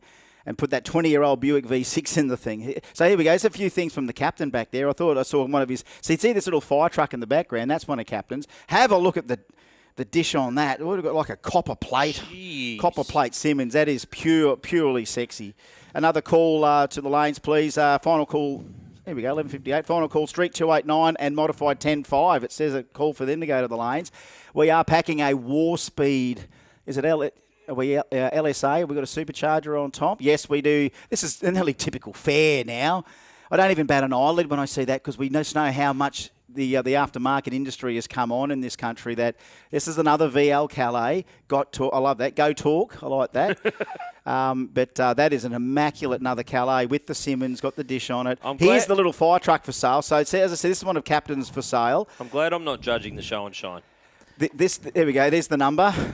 Actually, don't stay on that for too long. You'll get some pests ringing up. All right? We don't want tyre kickers. We want serious. There's the other one he's got. So K cars are quite the little trend. You can get into these into the market for in the mid-20s. This thing's done up as a little mini fire truck. How cool is that? You could have charged $5 a lap in that thing. Yeah, I reckon. 100%. $5 a lap. You could have put Bluey and Bingo in this and gone down the show, and that would have been a good idea. But he's got a nice little collection. So actually, talk about little mini cars. Let's go through there, Mike, over to the right. What's this little mini car behind you here? No, straight. No. Okay, that's nice. That's a Mazda 1300. That thing. Is this another little mini Subaru or a Mazda? Let's have a look at this. Could be, what are we saying on the front there? It's a Daihatsu. Check it out. 1960s Daihatsu. Holy dooly. Let's have a look inside. It must have a massive 2-cylinder engine in it here. Let's have a look. That'll be one. Original. Original. Oh, I do. That's for sale. That's for sale. I tell you what, bargain basement prices. Go out there to the Joel's Garage Gear Show and Shine. Even if you brought a lazy $100,000, you might walk away with a couple of bargains. It's now time to get back into qualifying session. Or it might be Q3 now here for Radial Extreme. Brought to us by BRP Transmission Coolers. That track prep is being done, and we're ready to unleash the rest of what we've got. I just saw Auntie Leanne come out there. I thought there might have been a tennis racket, as part of our hitting. So our screen is currently showing Matty McCarthy as the number one qualifier with a 622. I don't think that's quite right. But now it's look, if he can get seated in there. Now we've got Simon O'Carroll out the front there. This is Simon's car. Matty McCarthy driving it. This has just got the spare 864 cubic inch X Krieger Wilson West End engine. Well, you got to do something. Brent Coles, of course, driving the Spot On Performance built. Of course, his brother Andy Coles, of course, the general manager of Spot On. LSA in an RX-8, and it screams. It sounds beautiful. Last time Matty rolled up, the thing just got fueled up and pretty much stalled right on the start line. So hopefully he can get it off a little bit further. That's a lot nicer this time around. Listen to this thing just thump its way down the racetrack. Sounds like it might have gone quite a little bit before the finish line, but it still goes 764. That's awesome. That's just thundering down the racetrack. Didn't have to play up there at all. And look, Brent Coles, 864, 862, 863, 3 runs from the RX-8. Yeah, consistency is key. Next up, it is our Danny and Dan. Friend in the Gemini, Daniel Swanee, who had that wild moment. I think it's the only way to describe it. It was actually the same matchup in the very first pair of the day from memory. These guys are they're brothers in many, many ways. They're both named Danny. They're both master fabricators, both in cars they built themselves. So this is typical, well, this is what I love to see in Jambo 2026. I call them triple threats. You know, you can own them, drive them and tune them. I do know that there's a few hands on deck when it comes to tuning. You might have Jeff the Rock Johnson behind the VL wagon. I don't know who's doing a bit of tweaking there for Swanee. Again, this is a little LS powered Gemini. Used to be SR20. 8 years in the build, Dan Swanee, and here he is. Danny Lansdowne. Happy birthday, Danny Lansdowne today. Bumping in with the 2JZ in the VL wagon. Hip, hip. Hip, hip, hooray. Hip, hip, 2J. Hip, hip, 2J. All right, bit of Bump City here too. Dan and Dan, the two fabricators on radials. Goes straight for the centre line for Swanee. That's quick. That's a big send from the That's wagon. quick. 690, 203 mile an hour for Danny. And for Dan, 114 for the Gemini, 118 for the wagon. But yeah, that thing just cut off a little bit further down for the Gemini. The thing that impresses me about Lansdowne is just the consistency of that car. It just straight down the centre every single time. Well, if you were to see it last weekend up at Palmyra when it was running over the Kenda 660, it was not having as much fun. So really trying to send it in the short distance. He's got his. He needed to get his long game in because the quarter mile's a different beast for these cars. All right, we just saw that EH Holden at the Show and Shine. Now let's look at this EH Holden on the drag strip, and same thing, same colour, 1964. This one twin turbo small block LS, and on a solo here, radial extreme BRP transmission coolers. This is Reese Carkeet in the Carkeet family's one of the Carkeet family's Holdens. His mate Bailey Simpson's in J275 with the red hatchback. There's a red Gemini radial car out the back there called, what was it called? Cash Clown. It's the ex-Nicky Hepburn, Clint Hepburn, Caspar. Reese Carkeet's got that coming out as a radial car before, I hope, the end of the year. Twin turbo big block in the Gemini. So I wanted to see Swanee and Carkeet beside each other. What's the fan on the window there? Is that just to get rid of some of the That's tyre a good smoke? idea. It looks like a little computer fan set up there. That's a great idea. There we go. So Justin Simpson tuning Swanee. There we go. Thanks for that. Thank you, Disco. It's the Anabi. I call him Anabi. He's the Anabi himself doing the tuning. All right, Reese Carkeet, keep an eye out here, folks. The classic Holden shape.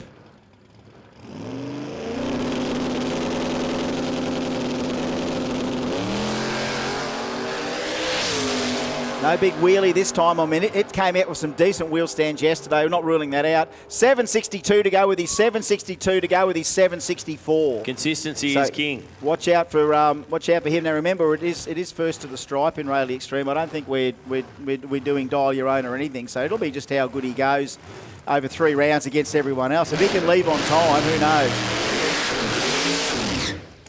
All right, Lee Dark back out. Now, that little leak he had before was, I think, just out of like his puke tank or catch can. The tap itself actually had a bit of a leak there or something. This is just a cranky bit of kit, isn't it?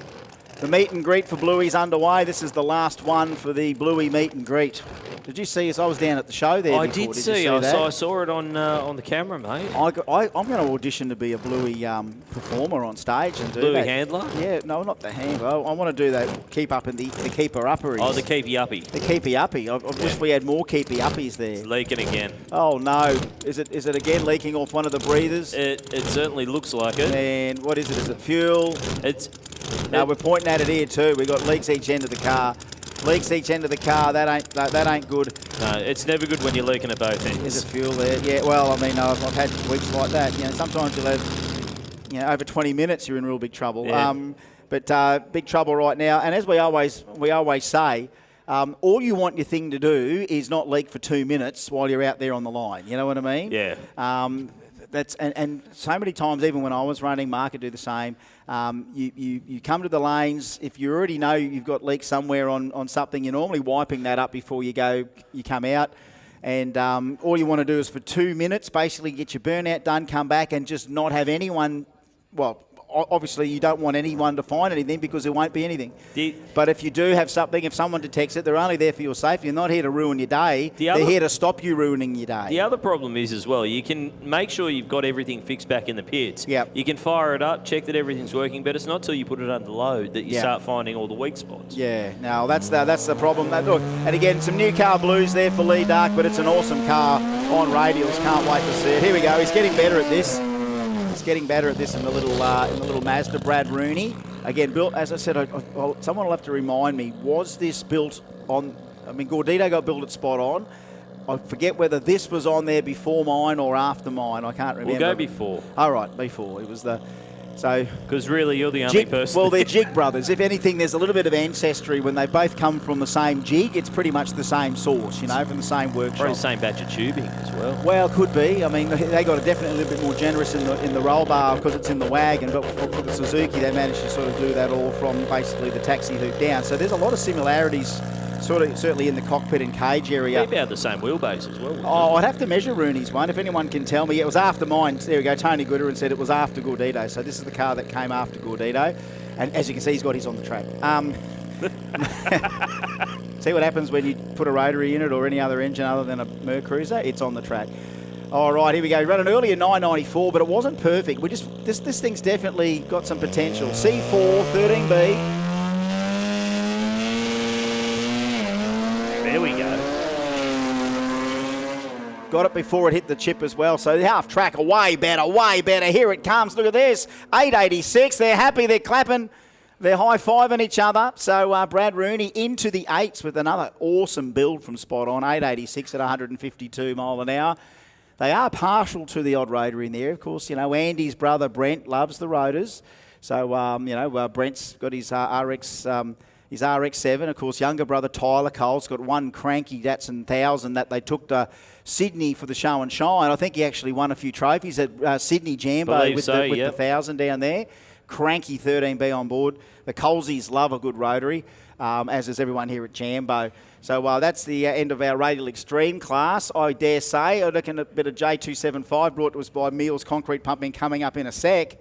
But we thank BRP Race Transmission Coolers for their ongoing support of everything to do with small tyre, radial and Jambo.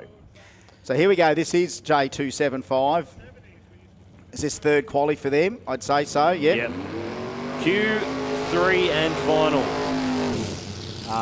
Driving Grantley Schloss's, one of the cars in Grantley's collection, but this is the one I think got the radial bug, and he had a great time steering this thing. He'll steer it again. But Andy Coles from Spot On, I was in the shop there about 2 weeks ago and Grantley's car was there. Actually, I put the shout out over yesterday. He's got these 16-volt lithium battery in the back of it. And I said, is this the sort of battery Grantley's using? He goes, yeah, but Grantley wants to just freshen everything up. It's a couple of years old, but he's going to put a new battery in it. I go, really? And so I said, I bags it if you're changing it, Grantley. So again, as I said, if you've followed my build, I'm trying to use as much of someone else's stuff as possible. Yeah. So you can stand there for a day and go, tell me about your build, and I'll rattle off every name of someone. This was from him, this was from them, this was... This -10 from Matthew Fry, this -12... but I can go into that much detail. They're colour-coded. Jerry Keel's old struts, you know, I've got Lorenzo's old wheels. Yeah, most people have matching anodizing. You've got a rainbow. Grantley's back... Wait, mate, have you seen the inside? There is rainbow inside already. Andrew on the clutch pedal. Andrew Coles and Camden Redgrave. This is one cranky HSV as well. Bit of Bump City, J275, thanks to Meals.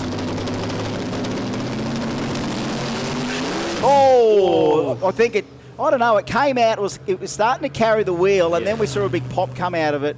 Whether it hit a safety, I don't know. I think it was spinning the tyre. Yeah, I think it all happened in a blur, and data logging will normally tell us pretty quickly sort of what might have happened on that. It was a big bang. Here we go. Here's a nice long shot here as they bump in. Go to a bit of Bump City. You love that. The world's talking a lot of Bump City. Now out it comes, and yeah, I think it just as it knocked off the tyre, whether or not he's lifted or whatever. I know Andy's got quite the feel for acceleration and when something's about to break loose. Be interesting to see the throttle trace on that, whether that cut out before his foot or whether or not, you see the pinion RPM go up, then the TPS drop. Who knows? I just know they've got all of that at their disposal, and when you download a data log out of these cars these days, you can get a lot of different results from the inputs that you put in. Sometimes, when you think about how many things you can do with a car, there was an example, talk about TPSs. Yesterday, Rod Harvey, so many times just couldn't get the thing to light up in the burnout or run. Turned out what they found was a TPS, a throttle position sensor, that's basically attached to the throttle. That's not telling the ECU where its throttle is. So it was in no man's land when it wasn't getting a signal back from that, a very faulty signal.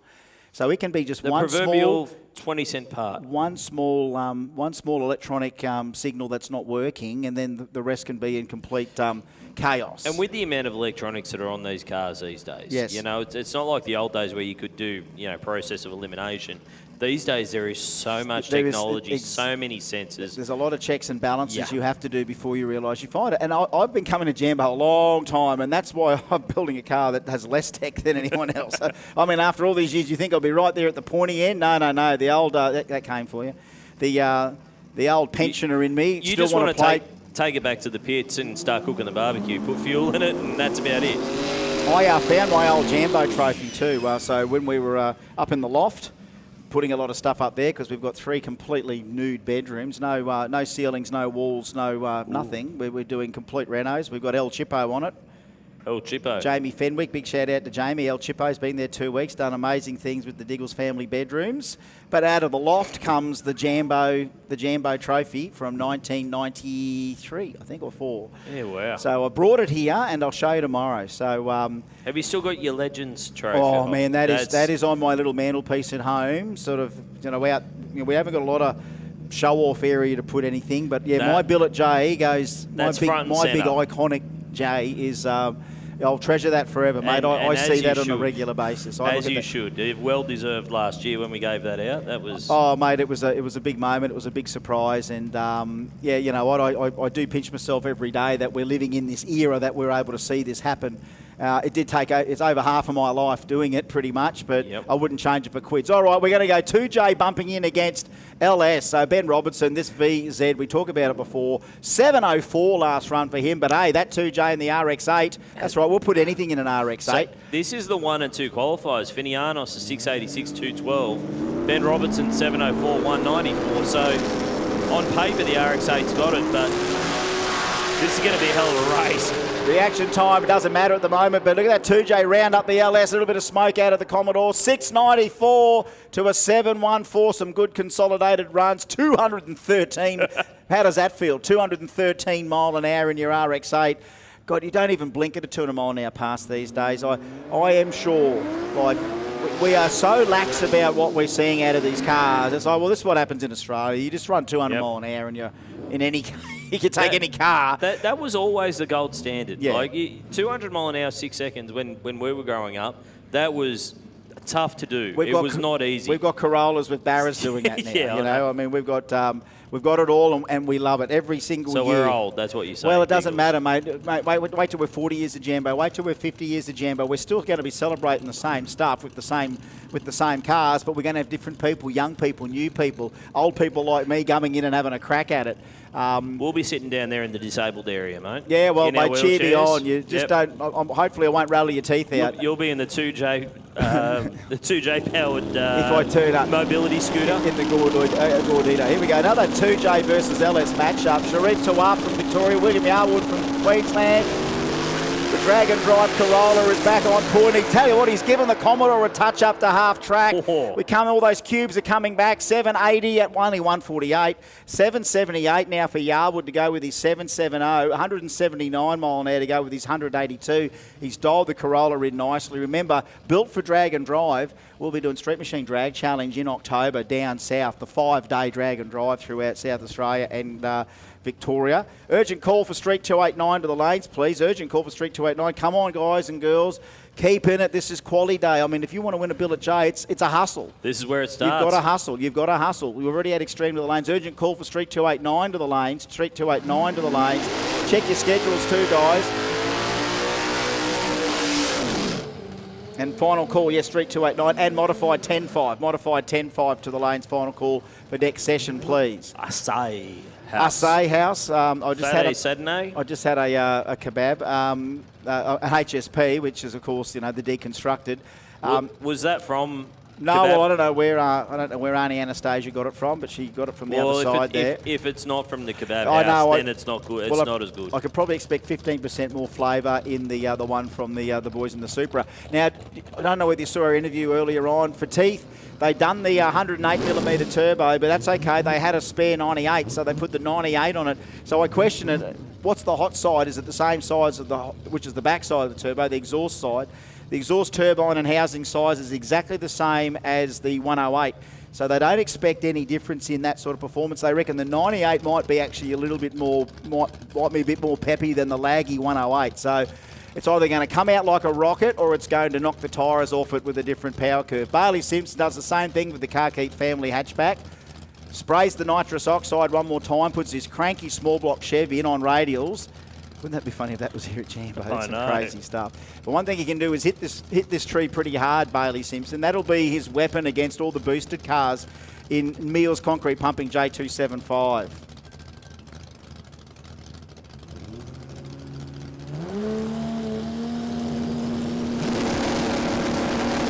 He doesn't flinch, he doesn't flinch. He just goes for it, Bailey Simpson. 0.44 off that tree, half track, 5.42, and what's this going to be, an 8.40 whatever?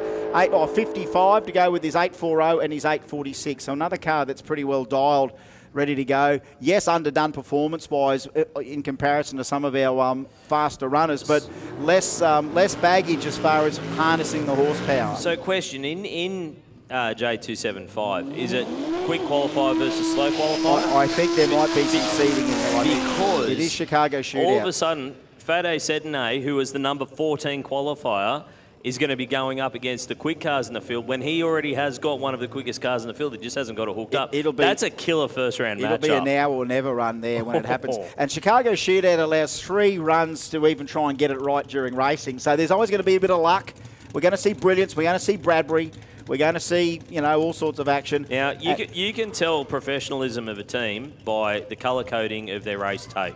Yes. Right, that's how you know you've got a professional team. And when you have a look down here, Mikael Kuri with the Nissan down here, have a look at the red tape holding the doors together, holding the windows in on both sides. So obviously they've had a little bit of a problem with it popping the windows out of it as it went down the racetrack. That's right, because they're a frameless window, so they've got the cars of that era, a lot of them frameless. 180 mile an hour doesn't do much for them. Matty Lampard, as we said, from Warrnambool in Victoria, up against Maryland, New South Wales, 4,000 plus pound of HZ. Oh, that's time, knocks the tyre off the big car. Look at the pedal from there. Yeah, so the big, you can see that weight transfer with the big Kingswood. It pedals it down to an 876, but when it's going, 770 earlier. As I said, 5 weeks ago, All Stars Drag and Drive went like a 750 in that car, 180 odd mile an hour, and drove it to the pub with the trailer on the back. Sleeps in the swag beside it, that's the real stuff. That's the dream. It is. He goes hunting on the weekend and eats what he shoots. Buddy Nasser and Steve Farrelly. Did I see that's out of the Karam race shop? Yes, I think it is. Team Karam on the side of it. Yeah, it's 5.3 litre, so it's the little LS, not the littlest, and beside it is the Barra. So 5.3 LS in the V, Steve Farrelly in the VL, and Buddy Nasser, the Holden, the 5.3 in the Commodore. What VT, VX there? Let's have a look at it. VX. Now, Steve Farrelly was #1 qualifier for a fair chunk of qualifying with that 708 from earlier on today. Yeah.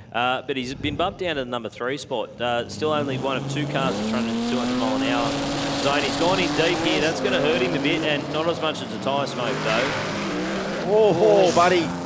Oh, buddy. Ease up, buddy. Now, again, that's a... buddy. Oh, boy. That'll do, buddy.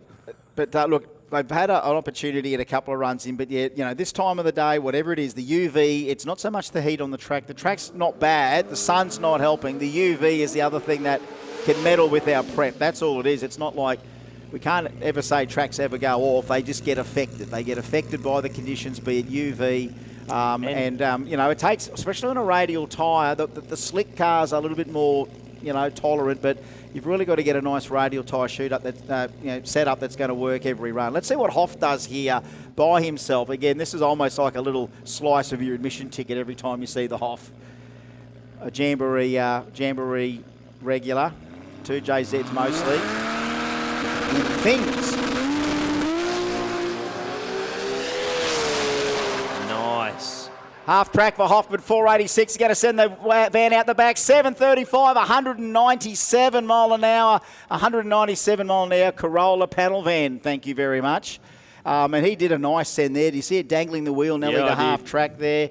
Hoffman said he wants to run 200 mile an hour with it. As I said, billet block 2J. That might actually be my favourite car here so far this weekend. That thing is just cool. It is. There's tons of cool stuff in there. And as we said, what have we got there? We've got 2J RX8 at the top, Turbo LS VZ Commodore, Turbo Barra VL Commodore, Turbo 2J Corolla panel van, Turbo small block hatchback, Turbo LS HZ Kingswood, 2J Corolla, and Turbo LS Commodore. There's your top 8. So we've got some diversity here. Here's another one that's quite diverse. We are now into Street 289.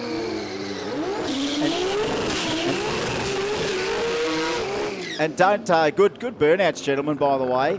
And don't let the West Coast, what they used to call them, the West Coast mirrors, you know, the old traditional Ute mirror. Oh yeah. What is his name? Where's our little test list from the other day? He's from WA. Oh, hang on. This young bloke. This is Street 289, brought to us by Crank Motorsport. And it is Jesse Murphy. Jesse Murphy from WA. He came and ran Kenda with this car from WA. It's a single cam RB30 with a stick shift in it. He ran an 860 yesterday with this car. Yeah, check it out. It's a cool little ride. We gave him, I think we gave him an ounce's choice. I think we gave him an ounce's choice at Kenda because it's like, man, that's a commitment to come all the way from, to be all the way from WA to come to a Kenda. He kept it here, is running Jambo with it, and he's only a youngish, when I say young guy these days, he could be mid-20s. I mean, these young guys. They're all young compared to us, mate. He was young and enthusiastic, and the trip from WA here didn't bother him. He was pumped to be here at Willowbank. He dreamed of running at Willowbank. At the moment, of course, WA is kind of in drag racing apartheid. There's nothing happening. So, yeah, it's all cranking over here. So, Dibtool had a pretty wild run earlier on today as well. Got way over near the wall and started spinning the tyre. He got out of it, fortunately, but before it all went bad. But still, a 785, best run so far, 172 miles per hour. Can he improve on that? All right, we've got a call for a couple of motorbikes to be moved in just a sec. Boys. Two different ways to do it. The Rodeo slowing down. Dibtail on the way to another 780, 172 mile an hour. Tedge in the pits, we've got two motorbikes that they need to be moved, right? What's that, 6EH61? It's a red motorbike, and then there might be another sort of soft tail, whatever, 691UR. So 6EH61, and about the same phone as mine, Simon. 6EH61, some red bike. And 691UR, the other bike. Please move them. We've put it on record. We need them moved. We're going to continue to ask. If you're not there, if you rode a motorbike and it's red or black and you've parked it somewhere you think you should not, move it, because we're going to have to move it very soon ourselves. The good thing is moving motorbikes is a lot easier than moving cars, and we can hide them. Yeah, I just call it the tip and drag. I think that's called the tip and drag, right? We just tip them over and drag them away. You can get some new pecs later. Next up, Eric Sligar taking on Carl Herbert. Sligar in the yellow RX3 in the Rocket Industries lane. There's you look at the racetrack, the driver's right-hand side. Billet Boss, Sick 300 Racing, is it now? Yeah, Sick 300 Racing, the Vaquinos family. L Sniper. And there's Carl Herbert. He's had this car for a long time. As you can see, he still wants to run in Supercomp sometimes. Yeah, still got the Osmod. Triple R Osmod, which is exactly where Street 289 has come from. That untubbed style 28.9 platform. Sligar now with the ultimate 28.9 car, low 738 at 167 with a pedal. He might show us a little bit more of his cards before the end of the weekend here. From Orange in New South Wales to Innes Park in northern Queensland, Carl Herbert, Eric Sligar, Street 289, cranks qualifying. Oh, Sligar. Just sitting it on the wheelie bars. Clicks it early, even there, 850, clicking at 809 for Carl. Best of his so far, 170 plus mile an hour. Oh, it's got to be Moose. Moose. Hey, the crowd's having a clap. I love that. That's good to see. Clap, cheer and whistle if you love a bit of intent. Moose Mustafa Sakina in the RX-7, the black RX-7, I should say. Hurstville Towing. Yes, Hurstville Towing. Strucorp on board with his car. Have been for a long time. Good to see Moose back behind the wheel as well. He Kind of, they do share around the driving on this car. Yeah. And, it's about time he came back in. I think he was going to run What Up G, but I think they just couldn't get the RX2 sort of that plan to work. But he's had a go at What Up G before, but he's back in here having a steer, of course, from Punchbowl, New South Wales. You don't get any more Western rev head than that. Good old Biffo Bowl. Yeah, the Biffo Bowl. And you, with a bit more local knowledge, you would know that. And beside him, Pat Long, I think that is, 3098 Pat Long. And let's have a look here.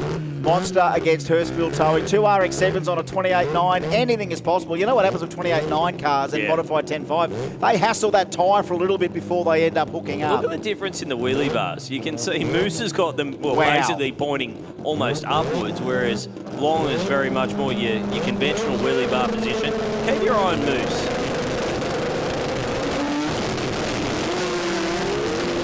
Yeah, spinning those tyres and then you get back on it, and that's what Moose is good at doing.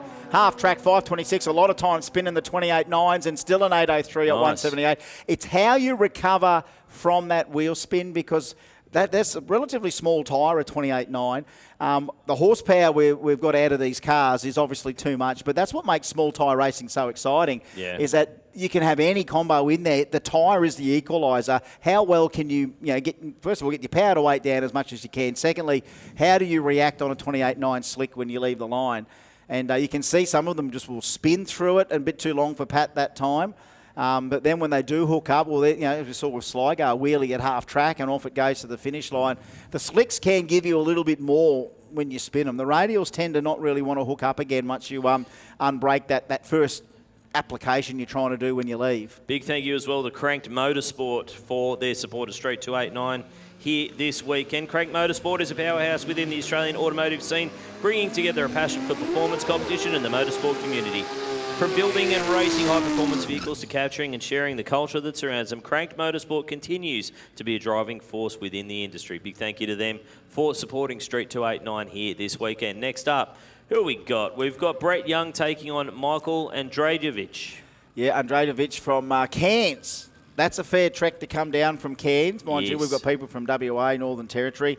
Another call, final call, modified compact and extreme to the lanes, please, for the next round. Tension modified, in the pits. Yeah, tension in the pits. Tension in the pits. Final call, modified compact and extreme to the lanes. Yeah, Brett Young from Currumbin Waters, and the other end of Queensland, Michael Andrejevic, 7.97 for his VL Calais, 3.2 litre. And here we are from Currumbin Waters, Brett Young, the VL almost SL. So we've got the Calais against the original SL Turbo VLs. Boy, we'll be celebrating these. Maybe the 100-year anniversary of the VL, like the year 2086.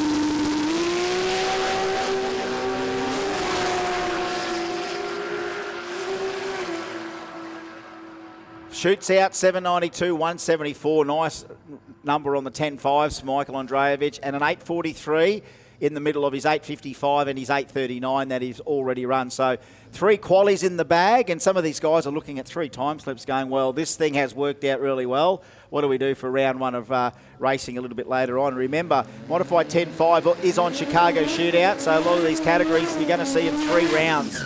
That's the joys of it, folks. We've got elimination for some of the bigger categories, which means we're taking, 50 cars down to 25 or 20 cars down to 10. In our Chicago Shootout categories, the same cars, different pairings each round, 3 rounds. So think of 3 UFC fights. Think of 3, ding, ding, ding. 3 7-second fights, basically, if you're looking at some of the quicker categories. Now, this is one of those, again, tick another little piece of your admission price to say thank you for showing me Guy King, the Force Performance Barra-powered KE20. It's gone 6s at 200 mile an hour. Can you believe it? How do you fit a Barra in this? It's in there, trust me. Jason Scott's got a Barra as well. He's from up North Queensland near Mackay, Richmond. Scott Speed, he's got the EL, of course. SS this on the back. Bit of EL love still out there, mate. Of course, we've got an EL wagon in the family. Maxie Diggles wants a Barra. It's not the same, but my first car was an EV Falcon. Okay, well, the E-Series, mate, they go all right. 2 Barras, let's go down the track. Let's have a look. Oh, Guy King, it was making an epic launch towards the centre line, 495, 782 to go with his 789 and his 792 for Jason Scott. He was off it before half track and it still went 495 to the 8. Yeah, it had a nice wheel stand on its way to an 890, but yeah, it was getting a little bit wild. It's an epic car.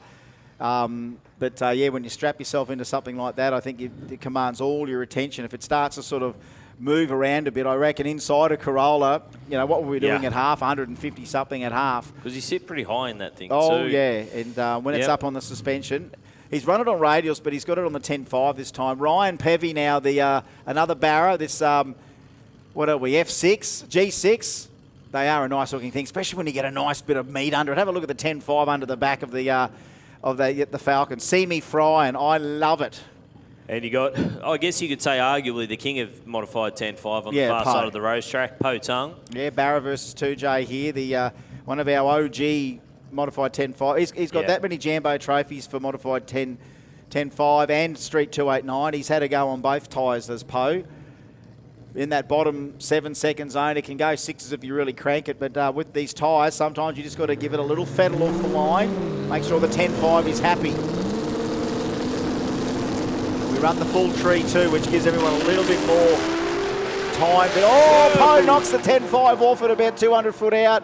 And the Barra G6 flies through the finish line, 817, 170 mile an hour, neat. Look at the tyre tracks for Po. You can actually see it was turning the tyre right from the hit, but he almost drove out of it. Yeah. But he gets to about the PRP sign out there and just goes up into tyre smoke. Let's have a look. You can see it's just trying to kick it loose, and then bang. He almost got through that zone. That would have been quick if it stuck. But I mean, woulda, shoulda, coulda. Well, I mean, some of the power delivery strategies for these cars can be set on time. So, you know, 1 point whatever seconds into a run, then more power. It can definitely be something like that. And it could also be because it's a little bit warmer out there at the moment, a lot more UV on the racetrack. We spoke about that earlier. What the UV actually does, it makes a racetrack what we call looser. Yes. So not as much sticky. That's the most concise way to say it. So where these guys may have prepared the tune-up for a track that was a little bit tighter, maybe the conditions that we got right now just catching them out a little bit. All right, here we go. Steve Ramsey, my friend Steve Ramsey from Flinders Park in South Australia. Loves a good stick shift, does Steve Ramsey. And Kareem Amraz from Warrington Downs, that 13B, choosing to run the 10.5 on it. Now, look, you know, you could say Pro Compact, you could say a different couple of categories for the RX8. It's actually sort of able to run quite a few categories, but what about modified 10.5? And he's finding a place for it. The tyre doesn't quite fill up the arch, does it? No. It's almost like you can run a radial on it. One of the, you know, you can see a lot of radial cars with dicky little tyres on it. So we've got a stick shift in one lane, our Steve Ramsey and Kareem Amraz. I think we've got clutchless. Let's have a listen. 2 clutches out there, maybe.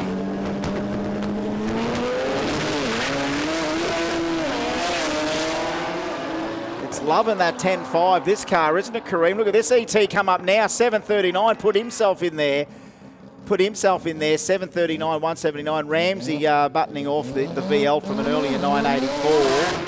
He's way late on the shoots, though. Yeah. Kareem Amraz. He was well and truly into the braking area before the shoots came out. Big skid on both sides of the racetrack. How good. Make some noise, Willowbank. How good, folks. How good. Put your hands together. I'm watching our blokes down the front here just really getting off on these burnouts. Like, you can just see, isn't it great that we're still making fans react to what we're seeing in front of us. I love the fact that they're standing 4 deep at the fence down here. Well, they're kind of forced to because they've got no other room on the other side here. So, little fish. But we should actually custom make that little area where we do get a little mini bleachers in here. And I'm sure people would pay $10 a seat to just get in the little mini bleachers. It's a hell of a view. This is great. We've got kids on shoulders. We've got dads with kids on shoulders. We've got excited race fans everywhere, and this is just qualified. Remember, we go into a bit of racing this afternoon. Chicago shootout for some, elimination for 2, and then Sunday. Who's going to win those Jags tomorrow? You have to wait to the end. Not me. Trent Benk from Mount Nathan and Rob Cady from Glenella. So a bit of North CQ Rotary, of course. Rob just had a birthday the other day. He's nearly, I think he's nearly 60. Happy birthday, Rob. All right, both cars just about in, just waiting on the VL.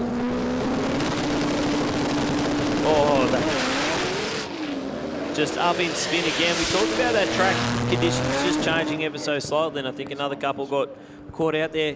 It's hard to sit there and listen to these cars just absolutely popping and banging on the converter and the limiter, isn't it? And you just hear us in your mind. You sort of go 1 second, 2 seconds. You think, now this is too long. These things are a little bit too stressed. Once you get to 2,000, that's when it's too long. Attention in the pits, attention in the pits. We've still got 2 motorcycles that we need to move, and if we don't move them, we're going to drop and drag them.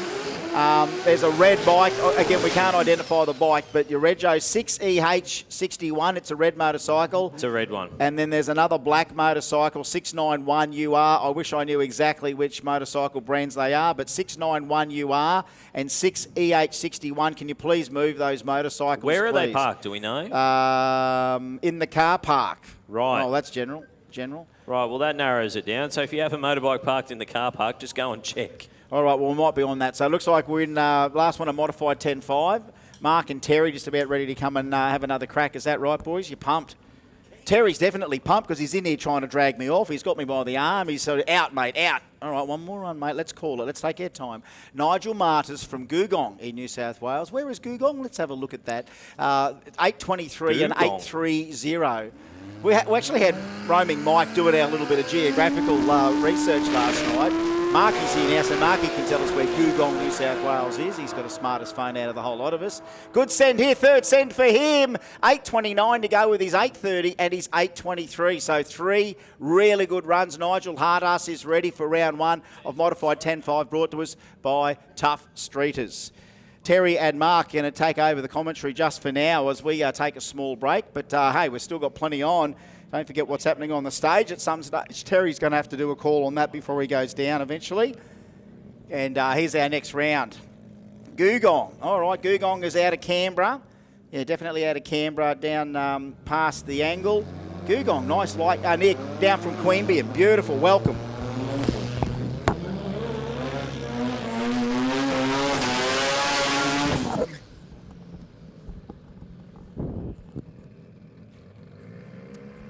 And we are back into it. It'll be Mark and my good self. We're going to have a quick stint before I head down to the Babe Comp.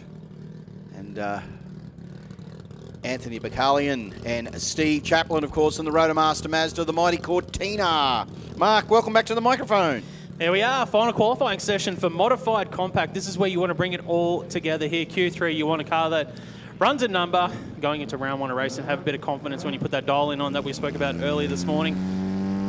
Anthony Bacalian to take on Steve Chaplin. Bacalian in that Cortina. He's from New South Wales. There's a couple of New South Wales competitors here. 0:45 reaction time for Chaplin. Good light, the Rotomaster Mazda. He ran a best of a 9:17 earlier today.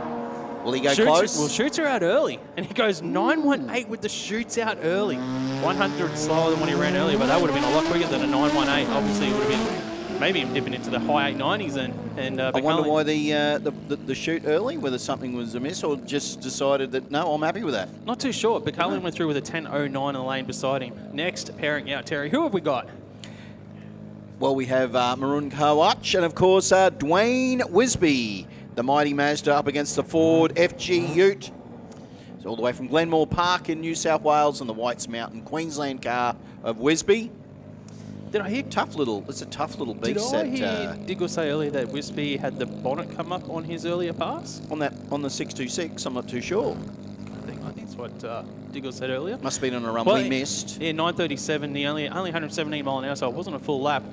So let's see what he does here. Out the back door, he's currently the number 18 qualifier. Maroon is qualified number 9 with an 8:87. He's been pretty consistent in the Ute. He's gone 8:87, 8:90. Good bracket car. Oh, Maroon will be trying to keep on that. He's in deep. He jumped forward there in stage. Lucky that it didn't go red. Good light from Wisby. 0:38 to a 3:41 from Maroon. Issues with the Ute. And there it is, 8.99 with 148 for Wisby. Says, there you go, we'll throw that down. No issues. Perfect. Bang it down. Yep, great reaction time. Good ET. Watch out round 1 for Dwayne Wisby and Maroon. Obviously some issues, so hopefully they get it sorted because it had been a very consistent Ute up until that point in Q3. That's the thing. If you're going to have issues, you want it to happen in Q1, not in Q3, especially when it's No. only, 2 hours before round 1 of racing. So it's... Oh, Mark, stop rushing him. Stop rushing him, but no. So round 1's at 3:52 But you are so correct. 3 hours away. You are correct. It's like a bit of a rush job now. You've got to get your act together. Because the crew, obviously, they're on the starting line. Okay, what happened there? And they'll be thinking all the way down the braking area, like, okay, we've got something to do back in the pits. Like, what happened? What's the issue? There's no relaxing, is there? No, not for at these all. boys. So Paul Clyde and Michael Pepe, the Toyota and the Mazda, of course. As I said earlier, Michael ran an 898 and a 900, so he is right on the money. And Paul Clyde got a 1067. So the Redland Bay car will probably be hoping to run around that. It looks like Clyde might be getting pushed no. back here. We The won't- shredder. We won't get to see the RX-7. Yeah, unfortunate. It looks like they are they pushing back? No, he or? looks like he's trying to find a... Yeah, it looks like it's going to be a solo pass here. So Paul Clyde with issues. And that's what we're talking about. Like, they've only had the one lap so far this weekend at 1067, 139 miles an hour. So that, and even then, that's not a full pass for him because the speed tells me that's a 9-second car. Michael Pepe, though, he's been consistent. 200s between his 2 laps so far. 900, 898, Terry. Will it be 899? Oh, that'd be Just good. to make it perfect. Perfect in the middle, If yeah. Michael goes an 899, we'll all be pretty happy in the box here.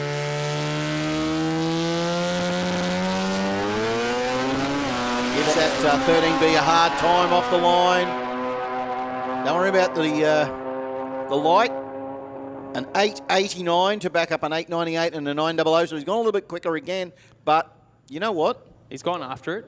He has had a crack at that, hasn't he? And look, the way he waited on the line, knowing he had the solo, he just really loaded that car up and thought, I just want to get this thing. Let's see what it can do. I know you usually don't worry about the reaction time side of things, but, the racer in me is like, no, you need to worry about it. Because a 2-second light in racing is you're going to be knocked out. I just... So, but the other thing that, as Rusty points out, it's at least he didn't go red. Well, Green, true. green is green. It doesn't matter how True. slow it is. Green is green. Well, you would have had a crack at it if you had Yeah. on a solo. You would have gone, yeah, no, look, have a stab at the tree if I'm consistent. But Chris O'Neill, of course, in the Ramsdale Racing Corolla and the mighty little RX3 Coupe here in the Speedway lane. Ran a 1095, 1138, and Chris previous a 930. So he needs to run around that 930 again or quicker. We don't know what how quick the Warren-Gary car goes, but we're going to find out, of course, with Chris. It does go a bit quicker than, oh no, it just wasn't happy. Just wasn't happy off the line, but we'll get to see what the RX3 Coupe does. So the Coupe, 1095 to a 1083, 130. That's pretty good. That's got some good times to work with there. Chris O'Neill, he'll have a fair bit to think about there, Mark, because not a good run in the final. Second run was a good run, a 930. First run was a 19-second. So Chris is going to have to go back and really... We know the car. We've seen this car around for quite a few years. So it's not as if he's throwing a dart at the board. He will still know what the car is capable of, but whether they can get the gremlin that's obviously giving it a little bit of an issue, let's hope so. The thing is, as a driver, if it was a driver causing the error, well, that's all right. I mean, it's an easy fix. Easy fix that you can fix yourself. But if it's a tuning issue that they're chasing, that makes it a little bit more difficult. Now here's a couple of tough Fords on the line. Of course, Paolo Boni and Harry Thwaite, the Cortina and the XD. So the Rum City Realty car, of course, and the Oz Wheels XD. As I said, the mighty Barra. If you have a look at the guys from Talk Time, they are parked up. The Nile cars parked up probably just on the return road. So go and have a look. They've got some merch for sale. Get up there, ladies and gentlemen, because it's a tough car from Paolo. We do love this beast. Ran an 869 at 164. Harry ran a... Well, Harry's a true fair income coming from junior dragster stock. 902, 943. He'll be looking to... I reckon that 9.0, he'll be aiming for that again, Mark. I'm not too sure if the car does go into the 8s very much. I wonder if the in the modified compact... Whether it's a 9.0 cutoff. No, so it's just 9.99 seconds or quicker. Ah, right. Yeah, so I'm not too sure why they would have backed off on that last run. So let's see what happens here. Harry gets out with an 026 red. Paolo gets out with a 124 green. There's issues for Harry, so maybe there were some issues in that previous run. Paolo's going for it, though. 871 at 165 to back up that 869. So there's some good consistency there for Paolo in the XD. And there's going to be a little bit of head scratching for the Ari Thwaite team. Yeah, then well, you'll be to thinking- see what the issue is. Was it, again, did he just miss the shift, or is there a tune-up issue with the engine, or what? Something not working there? Yeah, so that's... You just want to hope when it comes around to round one, Mark, that's nothing. Yeah, you know. You look at the positives. Harry's a good driver, so Yeah. you know, if he gets a clean green, he's going to put himself in the race, and he's a smart driver. So I'm sure we'll see those guys in round one, and they'll be competitive. Yeah, I think so too, mate. And sometimes the just the thought of it actually being a race can be enough to motivate you to be that extra bit better. I know that sounds a little bit up yourself, but it's true. Yeah. Once it comes to racing, blokes always put on a different helmet. So Byron Bolzer and Daniel Rougia, of course, in the all epoxy solutions Mazda, and the mighty VL of Extreme Fabworks. Yeah, having a look at what the drivers have done so far this weekend. Byron has run a best of a 10.42 at 133 mile an hour. And Rougier has run a best of an 8.86 at 150 mile an hour there in that Mazda. So the all epoxy solutions Mazda. He's already in pre-stage, so we can just see there's something in the track there in the lane of Byron. So he's been pushed back, so Byron has been pushed back. So it's going to be a solo pass here for Daniel Rougier in the Mazda from Gregory Hills, New South Wales. Yeah, Dan has been a fixture at Jamboree for a lot of years too. He's a regular. It's one of those cars that said, like some of them, you just if it's not a Jamboree unless you see this beautiful looking RX32.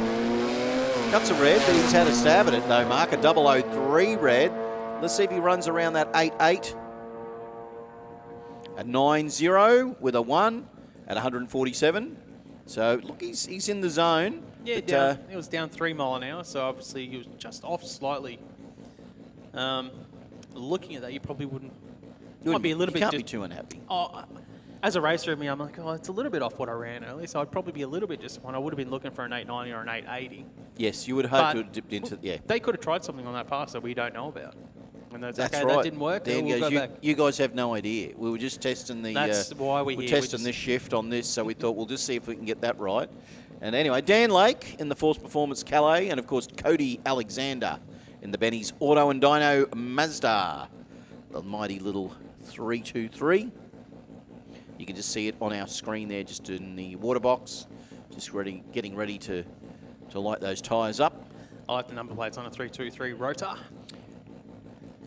Mate, I reckon every sort of plate has probably gone these days, wouldn't it? The 323 rotors, there's rotor this, rotor that, and so it'd be hard to get a hold of them these days.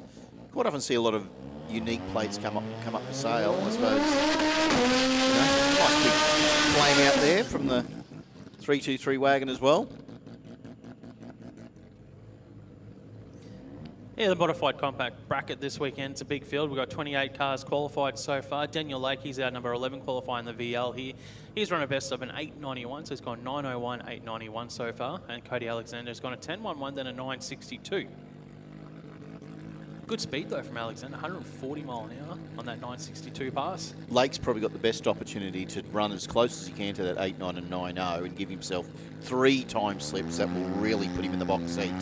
So he needs to cut an 890 something, and he'll be going into that round one extremely confident. Oh, there's the light. Yeah, great light, 046. But look at the spin from Alexander. He sticks into it, the wagon. Daniel Lake, though, the VL goes 893, perfect. That's what you want going into round one of racing. 046 light, 893, 152 mile an hour from the Force Performance VL. Cody Alexander, well, he was up in spin, sideways, drifting down the track there. All things you don't want a car to do in drag racing. And he rolls through for an, I'd say that 11-second pass, 1184, 85 mile an hour. But Dan Lake, everything right. Yep. Every single thing he could only. The only way he could have got any better is if it had been a bit of a quicker light. But really, you wouldn't give him anything. That's pretty impressive. That's what we call the race light, the business, getting into business. So Carl Dixon in the Next Level Performance Ford, and of course Adam Bromham in the fab work by Mr. 2600 Salika. 1243 and an 892 for Carl. Carl in the S-Pack. You don't see too many of them around. Cuts a red light. Adam loads the Salika up and says, whoa, hold on to it. Absolutely blazes those tyres, gets it sideways to the 330, just but an 8:37 for Carl with a red. So Carl's just gone, how about I throw that down at 168 mile an hour? And I hope he wasn't looking in his rear vision mirror because Adam was just smoking those tyres. Here it is, watch this. Ford gets out, but watch for this Celica. Lights it up. I was worried he was going to hit the wall. Yeah, When it kicked out and started going towards the wall, I was It's not a was burnout concerned. comp. He was tipping it in. But we don't want it tipping into the wall. So well done, good control. Got it out and got it straight. Naomi van der Tot in the Corolla to take on the Mazda here of Ayrton Oza. 13B. And We talked about Anatolian grill. Yeah, we talked about the Anatolian grill. That's the first thing you and I look at, Mark, because we're thinking about a big brisket burger or something, I can tell you. We want to see the Mazda get down here, the Coburg car, get it down here nice. Haven't seen it do what would we call a respective run to what it should run anyway. Yeah, well, his best is a 14:38. Obviously, that's not what they want it to be. They went 24 seconds and 14 seconds. If they just want a clean lap. That's what it comes down to at the end here. Q3, we need to get one lap in before round one of racing. But on the other hand, Naomi van der Tot, perfect. 8:40, 8:39. So there's only 0.08 of a second spread between the two passes for Naomi in that. Well, it's not a Corolla. No, it's I always called it Corolla. It's got an Corolla on our screen, yeah. It's a Sylvia. So look, that will be interesting because to see, will Naomi go an 8.3? Will she go an 8.3 or will it be an 8.4? If you get one or the other, she'll be very happy. And a 9.0, ooh. Yeah, it looked really slow off the line, actually. Went on there. Yeah, a little bit lazy. But have a look at her turn at an 8.24. So I'll tell you what, you're going in with that time slip. First round. And he goes to number one spot qualifying as well. How's that? I'm just going in. Hadn't run better than 14-second pass, and he goes straight to number one spot here in the final session with that 8.24. The 13B's just going in. Here's that time to just dial in at that. And Naomi saved her worst for last, going into round one of racing. Naomi probably didn't want to do it that way, but that's the way it goes sometimes. Another car that hasn't actually done a full lap here is Rowan Ward. Even though he's run two 1089s, they weren't clean passes. There was spin and some dramas. So he's taking on Jake Matheson here.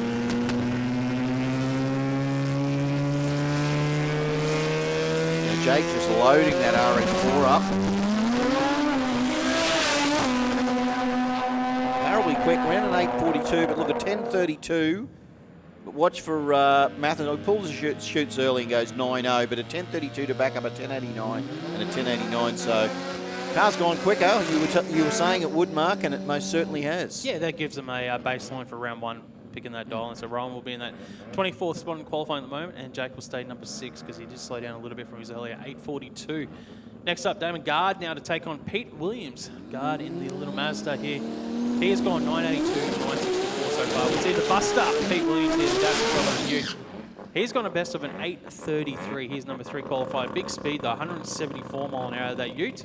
We can see the big nitrous bottles on the back of it as well. It's very unassuming, isn't it, those two big nitrous bottles just leaning in the back. Like, look at that. If you're watching at home, it is, yes, just what's your power out of a choice?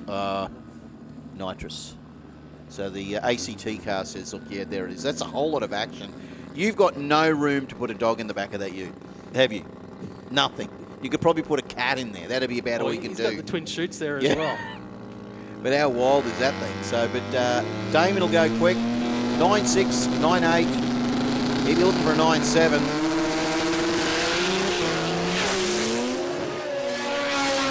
And Williams is out of there with a 169 light. Will go through for an 8.17 at 173 mile an hour. So he's gone quicker again, Mark. He might be the number 1 qualifier, actually. Crown Modified Compact there on the last pass. He might have got that number 1 spot. He has. He's gone to that number 1 spot with that 8.17. He bumped down Ayrton, who Ayrton was a number 1 qualifier for about a minute. For a minute. For a minute. That's all you get. All right, Nathan Peters, the VC Valiant, to take on Michael Osborne in the Tuna Racing Hilux. So far this week, Nathan Peters has gone 9.43, 9.23. Michael Osborne's gone 9.52, 9.43. Both cars in full tree here. Heads up racing. 111 light for Nathan Peters. 081 for Osborne. They're side by side down the track here. It is qualifying session number 3 for Modified Compact. 9:37, 144 miles an hour for Nathan Peters. Michael Osborne goes 9:46 at 144 mile an hour. So both drivers consistent there. They're going to be tough to beat in round 1 of racing for Modified Compact, Terry. So, mate, just a quick public service announcement for our racers. We need Extreme, All Motor and Street Compact, of course, to the lanes. So that is Extreme, All Motor and Street Compact to the lanes immediately, please. I mean, everyone knows the drill, but we'll give you guys a little bit of a friendly shout-out as well. We are well and truly into Modified Compact. It's exciting racing, Mark. A lot of these guys getting a handle on this bracket racing pretty well. I'm excited for round 1. Yeah, David McLeish here and Ben Clark. Their final pass in qualifying for Modified Compact. Both cars are in full stage. It's Lexus versus VL. The VL with the wheels up there for Ben Clark. Got out with a good light, 068, but it sort of might have lost power there. McLeish has got big top end charge from that Lexus. He goes 848, 168 miles an hour, and Ben Clark goes 953 at 140 mile an hour. He was out of the groove a little bit too there, Dave. He just coasted a little bit close to the centre line. Not saying that wasn't done on purpose, but it did move around, and it just put the power down well. Well, we haven't seen this wagon yet today. By the looks of it, we've got double... We actually don't have a competitor, 5598. I think it might be Matthew Gregg. It should be 5998. Yeah. There you go. And it's not. He's run a 97. Yeah, I can see the sticker on the side of the car says 5998. So they've just... That's why we've got a name here. Gets out with a 3-second reaction time. The VL wagon. Great shot watching that White Holden head down the track. And he'll rattle off a 10.07. 9.7 earlier, Mark. So a 10.07. Yeah, 142 mile an hour. And that brings a close to the final qualifying session of Modified Compact. What's the next bracket, Terry? It should be Extreme, and then we go Extreme, then All Motor, then Street Compact, then into the Euro. Then we go into our Pro categories. So yeah, that's going to be exciting, that second qualifying session. And Chris has every right to drag me out of the chair when that happens. He can just grab me and throw me out of the chair. But I'll be gone anyway because we've got the Babe Comp at 2 o'clock. So if you want to go and have a look at the ladies down on the stage, please feel free to come down there and join me. That'll be at 2 o'clock. So this is Extreme, and it looks extreme. When you see Hot Rod Williams out there, you know it's extreme, Mark. Yeah, the Extreme class is a die-your-own bracket. It's designed for dragsters and altereds using a 4-cylinder, 5-cylinder, or EFI 6-cylinder, or EFI V8 turbo rotor or 3-rotor as well engines. Sedans are actually permitted in this class, but are limited to running EFI V8 turbocharged and must run quicker than 9.99 seconds. So that's the basic rules of Extreme. So Hot Rod Williams, he's our number 1 qualifier at the moment in that Alta with an 818, 158 miles an hour. Max Carpenter has run a best of an 840 in that Mustang, the Carpenter Racing Mustang. That's a whole lot of net on the back of that. Those wheelie bars, isn't it? There's a whole lot of catch net. Oh, nice work there for Carpenter. A 0.59 at 124 for Williams. The Bant will go through for an 8.21 with 159 in the back end. 8.47 at 161 for Maxi Carpenter. There's some consistency there, Mark. Consistency is the key, and those two are looking good. Yeah, that Ultra was really good. Hot Rod, he went 818, 821, and 822. Like that's where you want it to be. Yeah, 400 spread for over 3 passes. You can't complain about that. Next up, Luke Doherty in the Camaro. So no Tom Pronobis this session. He's not back out here, so hopefully we'll see him in round 1. But Luke here for Brisbane Civil. Here's our number 3 qualifier. He's gone 850 and 845 so far. You going to call it? Yeah. If it was my car, I'd be happy if it went like a 47 or a 48. That'd be good. I think it will be right on the money. It will be an 8 with a 4. Without, I reckon with Luke, he's pretty consistent. 202 light, so not too shabby. We know that Luke can go cut a bit of light, but look, an 840. Yeah, there you go. It had to be. Yeah, picked up a bunch of ET there, so that's good. He won't have to think too much about his... And it's interesting is that the speed was actually down 4 mile an hour, so he might have rolled off the throttle early. But at that sort of speed, when you roll off the throttle, you're only talking thousandths of a second there. Yeah. Yeah, so that probably might have been like a 42 out the back door or a low 43, but that's it. So that's... here's Tom Pranobis. Oh, here we go. Tom is out. Tom is out. Good work. Good to see the... I like the number plate in the VF. Yep.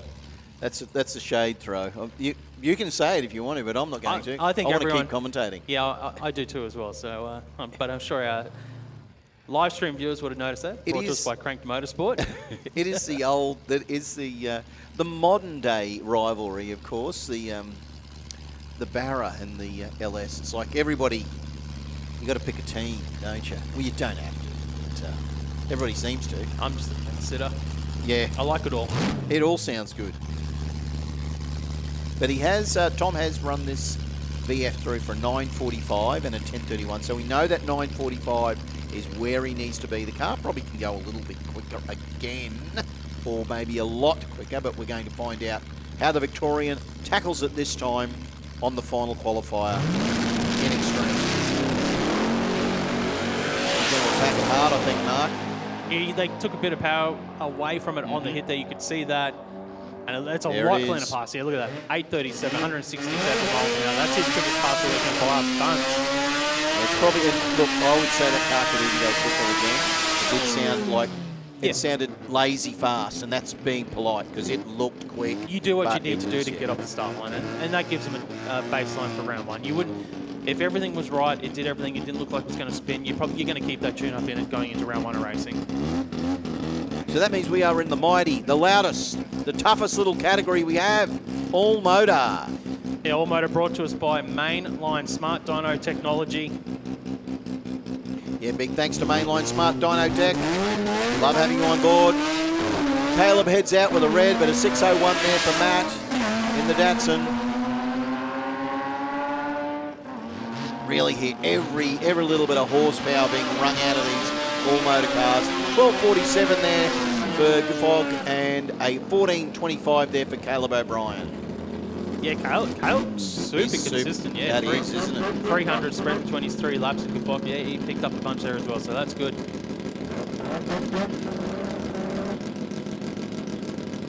Sean Medlak now in the Corolla to take on Sam Constantinu in the Datsun for Timbertex.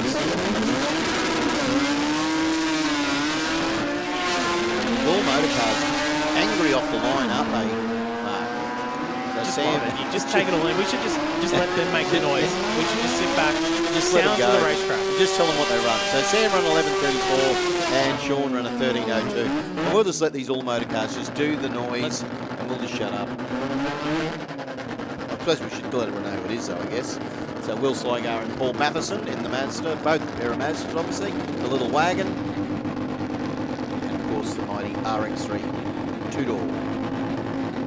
12:36, 12:39 for Will, 10:7, 10:8. Both these guys have been consistent on their previous qualifiers, so...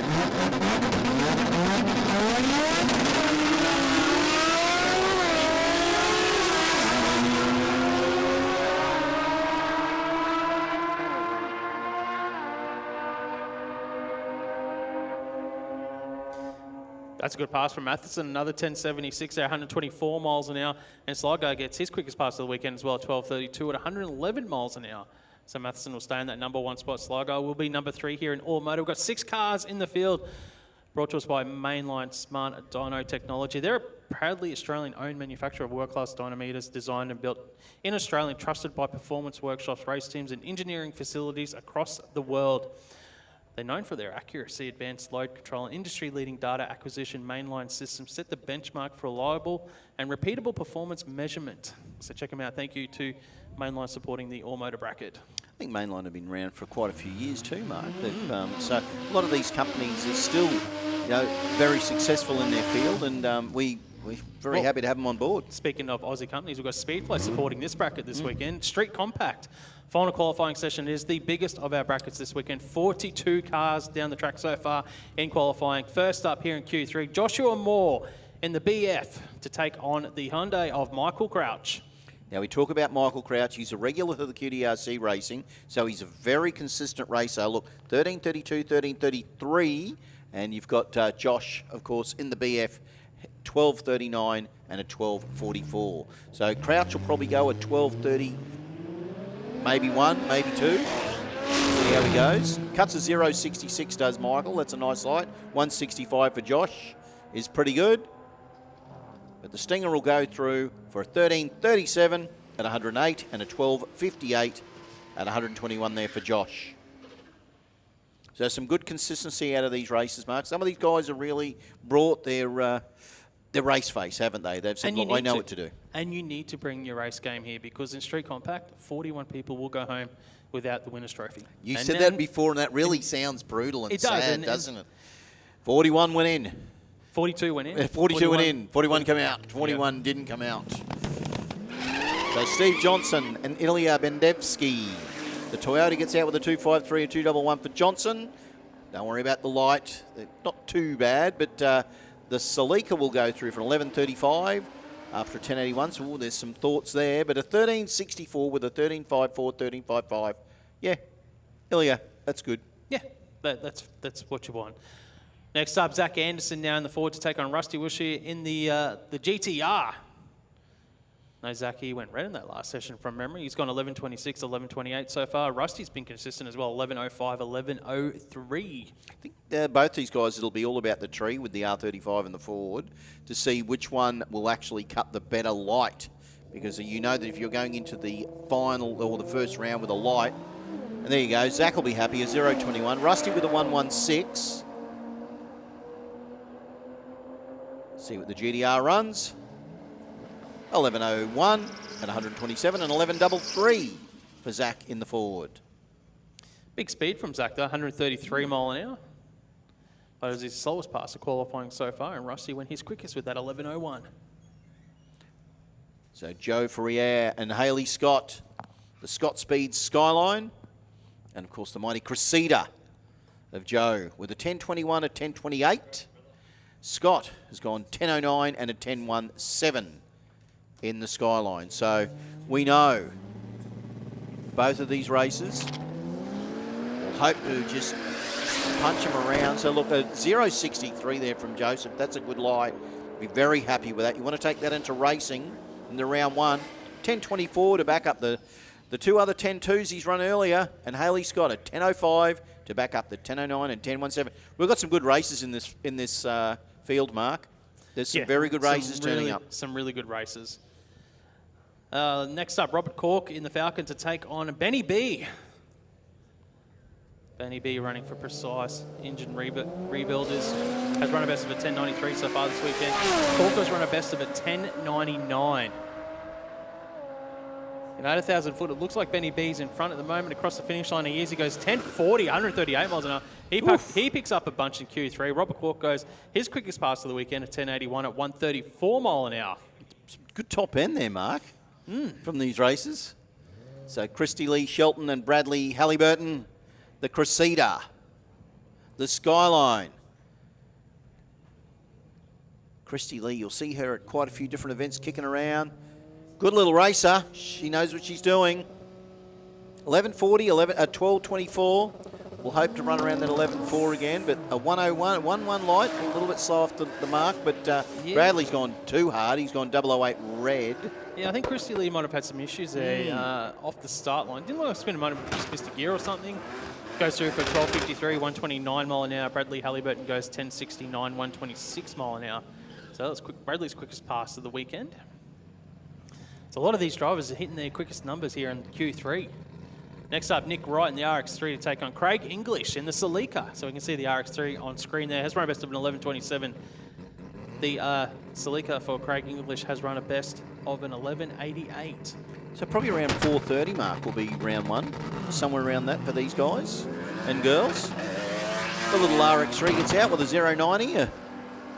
The fastback Celica goes a 4 second, but that's okay. See what the time can be, but Nick will go 11.35 in the coupe, and the Celica will go 11.93 to back up that 11.88 earlier for the mighty Mustang-styled fastback Celica. Tim Highblame now in the Bluebird to take on Jay Scholl in the Escort. So the Escort has run a best of a 16.16 so far at 80 mile an hour. He's currently the number 38 qualifier here in Speedflow Street Compact. Tim has run a best of a 10.25. He's our number 10 qualifier. See, moving around the stage a bit there, so it's rocking on the button. Gets out of the 141 reaction time. Tim Highblow, he's going to get to the finish line first. And there's issues with Jay Scholl in that Escort, but the Bluebird goes 10.48, 133 miles an hour, and Jay Scholl, he's just on a what we call the Saturday afternoon cruise here at Willowbank Raceway in Speedflow Street Compact, qualifying session number 3. I wonder if he's waving to the crowd as he's heading down there. Like a royal wave, just hello, ladies and gentlemen in the crowd, and it is a big crowd in too, Mark. If you see there in the, it's really building. Just especially when we know that first qualifying session, well, the second qualifying session for the weekend, but the first of the day for our big pro categories will be on track shortly. So here's a couple of battles of a couple of good rotaries with Ash Reason and Grant Dixon. Grant been racing for quite a number of years. Ash Reason, of course, as well. Now Ash, he's had some good successes in all sorts of off-street and other sort of gear like that. Goes well. Does our Ash. 11.85, 12.39 for Reason, and a 10.08 for Grant. That car will be, I reckon she will run another load. I think this is the one that tailgate came up earlier today, Grant Dixon. He gets out of the 5.27 reaction time. 6.18 for Ash Reason. And Dixon will go through with a 10.16. 134 miles an hour, backs up his earlier 10.08. And Ash Reason goes a little bit slower than what he ran today, 13.06 at 113 miles an hour. Did run an earlier 11.85. So Ash, 3 passes, not really close with each other. So it's going to be tough for him in round 1. So Gavin Dixon and Troy Dunn.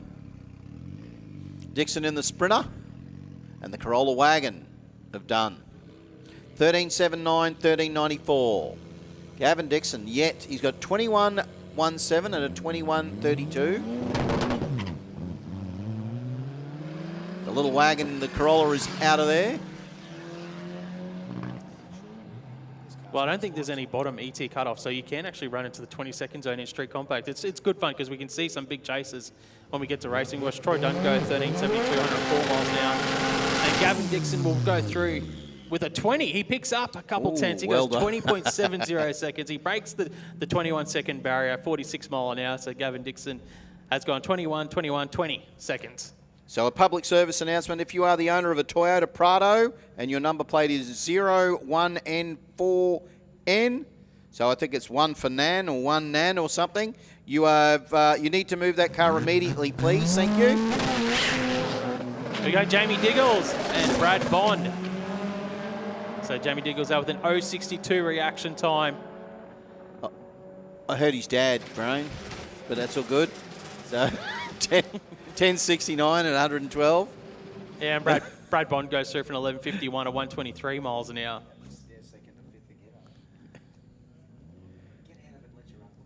The uncle's giving him a hard time saying he should drive it.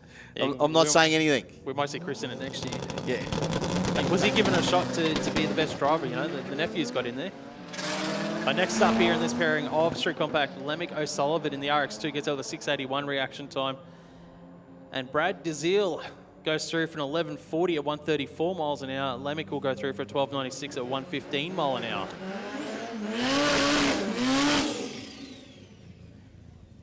So Trenton Lidgard and Anthony Dunn. Another of the Benny's Auto and Dyno Mazdas, a little 13B on board. The RX2, of course, the 1974. So it's 16.28 there for Trenton. 11.13, 11.47 for Dunn.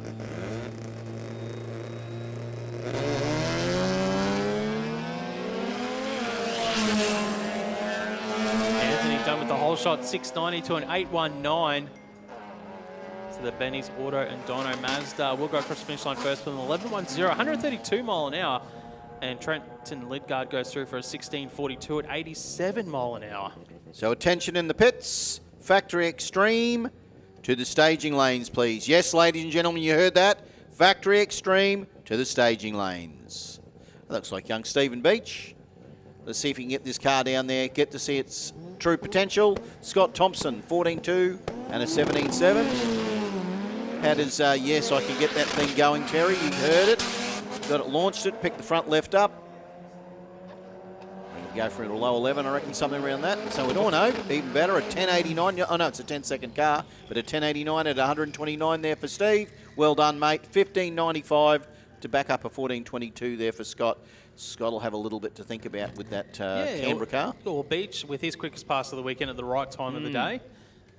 Next up in this huge 42-car field of Street Compact, we've got Graham Manietta and Joshua Brett. In the Swift. Yep. And it is Swift, 13-second Swift.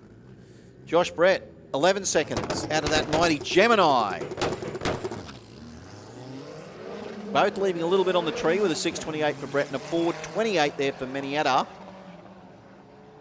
But don't worry about that too much. Let's see what Josh can run. Josh will run 11.82 to back up an 11.80. That's good. And Graham, a 13.97 to back up a 13.93. There's some consistency, Mark, but just those lights.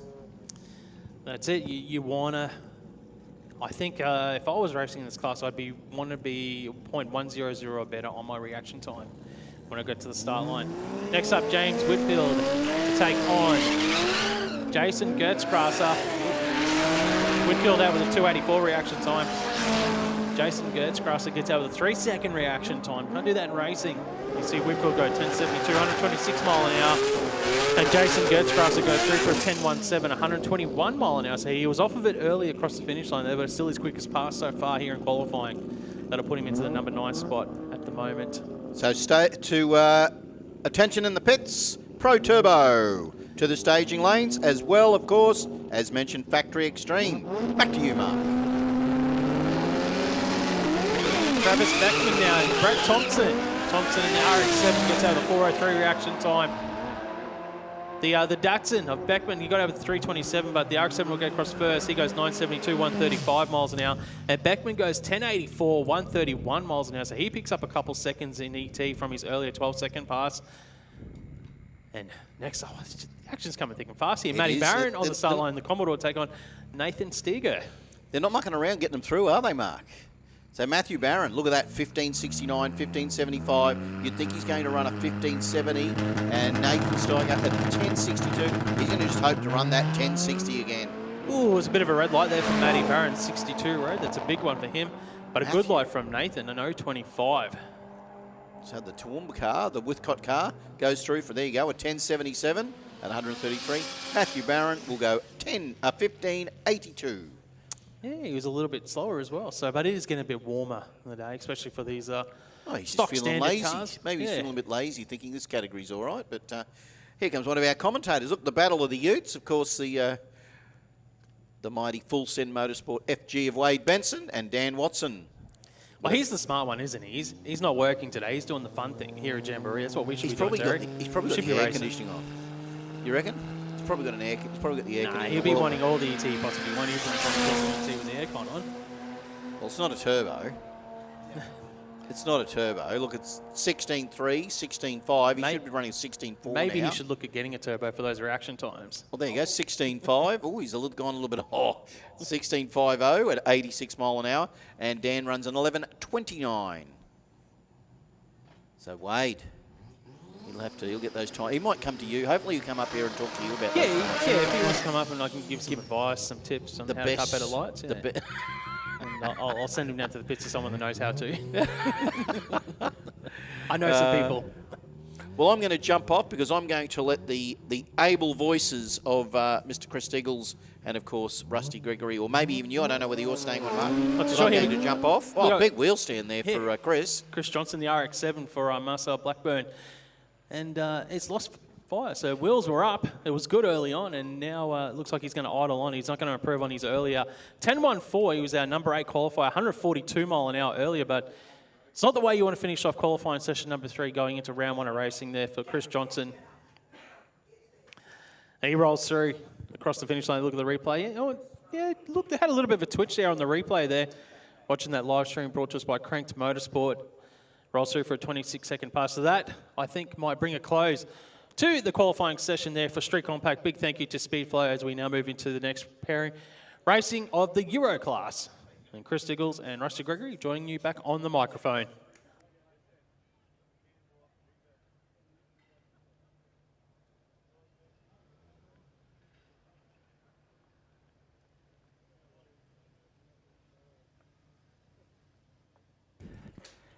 Welcome back. Yes. Welcome back to the MCG. Welcome back to Euro class. Ja, das ist Conor Webb, einer Paul Ashton. Das Audi, das gut. Back with the Euros from Kashmir and Chitawai Bay. So, Heinz. 1, 2, 3 und 4. No 4. Von Heigl. Von Heigelschwein. Einer Bumpenhausen, Steppen Lenzen. All right, here we go. Einer von Heigelschwein, Bunkenstein. Look, it's interesting, you know. We may mock, but we're not. We're having a bit of fun. Jambo's all about having fun, picking your moments, taking your time. The Euro cars come on. People take it as an opportunity to get out of the grandstands and go and look at some more stuff here at Jambo. Some other people like you and me take it personally that now that we're talking, they're all leaving. Yes, it's hard not to take it personally, let's be honest. It's just that these guys are trying to be funny. Let's get out of here. You can't get out of ear range from us, folks, no matter where you are. My mother knew I was funny and she took steps all through life to make sure my funniness was protected. Samantha Rudd and Anthony Loveridge, das ist eine big and Carlton children Carlton. Kinder Carlton, that one, a Kinder Carlton, an SUV. 1180 at 116, getting better for Samantha Rudd every single run. And a 1491 beside him there for Anthony Loveridge. And you know what, we can afford a little bit of skid. I don't mind seeing Michael Gundry from Surfers Paradise skid this BMW up a little too hard. Get after it. I mean, any other scenario in public, you'd be bad-mouthing him. But at the drag strip, it's all very, very much accepted and encouraged. This is where we always continue to say to people, listen, you got tough cars. Drag strip's the only place you should be giving it all. Everywhere else on the street, you got to be safe for everyone around you, and of course not to get pinged and fined and whatever. So come and fully send it here like Michael Gundry's doing. 3-litre BMW, and it is flyer 10.06 at 138 mile an hour, 10.06 at 138. Earlier, a 997 and a 1004, so das ist gut. In terms of burnouts in drag racing, I'll go back to a commentator who shall remain nameless, I was on air with them, and someone was out there doing a big skid, but they wouldn't pull the next gear. And it was pull top gear, your dog. Oh, right? Really? Okay, yeah. And so that's always stuck in my mind when I see street cars doing big skids. Just get it in there. Have a crack, son. Yeah. Send it. Lick the stamp and send it. Now, we do have a little bit of some track preparation, as we can see. The maestro out there, Juzzy, doing the scrape and burn and repatch and basically looking after the track in the way that it needs to. You've got to look after it. It's like a living thing, isn't it? It is, and more, back in the day, you know, when you look at the history of drag racing, all it was an airstrip. You didn't think about prepping it. You just needed the space. You didn't really even think about the base surface. Well, you just needed somewhere to go fast with enough runoff area to slow down, and that could be any surface. So back then, the airstrips were the way to go. Yep. Converted airstrips. No one was still applying traction compound for a long time. And actually, we should get on to Mr. Lones again and say, when was the invention of traction compound? Who was the first one to use a jungle juice? Remember, they used a rosin, which was like a powder. It was like a powder. It was a traction powder that the old stockers used to use back in the day, where you could get an unprepped surface and throw almost literally like a concrete dust down, like a rosin, to make the thing sticky. But these days, I mean, drag strip preparation is not to be underestimated. We put a big it's very thin rubber membrane on this track, wall to wall, to make these things go as hard as they do. That's one of the reasons why you're seeing so much scent, faster average ETs every year in every class pretty much, especially now street compact and modified compact, which will blow your mind. So this little bit of track prep we're doing now is because we're scheduled to get a bit more qualifying happening for Thatcher Extreme Pro Turbo and the likes. That's coming up real soon. But guess what, folks? The opportunities come up where we're going to get some of these great ads through to you on the live stream. Everyone watching throughout the world, Cranked Motorsport, thanks for the live stream. Hope you enjoy. Back soon.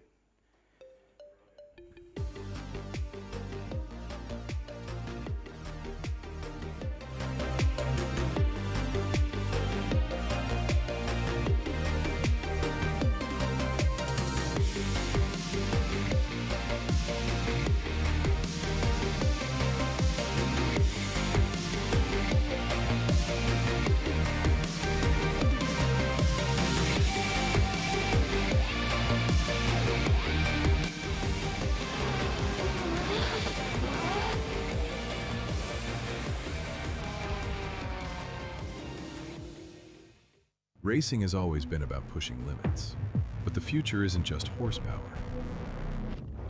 It's intelligence. Vision FT isn't just software. It's a platform, a new way to see, a new way to control, the future at your fingertips. Built for today's racers and everything that comes next. This is Vision FT. This is Fueltech.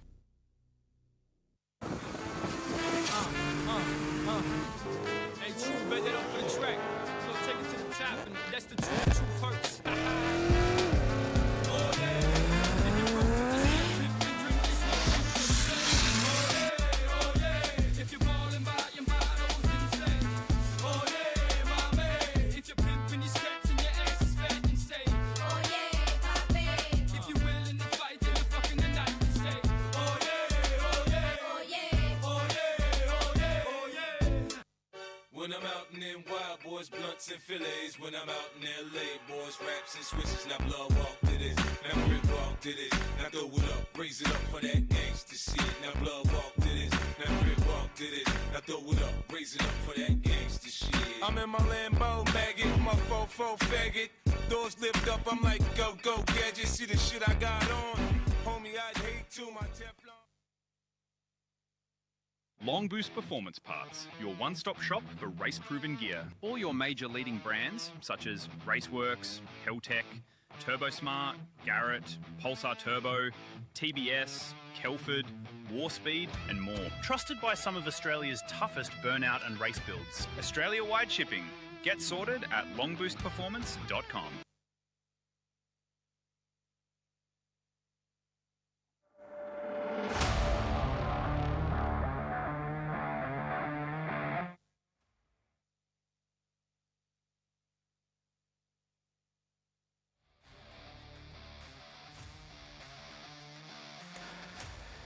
All right, quickly, attention in the pits.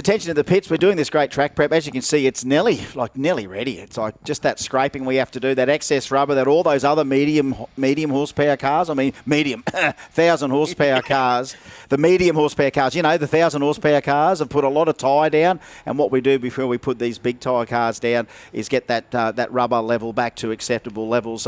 Attention in the pits, and everyone here in the Jambo love in, the big J love in. The big celebration of Send, the metric mecca, the house of big horsepower per entrant. The House of Brap. House of Brap, home of the RB, the Screaming 2J, the Mighty Barra, everything else in Bump City, you can name it. Rotors, pistons, you name it. Folks, there is again another great tradition of Jamboree, which is happening in 30 minutes time. 30. Right, 30 minutes. So it's 30 minutes from now. It's the Babe Comp on the stage. So that's where Terry's gone, because we were just sitting here in the background listening to these great ads over the Crank Motorsport live stream, and then I'm saying to Mark, well, if I'm going down to hit tennis balls, that I would... and Terry's not even working. He's just I know, going to well, watch. I thought he'd already gone down, but now we've just quickly checked the numbers, and it is about 30 minutes before that happens down at the Babe Show. So, as luck would have it, it's happened before. We get a bit of... At the same time, no many other places in the world can have this at the same time. Our Babe competition happening there, and people taking that part of the venue up, looking at that, and the rumble of Pro Mod 2J, Factory Extreme, Pro Compact going Pro down Turbo. the drag strip behind it. Yep. There is nothing better when you cannot fit really much more into one moment in a day than when things like that happen and line up at Jamboree like they do. So that Babe Comp is on in 30 minutes down at the main stage. So I get down there and have a look at that. It's a part of Jambo tradition. There's a little bit of we add a bit of that glamour to the whole thing. Of course, there's a lot of beautiful cars. We've got a lot of beautiful personalities and ladies that come and are part of the Babe Comp. It's tradition, and it's going to be on the stage in about 30 minutes' time. 30 minutes' time. So track prep not too far away from getting tweaked.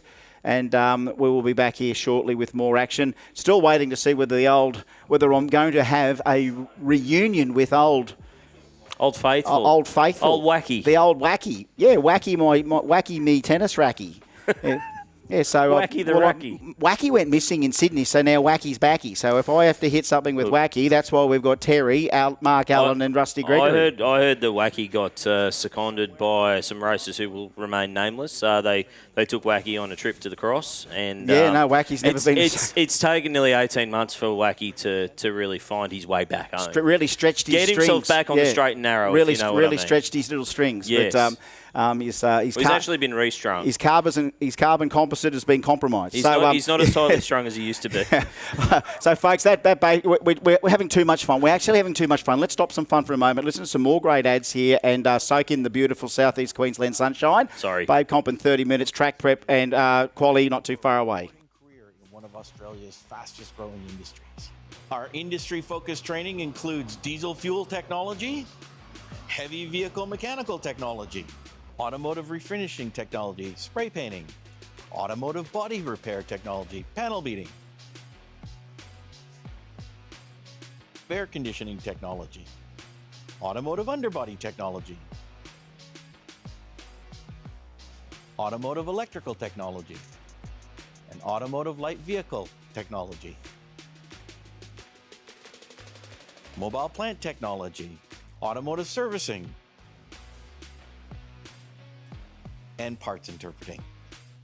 With hands-on learning, experienced trainers, and nationally recognized qualifications, Oceana gives you the skills and confidence to succeed. At Oceana College of Technology, not only do we have this fantastic workshop, but we also come to you. We've trained thousands of apprentices all over Queensland, so whether you want to come here or you want us to come to you, we look forward to hearing from you soon and get your journey started.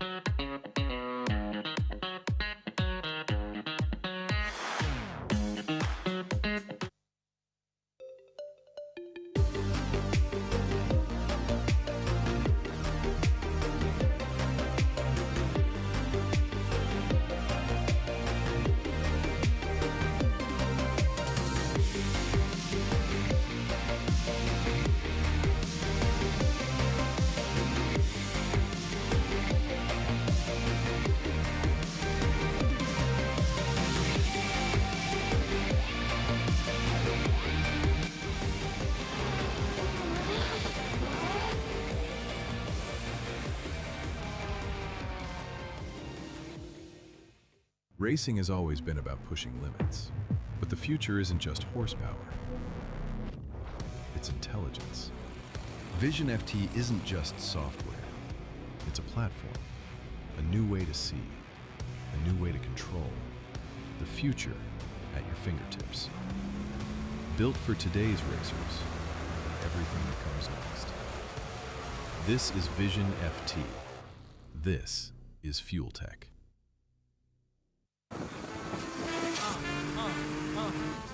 Hey, true, bet that up for the track.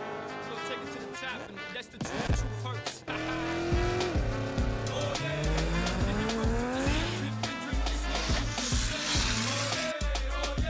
If you're balling by your motto's insane. Oh, yeah, my man. If you're pimping your skirts and your ass is fat and say, oh, yeah, papi. If you're willing to fight, then you're fucking the night and say, oh, yeah, oh, yeah, oh, yeah, oh, yeah, oh, yeah, oh, yeah. When I'm out in them wild boys, blunts and fillets. When I'm out in LA, boys, raps and switches. Now blood walk to this, now rip walk to this. Now throw it up, raise it up for that gangsta shit. Now blood walk to this, now rip walk to this. Now throw it up, raise it up for that gangsta shit. I'm in my Lambo maggot, my fofo faggot. Doors lift up, I'm like go gadget. See the shit I got on, homie. I'd hate to my Teflon. Long Boost Performance Parts, your one-stop shop for race-proven gear. All your major leading brands, such as Raceworks, Fueltech, TurboSmart, Garrett, Pulsar Turbo, TBS, Kelford, Warspeed, and more. Trusted by some of Australia's toughest burnout and race builds. Australia-wide shipping. Get sorted at longboostperformance.com.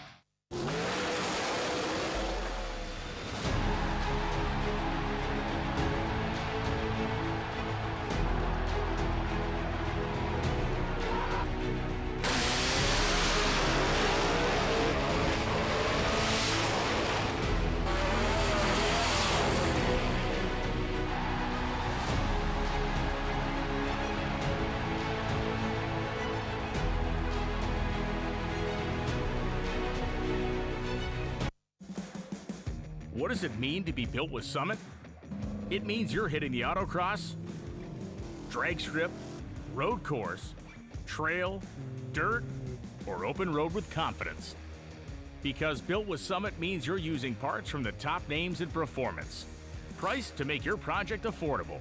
And it's all backed by trusted tech expertise and blazing fast shipping. Summit Racing Equipment. Let's build it together. SummitRacing.com. We can do better. Needs more boost.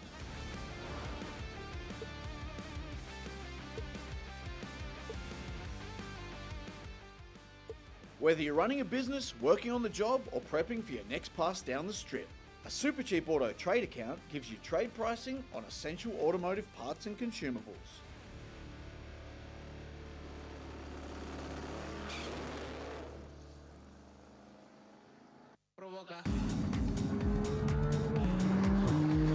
I'm Luke from Mayfair Marketing. We are the official marketing partner of Jamboree, and we work with hundreds of businesses across Australia in almost every industry.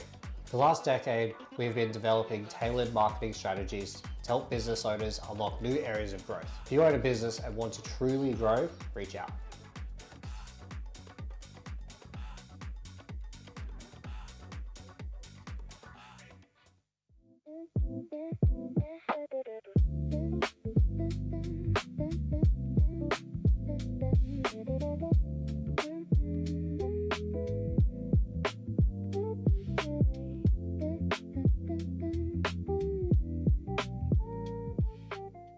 Every champion starts somewhere, and every automotive career begins with the right training.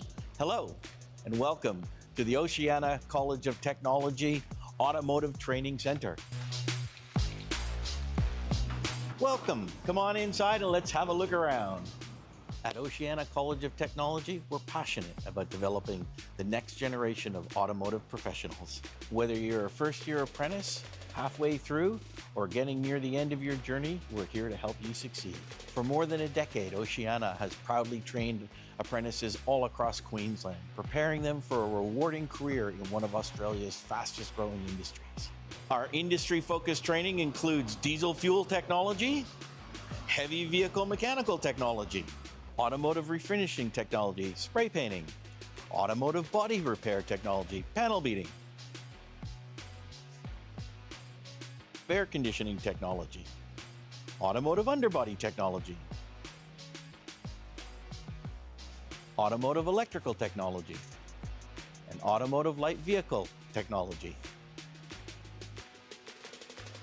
mobile plant technology, automotive servicing, and parts interpreting. With hands-on learning, experienced trainers, and nationally recognized qualifications, Oceana gives you the skills and confidence to succeed. At Oceana College of Technology, not only do we have this fantastic workshop, but we also come to you.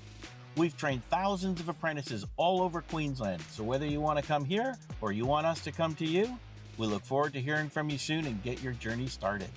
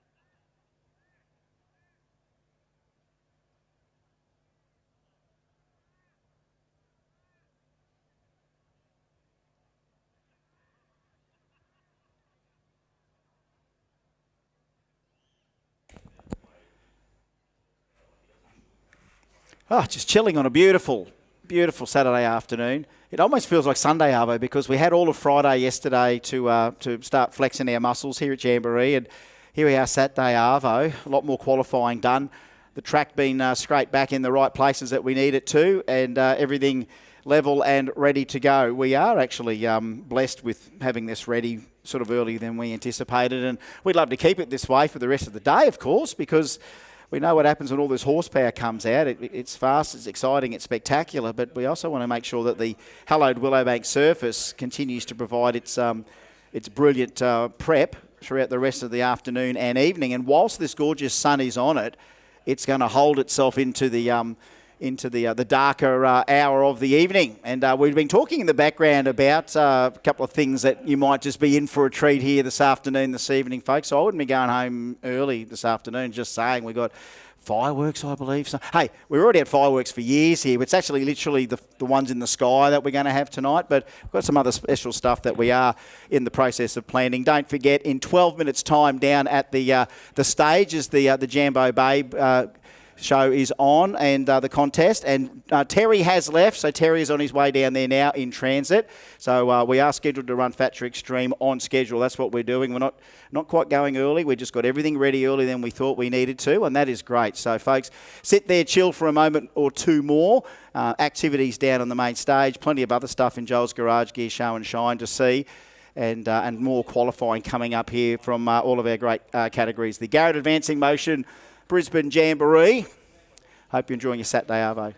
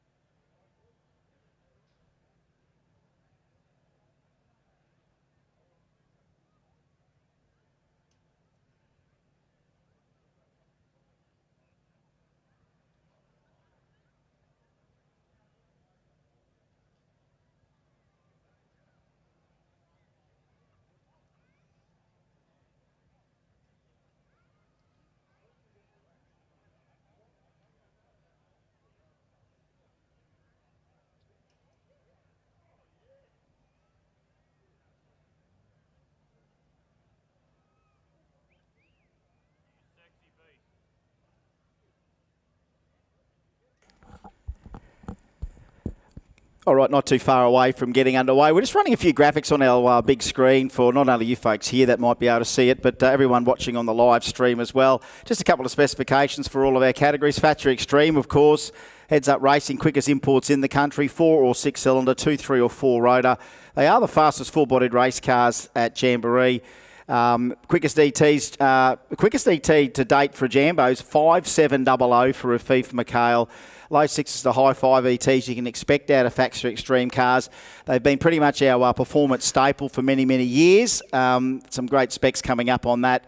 And thanks to Precision Turbo and Engine for this great category. What are we going to see this afternoon out of that field? Who knows? Those rivals matchups last night were quite interesting, and the way that it all ended up.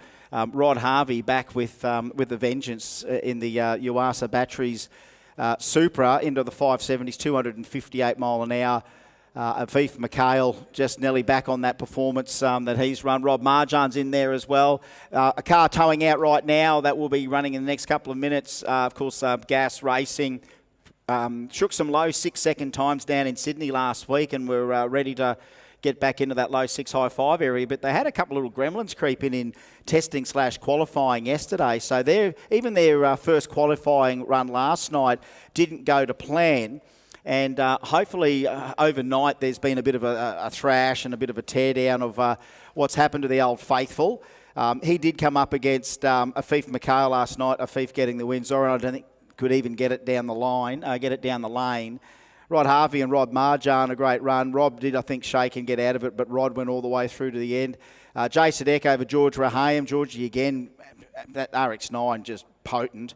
And Sammy and Archie rolled the beams, and Sammy got the win there. That was our rivals night last night in Factory Extreme. So hopefully this is the second qualifying session, folks. Remember, this is qualifying. I mean, it'll look like racing, but it's qualifying. We've got 2 more runs from these cars. And then that'll be the field set. So guess what happens tomorrow? We go racing 3 rounds of Chicago Shootout tomorrow to see which one of these Factory Extreme cars is better than the other.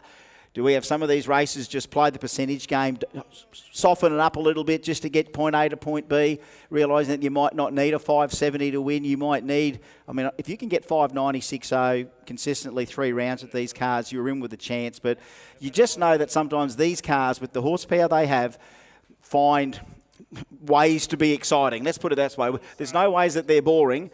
They always find a different way to be exciting for us. That such is the horsepower. So piston versus rotor to kick everything off with. 2JZ in the Gas Racing Salika. Zoran Gadjic driving the car. And, of course, Jay Sadek, the Salupa, the Mazda 6 with the Pack Billet 20B. Quickest automatic rotary door car in the world. I think quickest automatic rotary, period. World record stuff out there right now. World class. No matter where you look through the categories, we've got a lot of quickest in the world sort of stuff happening. It's crazy. We never thought all those years ago when Jambo started that we'd ever end up comparing ourselves to anywhere else other than this place. But now to know that 35 plus years later, there's a connection that does run worldwide. The appreciation for not only engines, but just that car culture, something different, something alternative. And whilst it's alternative is now the new mainstream. As everything moves on, not everything was turbocharged all those years ago. And I was just bringing up a point there before. I think it's embarrassing. It's 32 years ago, my Jambo trophy. I won my category in a turbocharged car. You know how many turbo cars were at the 1994 Jambo? 4. So how many turbos at the 2026 Jambo? Tons. Turbo's the new normal. Alternative is a new form of mainstream. The rest of the world knows what the rest of the world's doing when it comes to these things. Mark my words. We've got a lot of fans all over the world that know that Jamboree is pretty much one of those big pinnacle events where everyone got a little bit way more serious with the drag strip than I think we all anticipated we would. But the fields are ready for the next qualifying session. Precision Turbo and Engine, Factory Extreme. Our first qualifying session yesterday was great that we turned it into a rivals deal where we pitched a couple of matchups to the fans online. They came back with their votes about, who do you think would be the more favoured vehicle. And with that little bit of sliver of information that we used, Rusty Gregory, we were able to form a few little fights last night, a bit of Friday night fight night in Factory Extreme. I love the Friday night Factory Extreme fight night. It was actually very, very cool. Gave a way to get involved with the whole deal, for the crowd, you know, actually give them something to root for, give the racers something to race for as well, actually get it to the finish line. You know, great initiative, love it. It takes us that little, it allows us to use our imagination, as you normally, you know, in a children's storybook, you use your imagination. There's words that you then put a picture to the words. When you've got all the pictures and you just need a few more words to it, let's turn it into a battle. Let's fantasise for a little bit. Forget it was a round of qualifying and everyone out there went and pretended that we had to get a race run. Yeah. So the urgency on the start line, that cutting of a light, that pedal, a few pedals there to also save the run, try and get a number, try and get in front of your opponent. That's nice to have it in qualifying. What we now give to the people now, 2 more qualifying sessions where it isn't such a rivals thing. But guess what? That was a warm-up to how we're going to treat it tomorrow morning when we go 3 rounds, Chicago Shootout, for keeps. Another 2 rounds of qualifying tonight for the professional classes. So Factory Extreme coming up shortly, followed by Pro Turbo, Pro Compact, Outlaw Pro Mod, the GDR Shootout, and of course, then we end the night at around about 6 o'clock tonight with another session of the pros. So it's going to be a wicked afternoon of racing. You could not ask for better weather than this in early August. This is spectacular, Diggles. Did you organise this? No, just grows out of the normal Queensland atmosphere. This sort of stuff. Right. Decades of this sort of beautiful weather that we all love. We're basking in it. Everyone south of the border is feeling a little hot. Everyone north of the border is saying this is just mint. And at night, you can tell the difference, right? So once the sun goes down, the Victorians are comfortable. All the Queenslanders are freezing because it's 9 degrees, for heaven's sake. Actually, it was 3 degrees, I think, the other morning. But Lumper gets out of the swag this morning just in his socks and undies. He's from Victoria. It's like, oh, it's a beautiful morning this morning. So it's -3, man. As a Queenslander, I've got frostbite. Yeah, it's beach weather. But this trying of the Friday, hands up all those people that were here yesterday. Hands up in the crowd. Who was here Friday? There's a fair few. Yeah, I tell you what, day oneers, here's your day twoers. Hands up who's coming tomorrow for day 3. Everyone should put your hands up, all right? That's compulsory, right? You do know when you look at the conditions of entry where you said you must come Sunday. That's not really, but I mean, if you haven't paid for Sunday, why don't you pay? It's not, but it is. Look, stream's on for the whole world to see, but folks, don't you appreciate that when you do get out in the sunshine and you do get to mingle in an atmosphere of an event like this, it is worth coming. Yeah. You can sit there and watch it in your air conditioner on your Nick Scarley with your 102-inch and, probably fold the ironing or you're doing a project and you can't be here. Well, for all those people within 100K, 1,000K radius, soft, no offence. Look, we're going to give you the best stream that you can ever possibly have, but we want you here at Jambo. All the people here, you dig it. All you people that are in the place, everyone can feel that buzz. As soon as we go outside this tower, you can feel it just hit you in the face. And there's still enough time to get here. If you're local, jump in the car, get out here. We've still got a couple of spots in the grandstand, few patches of grass out there, so make sure you do jump in your car and get out here because it's going to be a wicked afternoon of racing, that's for sure. You're right. You're damn right that you should be out here to try it on. And, Dave's grabbing the little mobile there just to put a face to the idiocracy. That's Chris Diggles and I'm Rusty Gregory. Rusty Gregory. Yeah. Exactly. Can we get a graphic in there? Rusty Gregory commentator, Mark Allen commentator, Terry Dale commentator, Chris Diggles icon, like Jamboree icon. Jamboree legend. Is it legend or icon? It was legend, wasn't it? I'd take either. You obviously don't read the trophy too often. Second oldest Jamboree commentator here. I think Terry's... How old are you, Terry? But you feel, I still feel like I'm at my first Jambo, right? You boys out there, is this your first Jambo, you fellas down there, down the front? No, you've been here before. I remember the first one back, was it 1990, I think the first one was. Hands up all those people that weren't born in 1990. We're checking the generation gap, right? Not quite, but I wasn't at school yet. No, well, I was at 1990. I was 20, I think. So when Jambo first came into my life, it's like, wow, no V8s. They celebrate no V8s. There's no V8s here. It was Rotaries and Volkswagens. Was that the sledgehammer? I think even that first or second, you know what, whatever we used, remember that thing we did last year? Yeah, that was awesome. We should find that from last year, play some of that, because that's some iconic stuff. There's some seating sheets for us. Thank you. Thank you, Boy Racer. Amazing. All right. Well, we got Factory Extreme presented by Precision Turbo and Engine coming your way. And this is going to be fun. Round number 2 of qualifying. And just waiting on our system to update itself here. The gas racing Salika can skid. Oh, put your hands together, folks. He's back. Big Zoran is back. Big Skids mean the big boy is back, and here he is.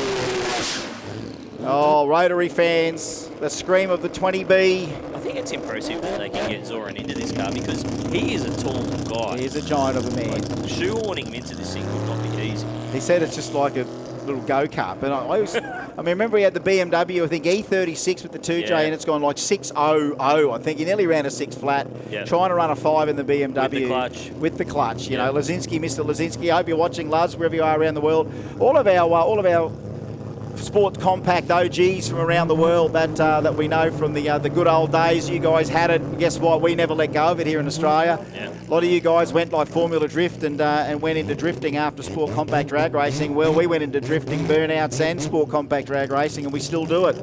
36 years later. Let's talk about Jay Sadek on the other side of the racetrack. Very, very accomplished young driver, very capable young guy as well. Dipped down into the 630 I saw last I night? thought I saw a 17 up there. Was it 17, when he was it? qualified, when he tested the other night. Now we're not getting any time screen here. I hope we're going to be okay with this at the last minute. I hope we're going to be okay at this at the last minute. We're down one level down in race control, so we've got a link to CompuLink, but we're not getting both these names up. Zoran Gadjic in the Salika. Jay Sadek just revving that 20B before putting it in gear. This is qualifying. How's it going to go? Q2.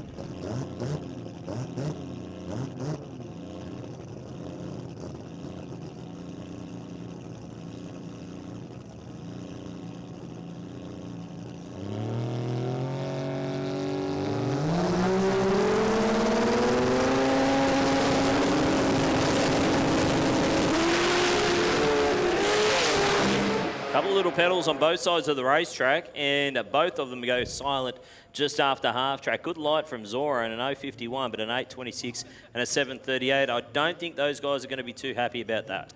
No, that and we knew if you either wanted to have a swing or make an adjustment, there was going to have to be a decision because we still have, as we said, this residual heat. I mean, the track's as flat and as sticky as we can make it with the UV and heat conditions, but some guys can just inch through there. Yep. They all go and have a try. No one's chickening out from the round, by the way. Look at the tyre tracks on Jason X side of the racetrack. You can see it was paddling the tyre really early on. Zoran got a fair way out before it went up into spin. In fact, I'm not even sure that it did go into spin, to be honest. But either way, we've got our next pair rolling up to the line. That is Zeus and Rob Margin, who has laid down some sensational numbers. I think he's got down to the 560s with this car. Yeah, he has, and he did that with an auto and a lockup, but now he has gone back to a clutch, so he is in the clutch program. We've got Rod Harvey with the clutch. We've got this guy's Robert Marjan with the clutch as well. So there's still a few guys that are still going to, might have the advantage in these sort of, UV-affected track conditions, that if the track does tighten up too much, at least with the clutch, you've got that little bit of adjustment. You might just have the might have the edge round to round if an auto car gets too much torque out and starts rattling the tyres. Johnny Elfs. This is, of course, is Sam from Crank's own R35. RB on board from Matooks. Torque converter, 5-speed Liberty, lock up. Rob Marjan's got the clutch pedal. Look at this. It was the first time ever. We've got two R35s on the line. RB R35. This is Australia. This is Factory Extreme. This is qualifying. Clutch versus auto. Yeah, Johnny, RB versus RB. Johnny may be a new name to Factory Extreme, but he can drive, let me tell you.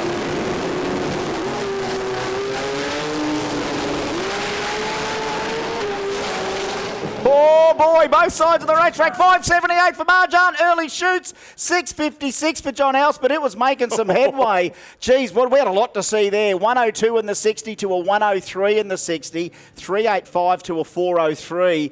And Marjan 578 with an 8. Just behind Rod Harvey's 578 with a 5. Look at this replay. If you go off the half-track times, Johnny was about 2/10 behind Zeus. Yeah. Right, so if you extrapolate that out, that was on its way to a 5-second run. Absolutely. That was on its way to a 5. 578, though, for Rob Margin. That puts him in the number 2 qualifying spot.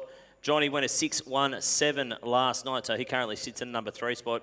followed by Jay Sadek, George Raham, Zoran Gagic, Afif McHale, and Sam Afkal. But they're all chasing Rod Harvey at the moment, who is 3 thou ahead of Rob Margin with that 578, 258 mile an hour blast from last night.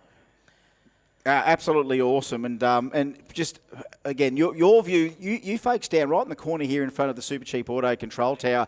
You got a pretty epic view of the track from there. You actually get to see a fair amount of attitude out of those cars. It's surreal. Everyone else, you just see them rocketing towards you. It's just the horsepower getting applied, the big tyres, the body language from the vehicles. And as I interviewed Rob Marjan yesterday, do you want to be back on the 560 pace, or are you going to be 570s round after round? He said the goal is to just go 570s round after round. And then, when everything, all the planets align, another swing at trying to go real quick in the car. So he wants to race consistency. He wants to race it. These cars are not trust me, everyone else in the world knows about this. Any Pro Import Factory Extreme style car in the world, any Import Pro Mod, it is not easy to take an engine of variable, smallish size. Yeah. You see how much Rob needs to bring that on the line. Like that's 40, 50, 60 PSI on the line, nearly 10,000 RPM before you let that thing go through the clutch and move that big tyre. It's quite awesome to see. Even just trying to hold that thing on the clutch is a job in itself. Like if you want to drive one of these cars with a clutch pedal in it, don't skip leg day, man, because it is absolutely trying to throw your foot off that pedal. And it is great that we've still got quite a few competitors that still want to it is the labour of the beast. If you are going to persevere with a clutch setup, is that you've got to be a master of that whole area of the vehicle. Yep. It's something that's always on your mind, nearly every single run. A lot of people like Afif here that's gone to the torque converter. Look, some say that, either way you can go quick. Shane T reckons that you can be just as quick a converter to a clutch car. Clutch car can be quicker. But right now, of course, earlier on this year, in June, the World Import mark got knocked from 554, which was Natty Racing, set at the World Cup Finals a couple of years ago. 554 for Natty Racing was eclipsed by a 10th by Saki Bomb, of course, from White Rice fame, the American guys. 544, the world import record at 544 with an auto and a lockup. So the standard is now with an auto car, but only by a 10th from traditional Natty clutch style car. And I might be wrong on this, but I do remember Shane in an interview saying that a properly prepared clutch car will be more consistent. Yeah. And theoretically quicker, right? Theoretically, but that's based on the fact that the clutch has to be serviced correctly every single Absolutely. time. And that in itself is an art form. Yeah. There's not a lot of guys who can do it exactly the same way every single time, and that's what it's all about. I know we keep talking about consistency being key. Consistency is the thing, and repeatability is the thing that makes these cars perform. It allows you to creep up on it and focus on other areas of the race car. Yeah, it's just one of those bit of baggage associated with having so much horsepower. Archie Kieski now representing the Rotor gang, of course. Maz Fix. His business there at Underwood, again, has forged an amazing reputation through the drag strip predominantly. His prowess with the rotary engine, a massive client base, plenty of repeat customers. So much cool stuff in the workshops of Mazfix on a day-to-day basis still. And Afif McHale beside him, of course. Matuk Racing prepped 2JZ in that amazing Lexus. So auto versus clutch, 20B versus 2J, factory extreme, Q number 2. And it is all systems go. And don't forget, Afif's coming back after a little wall banger in Sydney, at Sydney Jambo earlier on this year, wasn't it? Yeah, he's had to work hard to keep the thing looking brand new. I mean, Archie's had his whip now for, God, is it nearly 10 years, maybe? It would be. This was the ultimate car for Archie to have. He set the mark first in the sevens. Yeah. And then everyone else wanted got beautiful purpose-built race cars. Archie sort of had a bit of a pro street thing going on in the day. Went to the Beretta for a while, which was good. The Beretta. He went into I think he knocked the mark over at the Beretta too.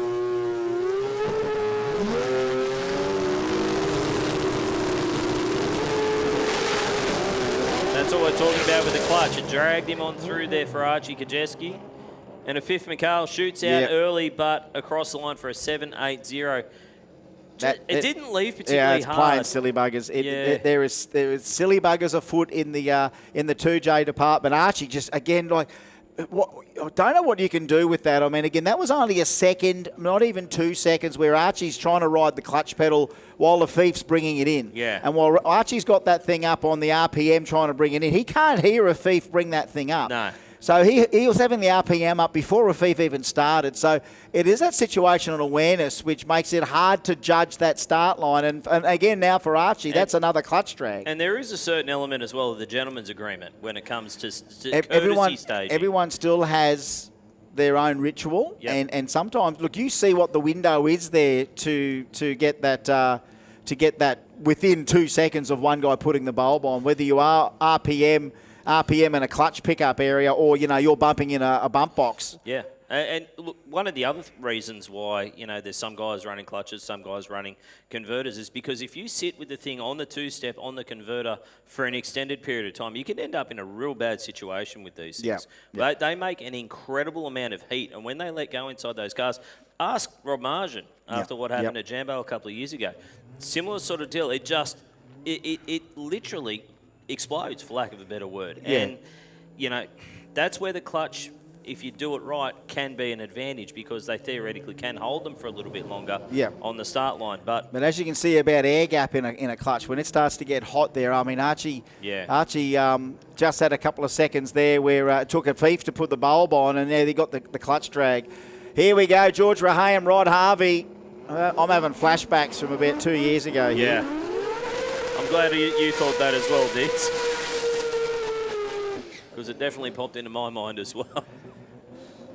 All right, so nice big skid there from the RX-9 for George Raham, who had a pretty damn good pedal job last night in the qualifying session. Yeah, well, these guys know how to... Look, that's George Raham right there, coming up at 100 mile an hour in reverse. He's just... some things never change. Big burnouts and fast reverses from George Raham. Wouldn't expect anything else from the legend. The RX-9 looking resplendent in this burn your retina yellow. And Rod Harvey, the Yuasa battery Toyota Supra with the Billet 2J on board. We're having a quick look under the 2J. Quick look under the car. Looks like everything's okay. That's Jackson Bray out there, Victor Bray's grandson. Yep. Got Victor Bray's son, Ben Bray, there at the door helping Rod Harvey. We've got Mrs. Harvey on this side here too. Yeah, this is very much an operation that's... You'd call it a team car out of the Bray workshop, wouldn't you? From Pakuranga in New Zealand. A lot of hopes on the NZs this weekend. We already had last night a win for all of our Kiwis last night. Stu Walsh. We had Stu Walsh last night, Barry Plumpton last night, and Rod Harvey last night. Oh, I thought you were talking about the Warriors. Okay. Oh, no. Well, that was good too. That was good too. All right, now, Georgie with the clutch. Rod with the clutch as well. So two people with clutches. At least now you know when two clutch cars go together, there shouldn't be too much time between them. All right, where is it at for you folks? Piston or rotor? Pack.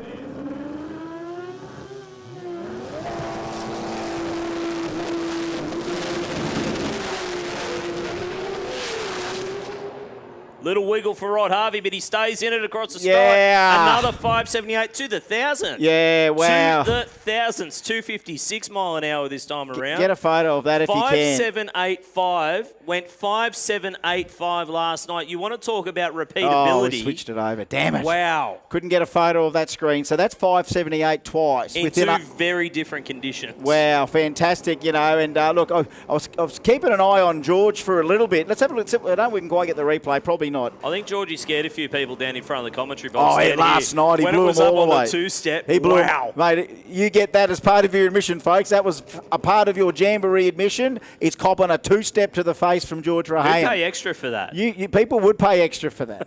Here's the big two-step. Watch everyone cowering over the side here from the two-step. Last night it did the same thing. Harvey, straight as a string. That's 570s. Margin and Harvey with clutches. RB versus 2J, right on the money. It wagged its tail a little bit just after half track, but I mean nothing that you're going to write home about. That was a stout pass for Rod Harvey. Now, Sam Afcal rolling up to the line from River Hills in Queensland. This is Precision Turbo and Engine Factory Extreme. Trying to think who we're missing there. Well, let's have a look at the entry list. Because we had a nice neat 8 here So last night. we haven't seen. Oh, well, everybody's coming. No, up. well, you know what we did see in there that's Yeah. not there? John Elfs. So John it Elfs. was John Elfs in there. That's the extra, isn't it? So there we go. Yeah. So Sammy, got to get this 20B running.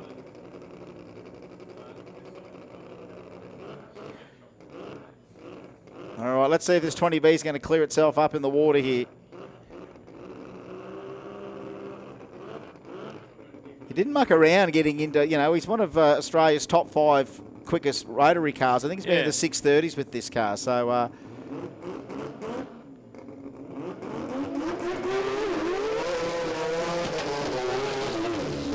I guess the question is, has he got the tune up for these conditions? Which, I've got to be honest, after ducking out of the commentary box for a little bit about half an hour ago, it's pretty warm out there. It is. That sun is beating down. I think you'll find we are going to have just a beautiful comfort level here in about an hour to 2 hours. We're going to just be in this beautiful zone. Local knowledge. Everywhere, just everywhere. The air, the track, the conditions, I think, will just, everything will just be mint. Right now, we've still got that lingering Queensland afternoon sun. A beautiful winter sun, of course.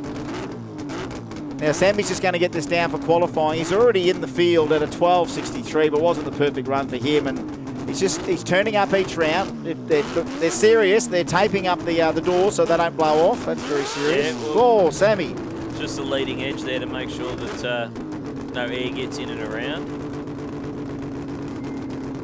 Yeah, just making sure that sometimes you can get the wind under those things, and he's lost them there before.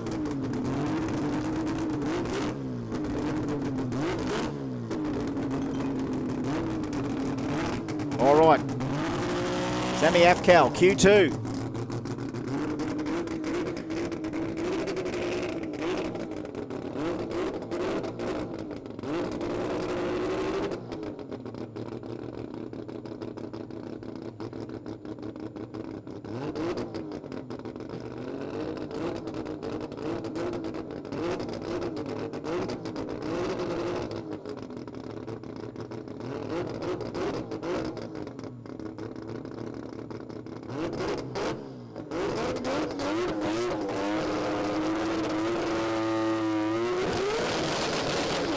Whoa, no. It's not a happy car. No, Not a happy RX-8. Off the start there, it just did not want to get that clutch in there. It was that little clutch setup in there was just getting a little bit toity there, wasn't it? It was just getting a little bit sensitive and couldn't get enough RPM on it before it actually started to grip, and that's why the thing sort of just caught itself and shut itself off. So was not in a healthy condition straight off the hit there. But he's lucky to be able to at least get it pushed back. Another call, Pro Compact to the lanes 2 and 3, please. Pro Compact to the lanes 2 and 3. Pro Compact to the lanes 2 and 3. All right, so we've got just getting pushed back. This is, of course, Pro Turbo about to start. Pro Turbo brought to us by Long Boost Performance Parts. All those people checking it out on the live stream and the big screen. Full body cars, Pro Stock style rear-wheel drive cars, 4 or 6 cylinder or 2, 3 and 4 rotor. We see low 7s to high 6s. In fact, it's sharpened up the last couple of years just quietly. 200 plus. We can change that from 195 to 200 plus. Fastest ET at Jamborees, Anthony Matook and VL God, 625. 625 for VL God. It won't be the last time we mention VL God here today either. That's well and truly in the realms of getting a touch up this weekend. All right, Pro Turbo, as we said. Another great matchup between piston versus rotor. 2JZ versus 20B this time. Not quite the big skid that Justin Cook was looking for. 2JZ powered Chevy. Can we get Outlaw Pro Mod to the staging lanes, please? Outlaw Pro Mod. Outlaw Pro Mod. Lanes 4 and 5. Outlaw Pro Mod. Lanes 4 and 5. Outlaw Pro Mod. Lanes 4 and 5, please. Pro Compact to the lanes 2 and 3. Pro Compact to the lanes 2 and 3. This is a very cool car. This Chevy Air Standard took my fancy when I was watching on the live stream last night. Very, very nicely presented car. Yeah, Justin Cook. A lot of potential in this thing too. He's had it for a good couple of years. Came out and ran some pretty stout low 7-second runs many years ago. Big tyre on it, 2JZ Power Glide. And it's back. It's called the Tranquilizer. Great shirt for the car. And tell you what, haven't we got some good backup gear here? Now, I don't know whether there was double duty from Dan Swanee, because remember Dan Swanee's backup girls have got the orange, and because of the orange Gemini, here's the orange utility. But we had some very glamorous backup assistance there. Getting the wheelie bar set. Jerry Keel ready to go in the lane beside us, of course, direct clutch.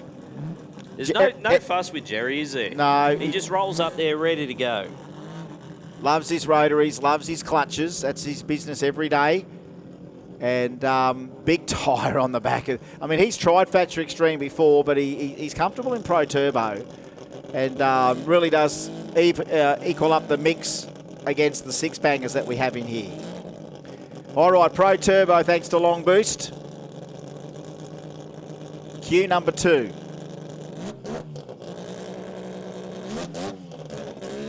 Just checking with him, pointing everything out. Yeah, I think he's telling him the finish line's that way. Okay, yeah. A few other little messages sent through to Bud.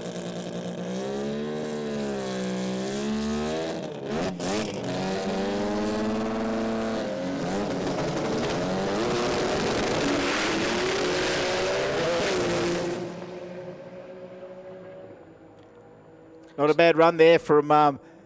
7:39 at 185 there for Damo, but issues there for Jerry off the launch.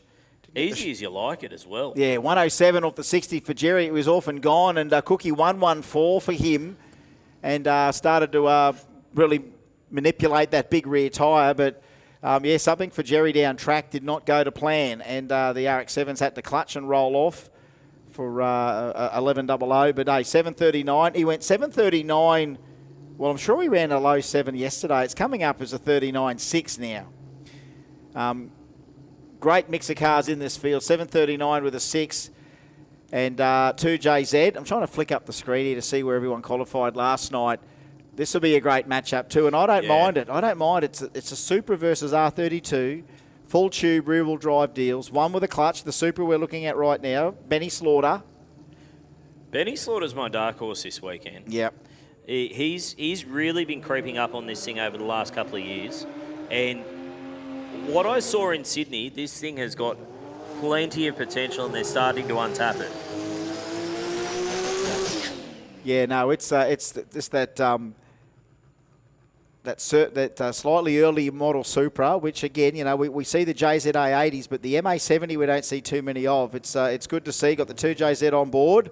More of an angular 80s wedge sharp shape to it. And what about this? I think wasn't the earliest R32, was it 91? I can't remember. But how good does the 32 look of a boy from Bundy? Jason Payne. Jason Payne. Beautiful car. It really is. And let's be honest, he's been one of the pace setters in Pro Turbo for a long time. Very long time. He's always running at the pointy end of the field. I don't think there's any secret about that. But it hasn't exactly gone to plan for him so far, because it was a little bit lazy in the burnout. It was almost like it didn't want to come up on boost to start with. He had to back it back and have another go at it, which is not a problem, but it does mean that Benny Slaughter's sitting over there waiting very, very patiently in the right-hand lane. We can see he's got the nitrous sticker on the door, which means he does have to coordinate a little bit of nitrous for the spool up and get it done. Final call, Pro Compact, please. You should be rolling. Final call for quali. Pro Compact to the lanes. Final call, Pro Compact to the lanes. Keep getting these little text messages we've got to keep paying attention to. They're looking for more Pro Compacts to the lanes, please. All right. Here we go. 3.2 litres both sides of the racetrack. 30 RB32 and 2JZ plus 2. Great looking car, the Supra. VALC Mining Solutions. Ailtech as well on board. Haltech. Plenty of sponsors. Does a lot of work on the corporate side of this program, Benny Slaughter.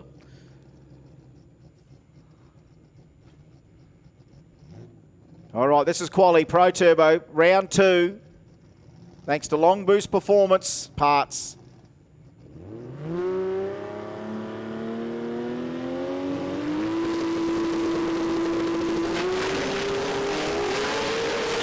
Oh, Benny Slaughter took a while to get going, but now it's real going. But so's Paney, 669 to a 649.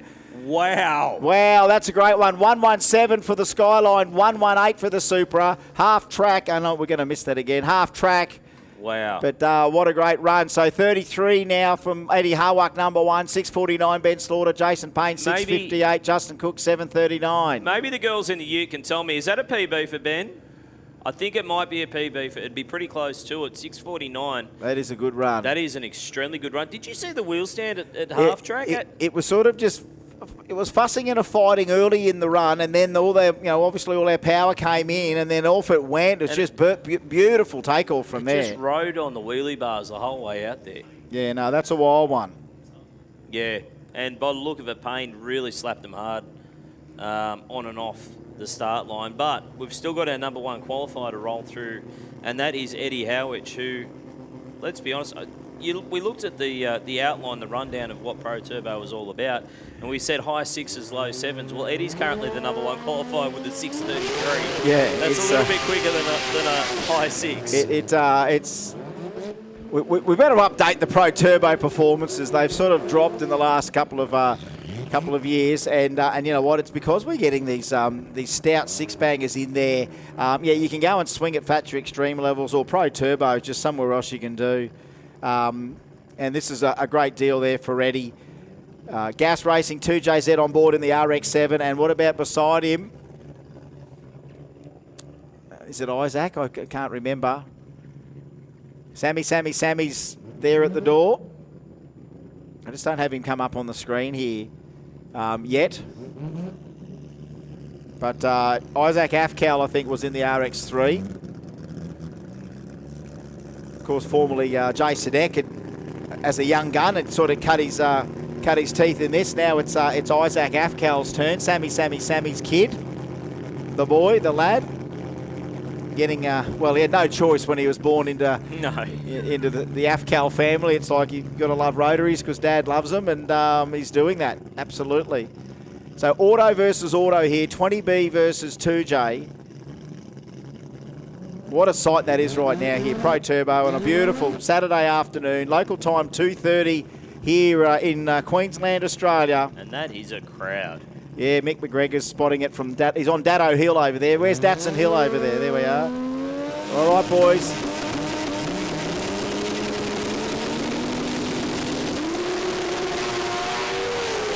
Little wiggle for Eddie off the start line, but he's going to stay in it here.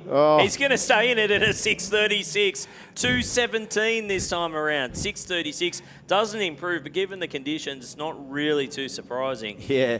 8:33 there for Isaac Afkel. 1:16 in the 60. Certainly gave him a push in the back, Isaac. 1:07 for Eddie. Half track 4:17. It was doing 181 mile an hour in 4.17 seconds. So how's that for a half track measurement? 0 to 181 mile an hour in 4.1.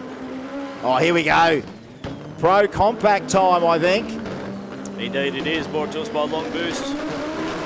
Sorry, Long Boost bringing us Pro Turbo. We're going to move now into McKern Pro Compact. Yes, McKern Pro Compact. Of course, Pro Compact is, we've got another outline for the category, of course. It's to do with sedan vehicles of 2-rotor and 4-cylinder. And, oh, geez, you're getting out of shape there a little bit there, Freddie. Of course, Karam. Now, there's not too many in the world of these, Rusty. The S15, of Eddie, not Eddie, Freddie. Got the Ford Sierra Cosworth 4-cylinder in it. And beside him, of course, Osmond's. And Osmond, of course, last night, Moe Osmond, 650 with the Evo Lancer last night. Ran a 650 this Lancer. Wow. Now, this was formerly built by ET Chassis initially. Someone gave me the laydown on it just before, actually. Somewhere in here I had it as well. Someone did send it to me. Pretty much stock dimensions when you have a look at the car. Like, I haven't done a lot of working over in terms of the body on this thing. So to go 650 in that's pretty impressive. Yeah, no, we had a story to tell about. Initially, this was nearly 85% completed by Jamie at ET Chassis. Initially, this Lancer for Rob Barak. So a bit of Queensland origins for that at the beginning. All right, Pro Compact, 4 cylinders to start with. Here we go.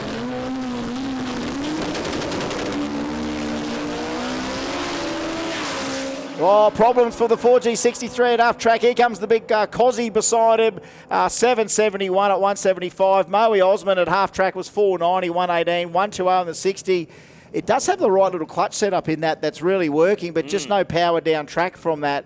And that's a shame. Last night, 6:59 blew us away last night. Even off the start line, it only went 1:20 to the first short time out there. So it wasn't even up on the power from the get-go. It went 59 with a 9 last night at 211 mile an hour. So he's put a number down for the 4-bangers, but not that time. So hopefully they can get a bit of fix-up on that.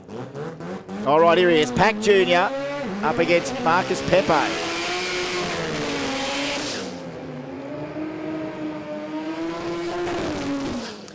From Reevesby in New South Wales, Peter Rahayem, of course, from the another one like Isaac Afcal. When you're a kid and you're born without your consent, born into the Rahayem family, and you wake up and there's your father, Rocky. There's your mother, Karen. There's your uncle Rodney and your uncle George. Yeah.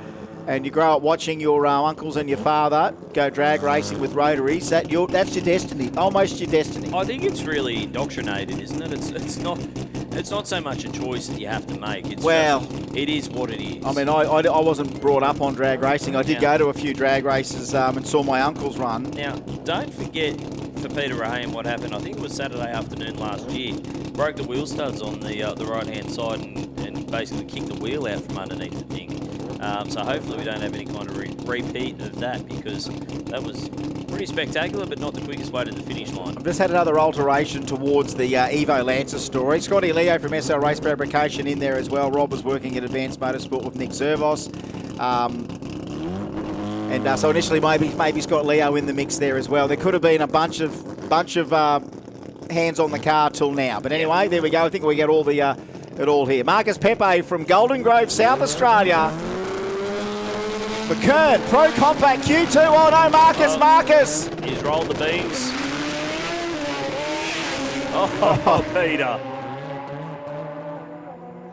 All the way out the back door with a pedal. Pass. 724, 185 mile an hour. And Peter Rahayem, 115 in the 60. Marcus Pepe drags the clutch through on the RPM, and that is a time not registered. You wouldn't believe what happened to it last night.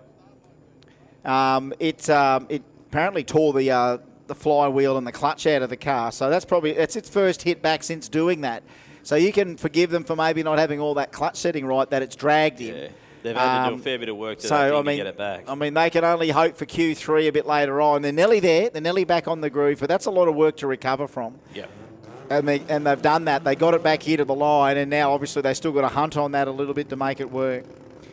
Next up, it is Alan Dodd in Sup G. Well done. Love the colour on that thing. Yeah, it's bright. It's like the pack yellow, except it's Sup G green.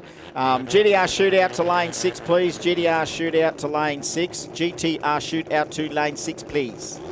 You know what colour it is? It's almost the interstate batteries. Oh, it is. It's very, green. very bright. It's very, very similar bright. to that from back in the day. And of course, you've got Jürgen Piscopo on the right-hand side of the racetrack.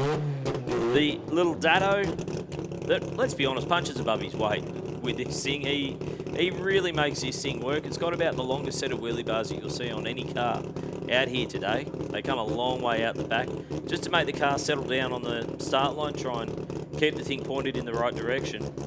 These cars do tend to smack the wheelie bar pretty hard right off the hit. Aren't they just two of the most different looking cars you can possibly put together with 13Bs and clutchlesses in them? Little Datsun 1200, of course, great heritage. Rod Harvey, of course, the Ray Glass car with an SR20 in it. Benny Bray drove it as well. Jürgen Piscopo puts the 13B in it and continues on the legacy of the car.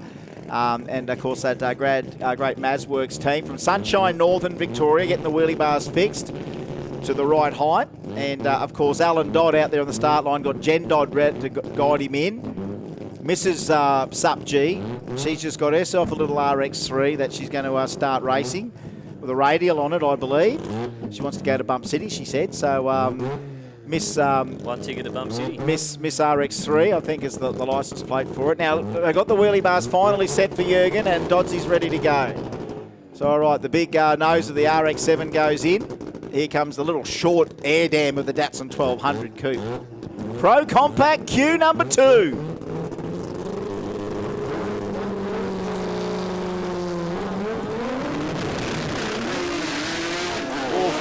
That is some violent shake for dear. Dodd. Jurgen just did this little power wheelie from then on. Look, 7:05 at 2:03 means he got back on it. 7:27 at 1:26 for Jurgen means that was a pretty decent run, point A to point B. Doddsy 0.33 off the pro tree. A whole lot of rattle and shake, a little bit out. Like it sort of had a little low speed shake, and then as it went out a bit further, it shook a little harder. He pedalled it, got back on it, and still went at like a 7.0 to qualify number 2. With the angle of the sun coming across the racetrack and from where we're sitting, you can actually see just how violent the tyre shake was on that thing. And it started right at the hit. Like before the back tyres had even crossed the start line, that thing was shaking. And, pretty good recovery to come back and knock out a 7.05 there for Dodd. We were trying to work it out last night, when you might go to the two-step at nearly 10,000 RPM. The engine's still relatively small at 80-odd cubic inches or 1.3 litres, whatever, with 40 to 50 plus PSI a boost on it. Yeah. And then you've got to put it through the clutch. And some of these guys might have an 8-inch clutch or a little 7-inch clutch. So you do need to transfer a lot of RPM and torque somehow. Introduce that to your stationary big fat slick. Yep. And all your mechanical drive components into gearbox from there back. Yeah, and funnily enough, that slick's rubbery. Yeah. And so when it doesn't go down cleanly to the racetrack. That's the one thing that is fully pliable. Everything else behind it is a passenger. Exactly. Radial Extreme round 1 to the lane 3. Radial Extreme round 1, Chicago Shootout. Radial Extreme round 1, Chicago Shootout to lane 3. So a little bit of Jambo round taking about to happen. Next up, Rodney Rahim in the Camaro, the build by Pack Camaro. Taking on Simon Ioanu, the RX-8, the purple RX-8 for Promaz. Now, we haven't seen this car at a Jambo before, Rodney, have we? I think Sydney Jambo was the first time. This is its Jambo debut, I would imagine. Jambo debut, I would imagine, up here, the Bumblebee. Yep. Radial Extreme to lane 3, Radial Extreme to lane 3, please, for lane 3 for round 1 of Chicago Shootout.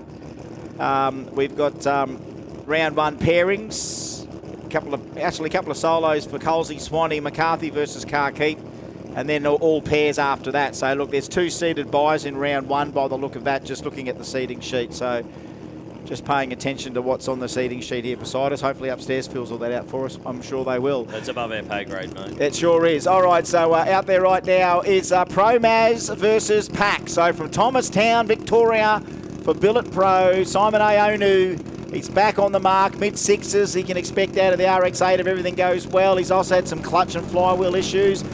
When does not a 13B Pro Compact car have clutch issues? Rodney Rahim, well, this man has been doing clutches in rotary drag cars probably more than anyone in this country. Yeah. On the Pack flagships. Here he is now. What can the Camaro do? Q2 start to show us some of the potential. 7-speed Liberty in the Camaro. Oh, Simon, nice move.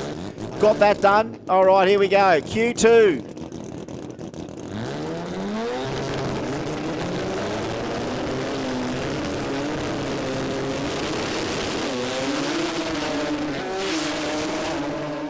Nice recovery from Rodney there. Shoots out early, though. Yeah. And a 7.61, 116 miles per hour. I wish we could hold the screen. 035 to 033 off the tree, right? Simon 035, Rodney 033. 103 for Simon, 104 for Rodney. So they were virtually identical from the out to the 60 foot, both on the way they launched on the tree to the 60 foot. After that, you saw a little bit of hassle from both sides. Bit of spin out wide. Remember, 7-speed gearbox in the Camaro now. So see what happens with the pedal. Quick pedal back in, another gear, another gear, another gear, another gear. It's not a bad idea. It's not a bad idea. It does help you recover a lot quicker. Well, I mean, ultimately on perfect conditions, no problem each gear, it's 5-second potential. But again, if you don't quite get it right and a pedal, get through all the gears, and you might end up with a low 6. Lee Doherty gets all by himself this round for quali. And remember, if you've been following the story, Lee has the little MX-5 that we normally see. I think it was back to a manual. Had an auto in it for a while, but then he had issues in testing last week. breakage or fire. I can't quite remember what the story was, but they were thinking, well, I can't fix this for Jambo. It was too far gone. They look at the RX-7 they bought off Billy Nabin and said, well, you know what? We were going to put this together at some stage. So, hey, got the entry for Jambo still. Let's get what we can into the new car, the newly acquired car. And here he is from Leppington to New South Wales. He's back and now got to learn a whole new combo for himself. A bit more wheelbase than the MX-5 and a bit more tyre. Should be a little bit easier to drive, you'd think. Let's just see how he goes. But, yeah, it's a beautiful car. A bit of original heritage, too, from Billy back in the day. Radial Extreme, round 1 to the lanes, please.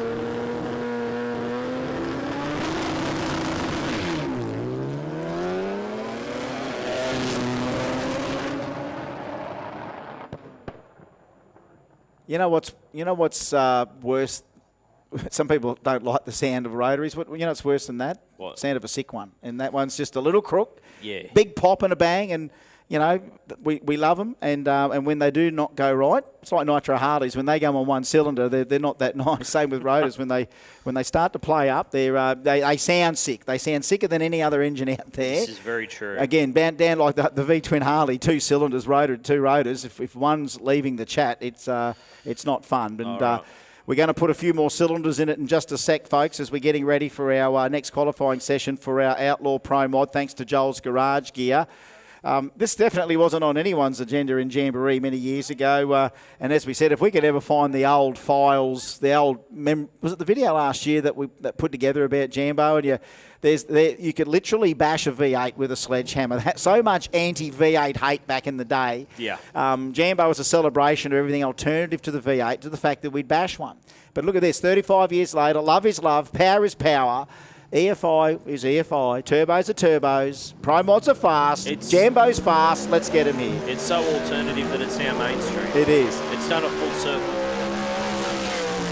And look, honestly, folks, you can't deny that it adds, again, we already had some of the fastest tin tops in the world, 8 cylinders or less. Now it's time to add those 8 cylinders and basically open up the rules to run what you want. Turbo, blower, nitrous, there's some, it does challenge the mainstream that we've had.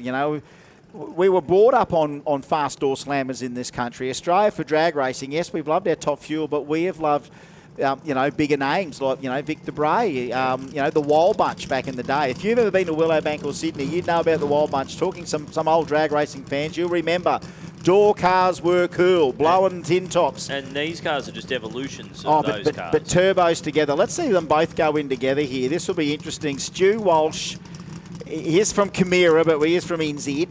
And he had a win last night, had a win. Joe Gauci, of course, the Profab Mustang from Cringilla in New South Wales. And, of course, Carl Cox, drag racing on the side, the big man himself. Oh, yes, oh, yes. World-famous DJ Carl Cox. I hope you're watching on the live stream wherever you are in Europe right now, earning that Pro Mod pocket money that you need to... he's got to keep working. Man's in big demand, but he loves his drag racing and he loves Profab and he loves standing, he loves Jambo, and he loves a bit of Bump City. Let's have a look right now as we put them into stage. Pro Mod, Bump City.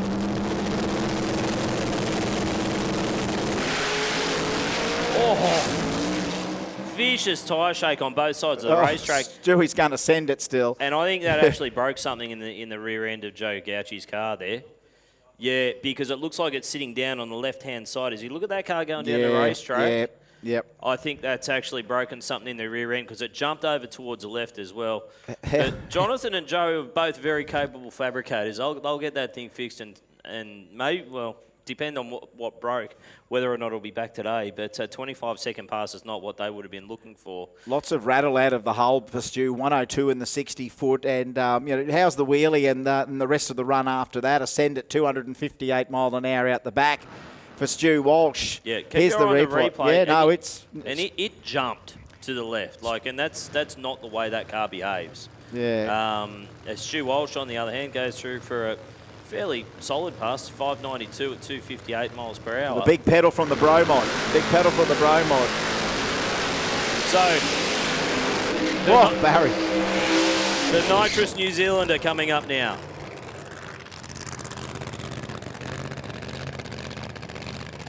Johnny Ricker, Barry Plumpton. Had a little match race last night as part of Rivals Night. And, yeah, I tell you what, I'm glad we got a little bit of Barry Plumpton in before Johnny Ricker, because just to hear 959 cubic inches of Pat Musi. Okay, I'm gonna do something now. I'm gonna go out on a limb. I need to stand up for this one. Okay, righto. I'm standing up for this one because Big Cube Nitrous has won so much over the last 2 years here in Australia. Has won the Winter Nationals in Pro Mod. He has won pretty much everything he's tried to put his name to. Johnny Ricker, on the other hand, the quickest and fastest supercharged door car in the world, full stop. Full stop. Quickest, full stop. Quickest No exceptions. Quickest door car in Australia, full stop. Quickest radial car in Australia, full stop. There's not much Johnny Ricker hasn't got in the resume already, but how good is Barry Plumpton right now supporting Outlaw Pro Mod and Jamboree? Did so well in Sydney this year too, remember Barry, so... Johnny Ricker, though, he's very hard marker on himself and the team. If he feels he's left the team down, he'll tell them, but he'll also tell the team when he's been let down. Now, on the button, 3 reaction times yesterday. 000 on his first hit, 021 and 020, his 3 hits. Reaction time. An average of about 10. So you can't tell me that Johnny Ricker is not doing his job as a driver.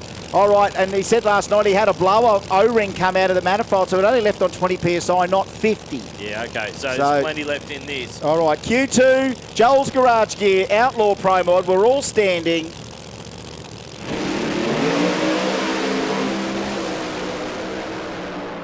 Mixing up the cylinders at half track, 553, only 243, 734 for Barry, 02, look at that Ricker, 022 on the tree, 045 for Barry, Barry 955 to the short time, Ricker 939 to the short time, 363, 210 at half track, 428 for Barry, rattling himself out of there, I'd say, as the extra nitrous kicked in. 553 for Johnny. Could you see it mixing cylinders up in the Camaro? It was putting out some smoke the blower signals. car. In the blower car, There was definitely some smoke signals coming out of it. Now, we'd only put on 33 mile an hour on the back half of the racetrack. So he was well and truly off the throttle way before the finish line down there. And that's probably because it was mixing up the cylinders. Watch about here. You'll start to see some weird puffs starting to come out of the headers on Johnny Ricker's car. Still, 553 takes him to the top with a bullet.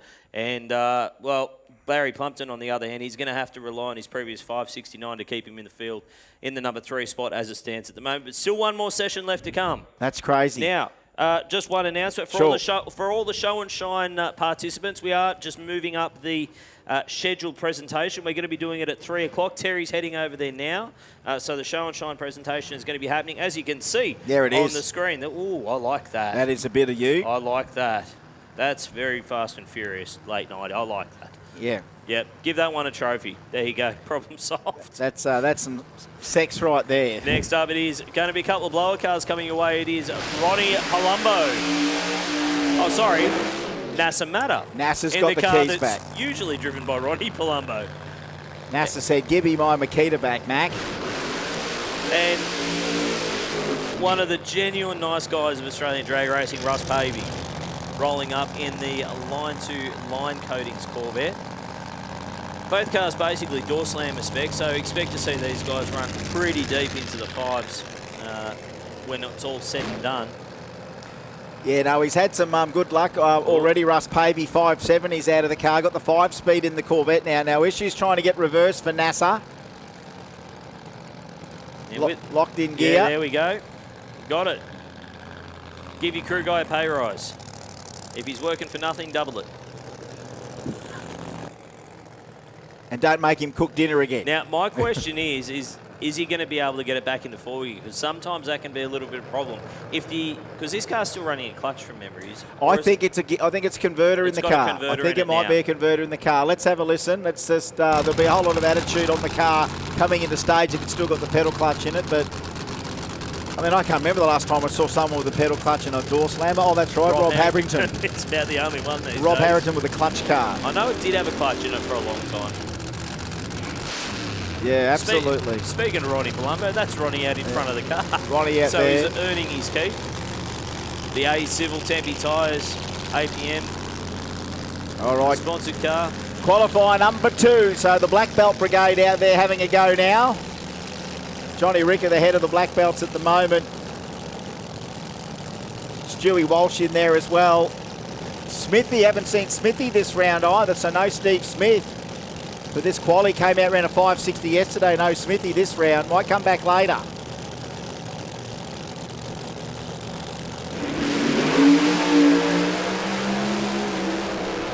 Breathing pretty heavy, NASA Matters car, but it's going to get it to the stripe. 589, 232 miles per hour. It was breathing hard through the stripe down there, but a 589, 232 will put him solidly into the field. Russ Pavey, on the other hand, it looked like it was doing all sorts of things wrong over there on the far side of the racetrack. Only 113 to the 60, and he is still yet to cross the finish line down there. 3, 2, 1, and there we go, 28.65. Yeah, no, that might have just shut off on the hit there, and hard to get those things restarted. May have even tripped the safety system on that car. Let's have a look at the replay. I was keeping an eye on the Matter car, so let's have a look at what happened to Russ Pavey here. Keep your eye right of screen as he brings it into stage. Oh, the blower belt's off it. Yeah, yeah. So that was the telltale sign on the line there. So if you're up in the grandstand and you hear it say, oh, it's the blower belt, that makes perfect sense. Well, the reason that makes perfect sense is the way that these cars make all their horsepower is through that big supercharger, the big air pump on top of the engine. The way that connects to the engine is via a belt. And that belt goes down from the blower pulley on the top, on the front of the supercharger, all the way down to the crank pulley at the very bottom. Now, the theory being is that you overdrive that pulley, in theory, making plenty of boost, turning the screws inside that supercharger. But as you can see, when it all goes wrong and there's too much boost inside the engine, or for whatever reason, they do tend to toss the blower belt. That's designed to snap. The reason it's designed to snap is because that is a hell of a lot cheaper than replacing a whole supercharger assembly. That's right, that's right. And you know what? There's a certain life you're supposed to get out of them, and a lot of the times they'll normally tell you when they're ready to be changed, because they'll be off. And if you're looking at that thinking, oh man, that looks like it's just made a mess of it, go and ask Russ Pavey if you can have a crack at trying to rip that blower belt. Give it a little tear. Just give Try it a and give it a little tear. Because I'll guarantee you that you won't be able to do it with your bare hands. You look like a strong young buck. See if you can give that blower belt a little bit of a tear. Give it a tug. Can't do it. Now, well, you know what? Also on the two-step, I wonder... Here she is. Whoa! Hello, Christmas tree. Kirsten Tucker. Got our attention there, but you know, sometimes I think when you put those cars on the chip on the two-step like they do, that that's the time that actually that belt can be sort of reverberating on the as it's oscillating on the two-step. That belt's also copping a flog. Because you think about the harmonics that are happening. Yes. With that right at that moment. Right at that moment. So, and I think that's got a lot to do with why we're seeing quite a few cool shafts starting to break in superchargers as well. Yeah, but anyway. It's hard on our gear. Drag racing's hard on everything. Let's talk about this young lady on the racetrack, Kirsten Tucker, or Kirsten Canuli, as she's better known these days, lining up in the Pro Mod down here, making her Jambo debut, I think we can say. She's nearly literally one run. I know that sometimes, as Mark was saying last night, if you sort of done a half run or an aborted run, or you've pedalled a run, it can go towards your performance testing. But she's ultimately, look, long story short, she's got to get this thing to the finish line, representative of a Pro Mod, and they'll probably tick her licence off. I'd love to see it ticked off this run, but it's not in our hands, it's in the hands of the performance assessors. And if you're thinking that the name sounds familiar, that's because Kirsten is wife of John, sister of Shane, daughter of Robin Janine. You know, it's quite the family lineage that they've got. Born pretty much, born at the drag strip pretty much. Another original track baby. I talk about our kids that are growing up at the drag strip. And mum to Nixon and Tiana. Yeah, you're a track baby. Mark's a track baby. Kirsten was a track baby, but now she's a grown Pro Mod driving woman now, and she made her husband cry yesterday, which was good to see. Oh, there's another one of those belts. Yep. Bang, we can't get a good belt these days. That one, hopefully some of the camera guys got that one, because that belt, it actually stayed put in place. Yep. There's a guard that goes over the top of the supercharger belt, theoretically to stop it doing damage to the bodywork when it comes off, because when they come off, it goes bang. But it looks like that one hung on pretty hard there. So welcome to Supercharged Door Slammer Racing. Kirsten, you've thrown a blower belt, you can tick that one off the list. Yeah, it's not... It's not something that you expect to happen one run after another, but they do when they do go, And I can't help but think that, you know, getting on these these chips now. Call them the chip. Get it on the chip. That's the two-step. Old saying. Of course, they're two-step. Anyone that doesn't know what a two-step is, we're talking about a rev limiter. Yep. So, when you can normally activate a button or put your foot down, there's a variety of different ways that you can engage a different electrical circuit in the car to allow only a certain amount of RPM. So, for drag racing in the... for anyone that's known. And again, Lowens can tell us exactly when someone invented, MSD would have invented the two-step, which would have been, the rev limiter to start with. So a built-in ignition system with a built-in rev limiter, RPM-wise. And, of course, the old MSDs, you'd change the little chip in it. Yep. So I think that's why the term the chip has stayed around for a while. You used to have the chips, you'd have the box of chips that you'd have to take out and put in. And it's like, well, I'm launching it, I've got an RPM chip at 7,000 RPM, but I'm on the limiter up 200 feet before the finish line. Right, well, let's put a 7,500 chip in. Yep. And then literally you've got to 7,500 before the thing starts to cut out. So now with electronics and ECUs, you can control that through the ECU. And now that with supercharged cars with torque converters, the blown cars, again, a lot of their fuel systems are still based on mechanical pressure. So all of a sudden you are then asking that engine to go to a rev limit, which means starts to wet cylinders as you take revolutions out. That can also have a little mini hydraulic in that in that little couple of seconds there where hydraulically the engine is rich full of methanol. When it gets the big RPM, with the screw blower especially as well, you've got all this fat fuel in the fuel system, and then you want it to compress. You're opening the throttle wide open, but the RPM is getting limited, so there's more fuel in the system. So I can't help but think that that's also making that engine try and turn backwards on itself, or it's resisting itself. Well, the poor old supercharger, all it wants to do is get told what the engine's trying to do, but the engine's limited electrically. Because you think about all the fuel that's going in there, and you can't compress a liquid, right? Yeah. That's the golden rule of physics. You can't compress a liquid. But when you're putting all that fuel in there, that pressure has got to go somewhere. Yep. And the logical place for it to go is either out through the exhaust, or if you happen to get it wrong, it goes back up through the manifold and up into the supercharger, which is what you're talking about. That's where it starts putting all that pressure on the supercharger belt. And we've seen cars do that too, where even if you drop a valve, in other words, a valve doesn't close and gets hit by the piston on the way back up, that backfire in the manifold can also not only break the belt, but it can also send the blower off, and that's why burst panels were invented. So drag racing's got a lot of great inventions towards protecting itself from explosions. Yes. Really, I think everything in drag racing design over the last 50 years has been designed to not blow up, not break. Make power, go faster. Yeah, stopping, we don't mind stopping.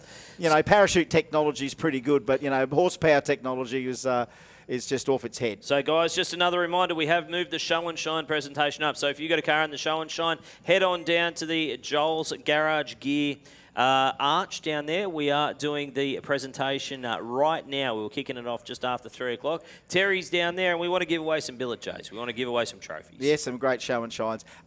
Look, give Kirsten and the team a round of applause of encouragement. She's nearly got that licence. If she can keep a blower belt on it and keep the car straight, she's going to get that licence signed off, no doubt about it. And the important thing to say as well is that nothing that Kirsten could have done then could have avoided tossing the blower belt. Absolutely. It's Rob, not something that the driver has any control over. AI has kicked in. AI Rob Harrington has kicked in and saying, yes, they do run lean outs on the two-step, otherwise it does hydrolock. Yeah, exactly. So there we go. I knew I was halfway on the theory there, but Rob's come in and say, yeah, there are lean outs in place to make sure it doesn't. But sometimes even when she's lean, the poor old belt doesn't know what to do. Doesn't know whether it's Arthur or Martha. Rob's actually his own lean out prevention system. He just brings it up himself. Yeah, and you know what? I think that's actually better mechanical sympathy, because remember, mechanical fuel pumps and all that as well. Here we go. What's going on here? GTR shootout time now. GTR shootout time. And if you like skids, generally speaking, the GTRs like to bring the skids. There's a lot of world GTR worship out there, and it is good to see that. Well, I talked about this yesterday. The history of the GTR, Australia again. Why do we get all the cool stories when it comes to these cars? Because we're Australian. We had, of course, the Australian Touring Car Championship. We went to International Group A rules in 1986, I think.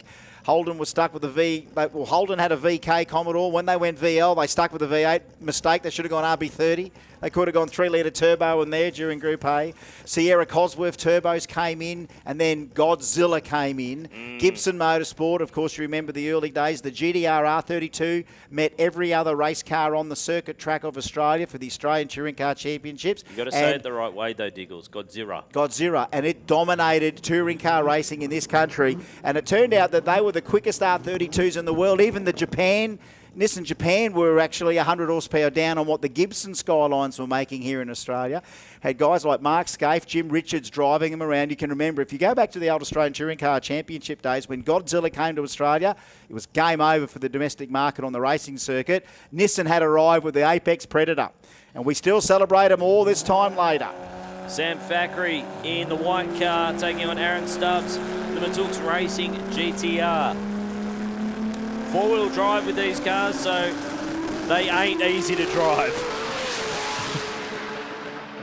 Thackeray on a nice pass, little bit of a haze coming out, and a 699 at 195 miles per hour. That's Mr. Cranked Motorsport himself, Sam Thackeray, and yeah, he reckons he will get in the purple R35 Thatcher Extreme car eventually, but that's not bad practice. 6 second, 200 odd mile an hour R32s. I'd wager that the GDR is almost harder to drive than what the other one would be. Well, I mean, Australia is not only now home of the world's quickest GDRs, just about period. Every model Skyline that was ever made, Australia's got the world's quickest. But back to those original historical days of the early 90s when Godzilla was brand new. It was just slaying the Commodores. The Sierras couldn't catch up anymore. And those things back then, of course, four-wheel drive, four-wheel steer, RB26. It wasn't too long after that something called V8 supercars was invented purely because Godzilla basically came in and levelled the playing field. And you talk to some of the old V8 supercar racers like Larry Perkins, he calls it the darkest time for Australian touring car ever when the turbos and GDR turned up. But I look at it the other way. I think, well, there you go. A manufacturer decided to build a car to beat everyone in racing, and the manufacturer just did what the manufacturer could. They built it to the rules that they had. Like a homologated, mass-produced sports car, and the R32 is going to go down in history as one of the Nissan's ultimate apex predator. And as long as that GDR worship will continue on for the future, we're never going to be able to forget the magnitude of what these cars are able to. Well, we've got to share the story for the future generation so they know what one was and what it did. And gather around the campfire. Gather again. We'll talk about, and that's only talking about the 1990s for heaven's sake. Talk about the good old days. It was only 40 years ago, though. Just remember that. I mean, when people say to me now, we'll talk about the good old days. What are we talking about? 1960s? No, 1990s, mate. The good old days, the 1990s. Yeah. Some of the best times ever in the 90s. I mean, there were good times for many years but drag racing essentially now, every platform we're seeing still out there worship, we're going to continue to do that. And not too many other cool things will sort of get our attention from here on in. We're stuck with them. I hope you guys are okay with that. I hope we're all okay with 6 second GDRs and 5 second imports and pro mods and everything else. How long till there's a 5 second GDR? That's the next question. Because let's face it, that's going to be one of the next big barriers. If that happens, in the four-wheel drive platform, and that's what everyone. If you watch enough online reels, podcasts, whatever you do, when it comes to all of that GDR worship, that's racing or whatever. Anthony Matook does a lot on that too. Between Crawdon, Matook, Mac, all at the moment, it's as quick as GDR as you can go. It's an arms race. And if it's not an R32, it's a 33. Yep. If it's not a 33, it's a 34. It's not a 35, it's a 35. We love all of it. But then to know that at the moment, that world mark, in that... What is the quickest I think it's a 37. I think Robert 37. So we're way off it yet, but... 42s the other day. It wasn't that long ago that we were saying, 5 second sports compact car. That's crazy talk. That doesn't seem like that long ago. Yeah, well, I remember when 640 was the mark forever. Yeah. Titan Sense ran a 640 years ago with the 2JZ, and it took ages until Mr. Joe Signorelli, I think, went 26 here, and that was that changed the world. And then between there to the fives, Rod Harvey, I think here at one stage ran the quickest time in the world. 12, I think it was a 12 would have been another number that comes up that came up, and the world went on its way. And then, of course, E-Canoe in the United Arab Emirates went over through there and basically owned nearly every 2J record that could be done, 481X record, and a variety of different cars for E-Canoe. But here we are still doing it here in Australia. And every year, what do we see? Jambo Sydney, Jambo Brisbane. And you know what? Once the Victorian Motorsport Park is finished down in Victoria, can't wait for that. You can only assume that we go Jambo Victoria. When we are ready to go, we'll be ready to go. Jambo in Victoria, they'll love it. We'll get all the Jambo fans from Victoria in there. I want all our Jambo fans from Queensland to come down and sample that great venue. It's a beautiful regional Victoria, just like we are in regional and rural Brisbane, of course, out just in Ipswich out west. Victoria Motorsports Park out there at Heathcote is going to just take on all that horsepower that's been brewing in Victoria, like up here, for over half a century. Well, I just can't wait to have a look at the facilities down there, the improvements that they've made. Like, I know there hasn't been a lot coming out of the venue in terms of comments on what's been going on. I think they released something this week from VMP that outlined a lot of the work that they've done in terms of new outbuildings, new amenities, new pretty much everything, bigger pit area, pretty much, much better car parking down there. So, in terms of events like this, it's going to make it easier to take events like this to that venue. Oh, absolutely. It's we had a crack at a Jambo all those years ago down there as part of a series between Sydney, Melbourne, Brizzy. Been to Calder Park before, run a Jambo down there as well. And look, when we turn up, it sows the seeds. It sows the seeds, and whether or not we get guys like Simon Ione, Jurgen Piscopo. You think of the early Jambo runners, Grant Williams. Grant. What was the other one? Dalton. Yes. Dalton. Williams down there as well. There's a lot of those names that are still floating around. And you know what I'd love to see come out of the woodwork down there, because I know it hasn't gone too far away from anything. We talk about R32s, R33s, R34s, R34s. There's an DR30 or R31 down there that was built a lot of years ago. I don't know who owns it now. It might have been Paul Stanek owns it now. Yeah. And that's the original sort of George Clasby Skyline. Yeah, the red one. Yeah, with Nissan six-cylinder it was power. gold for a while there, wasn't it? It was. It had a... I think it might have been at a VG30 in at some stage there, but I think it's back as an RB. That big wedge R31 Skyline. Had the huge wing off massive. the back of it. It is pretty much a door slammer in that R31 shape. And again, remember, 31s were sold in Australia as a domestic product. So we were lucky that, Nissan, and this is why I think everyone blew up about the R32. It's like, oh, well, Nissan can't use this. And so, listen, R31s have been sold in production sold in production in Australia. There's a lot of people out there who've owned an R31 Skyline or a Pintara. Yeah. I'll put my hand up to say I've owned a Pintara. Those R31s are still not a bad car to grab. But, of course, when Nissan tried their import version of the DR30, it did pretty well. They tried the HR31 with an RB20 in it. And remember, they tried that. They had the Peter Jackson FJ20 Sierra, which was the first four-cylinder Skyline. Then they had the RB20 powered HR31, and then the R32 was just that natural progression from Nissan, available to Gibson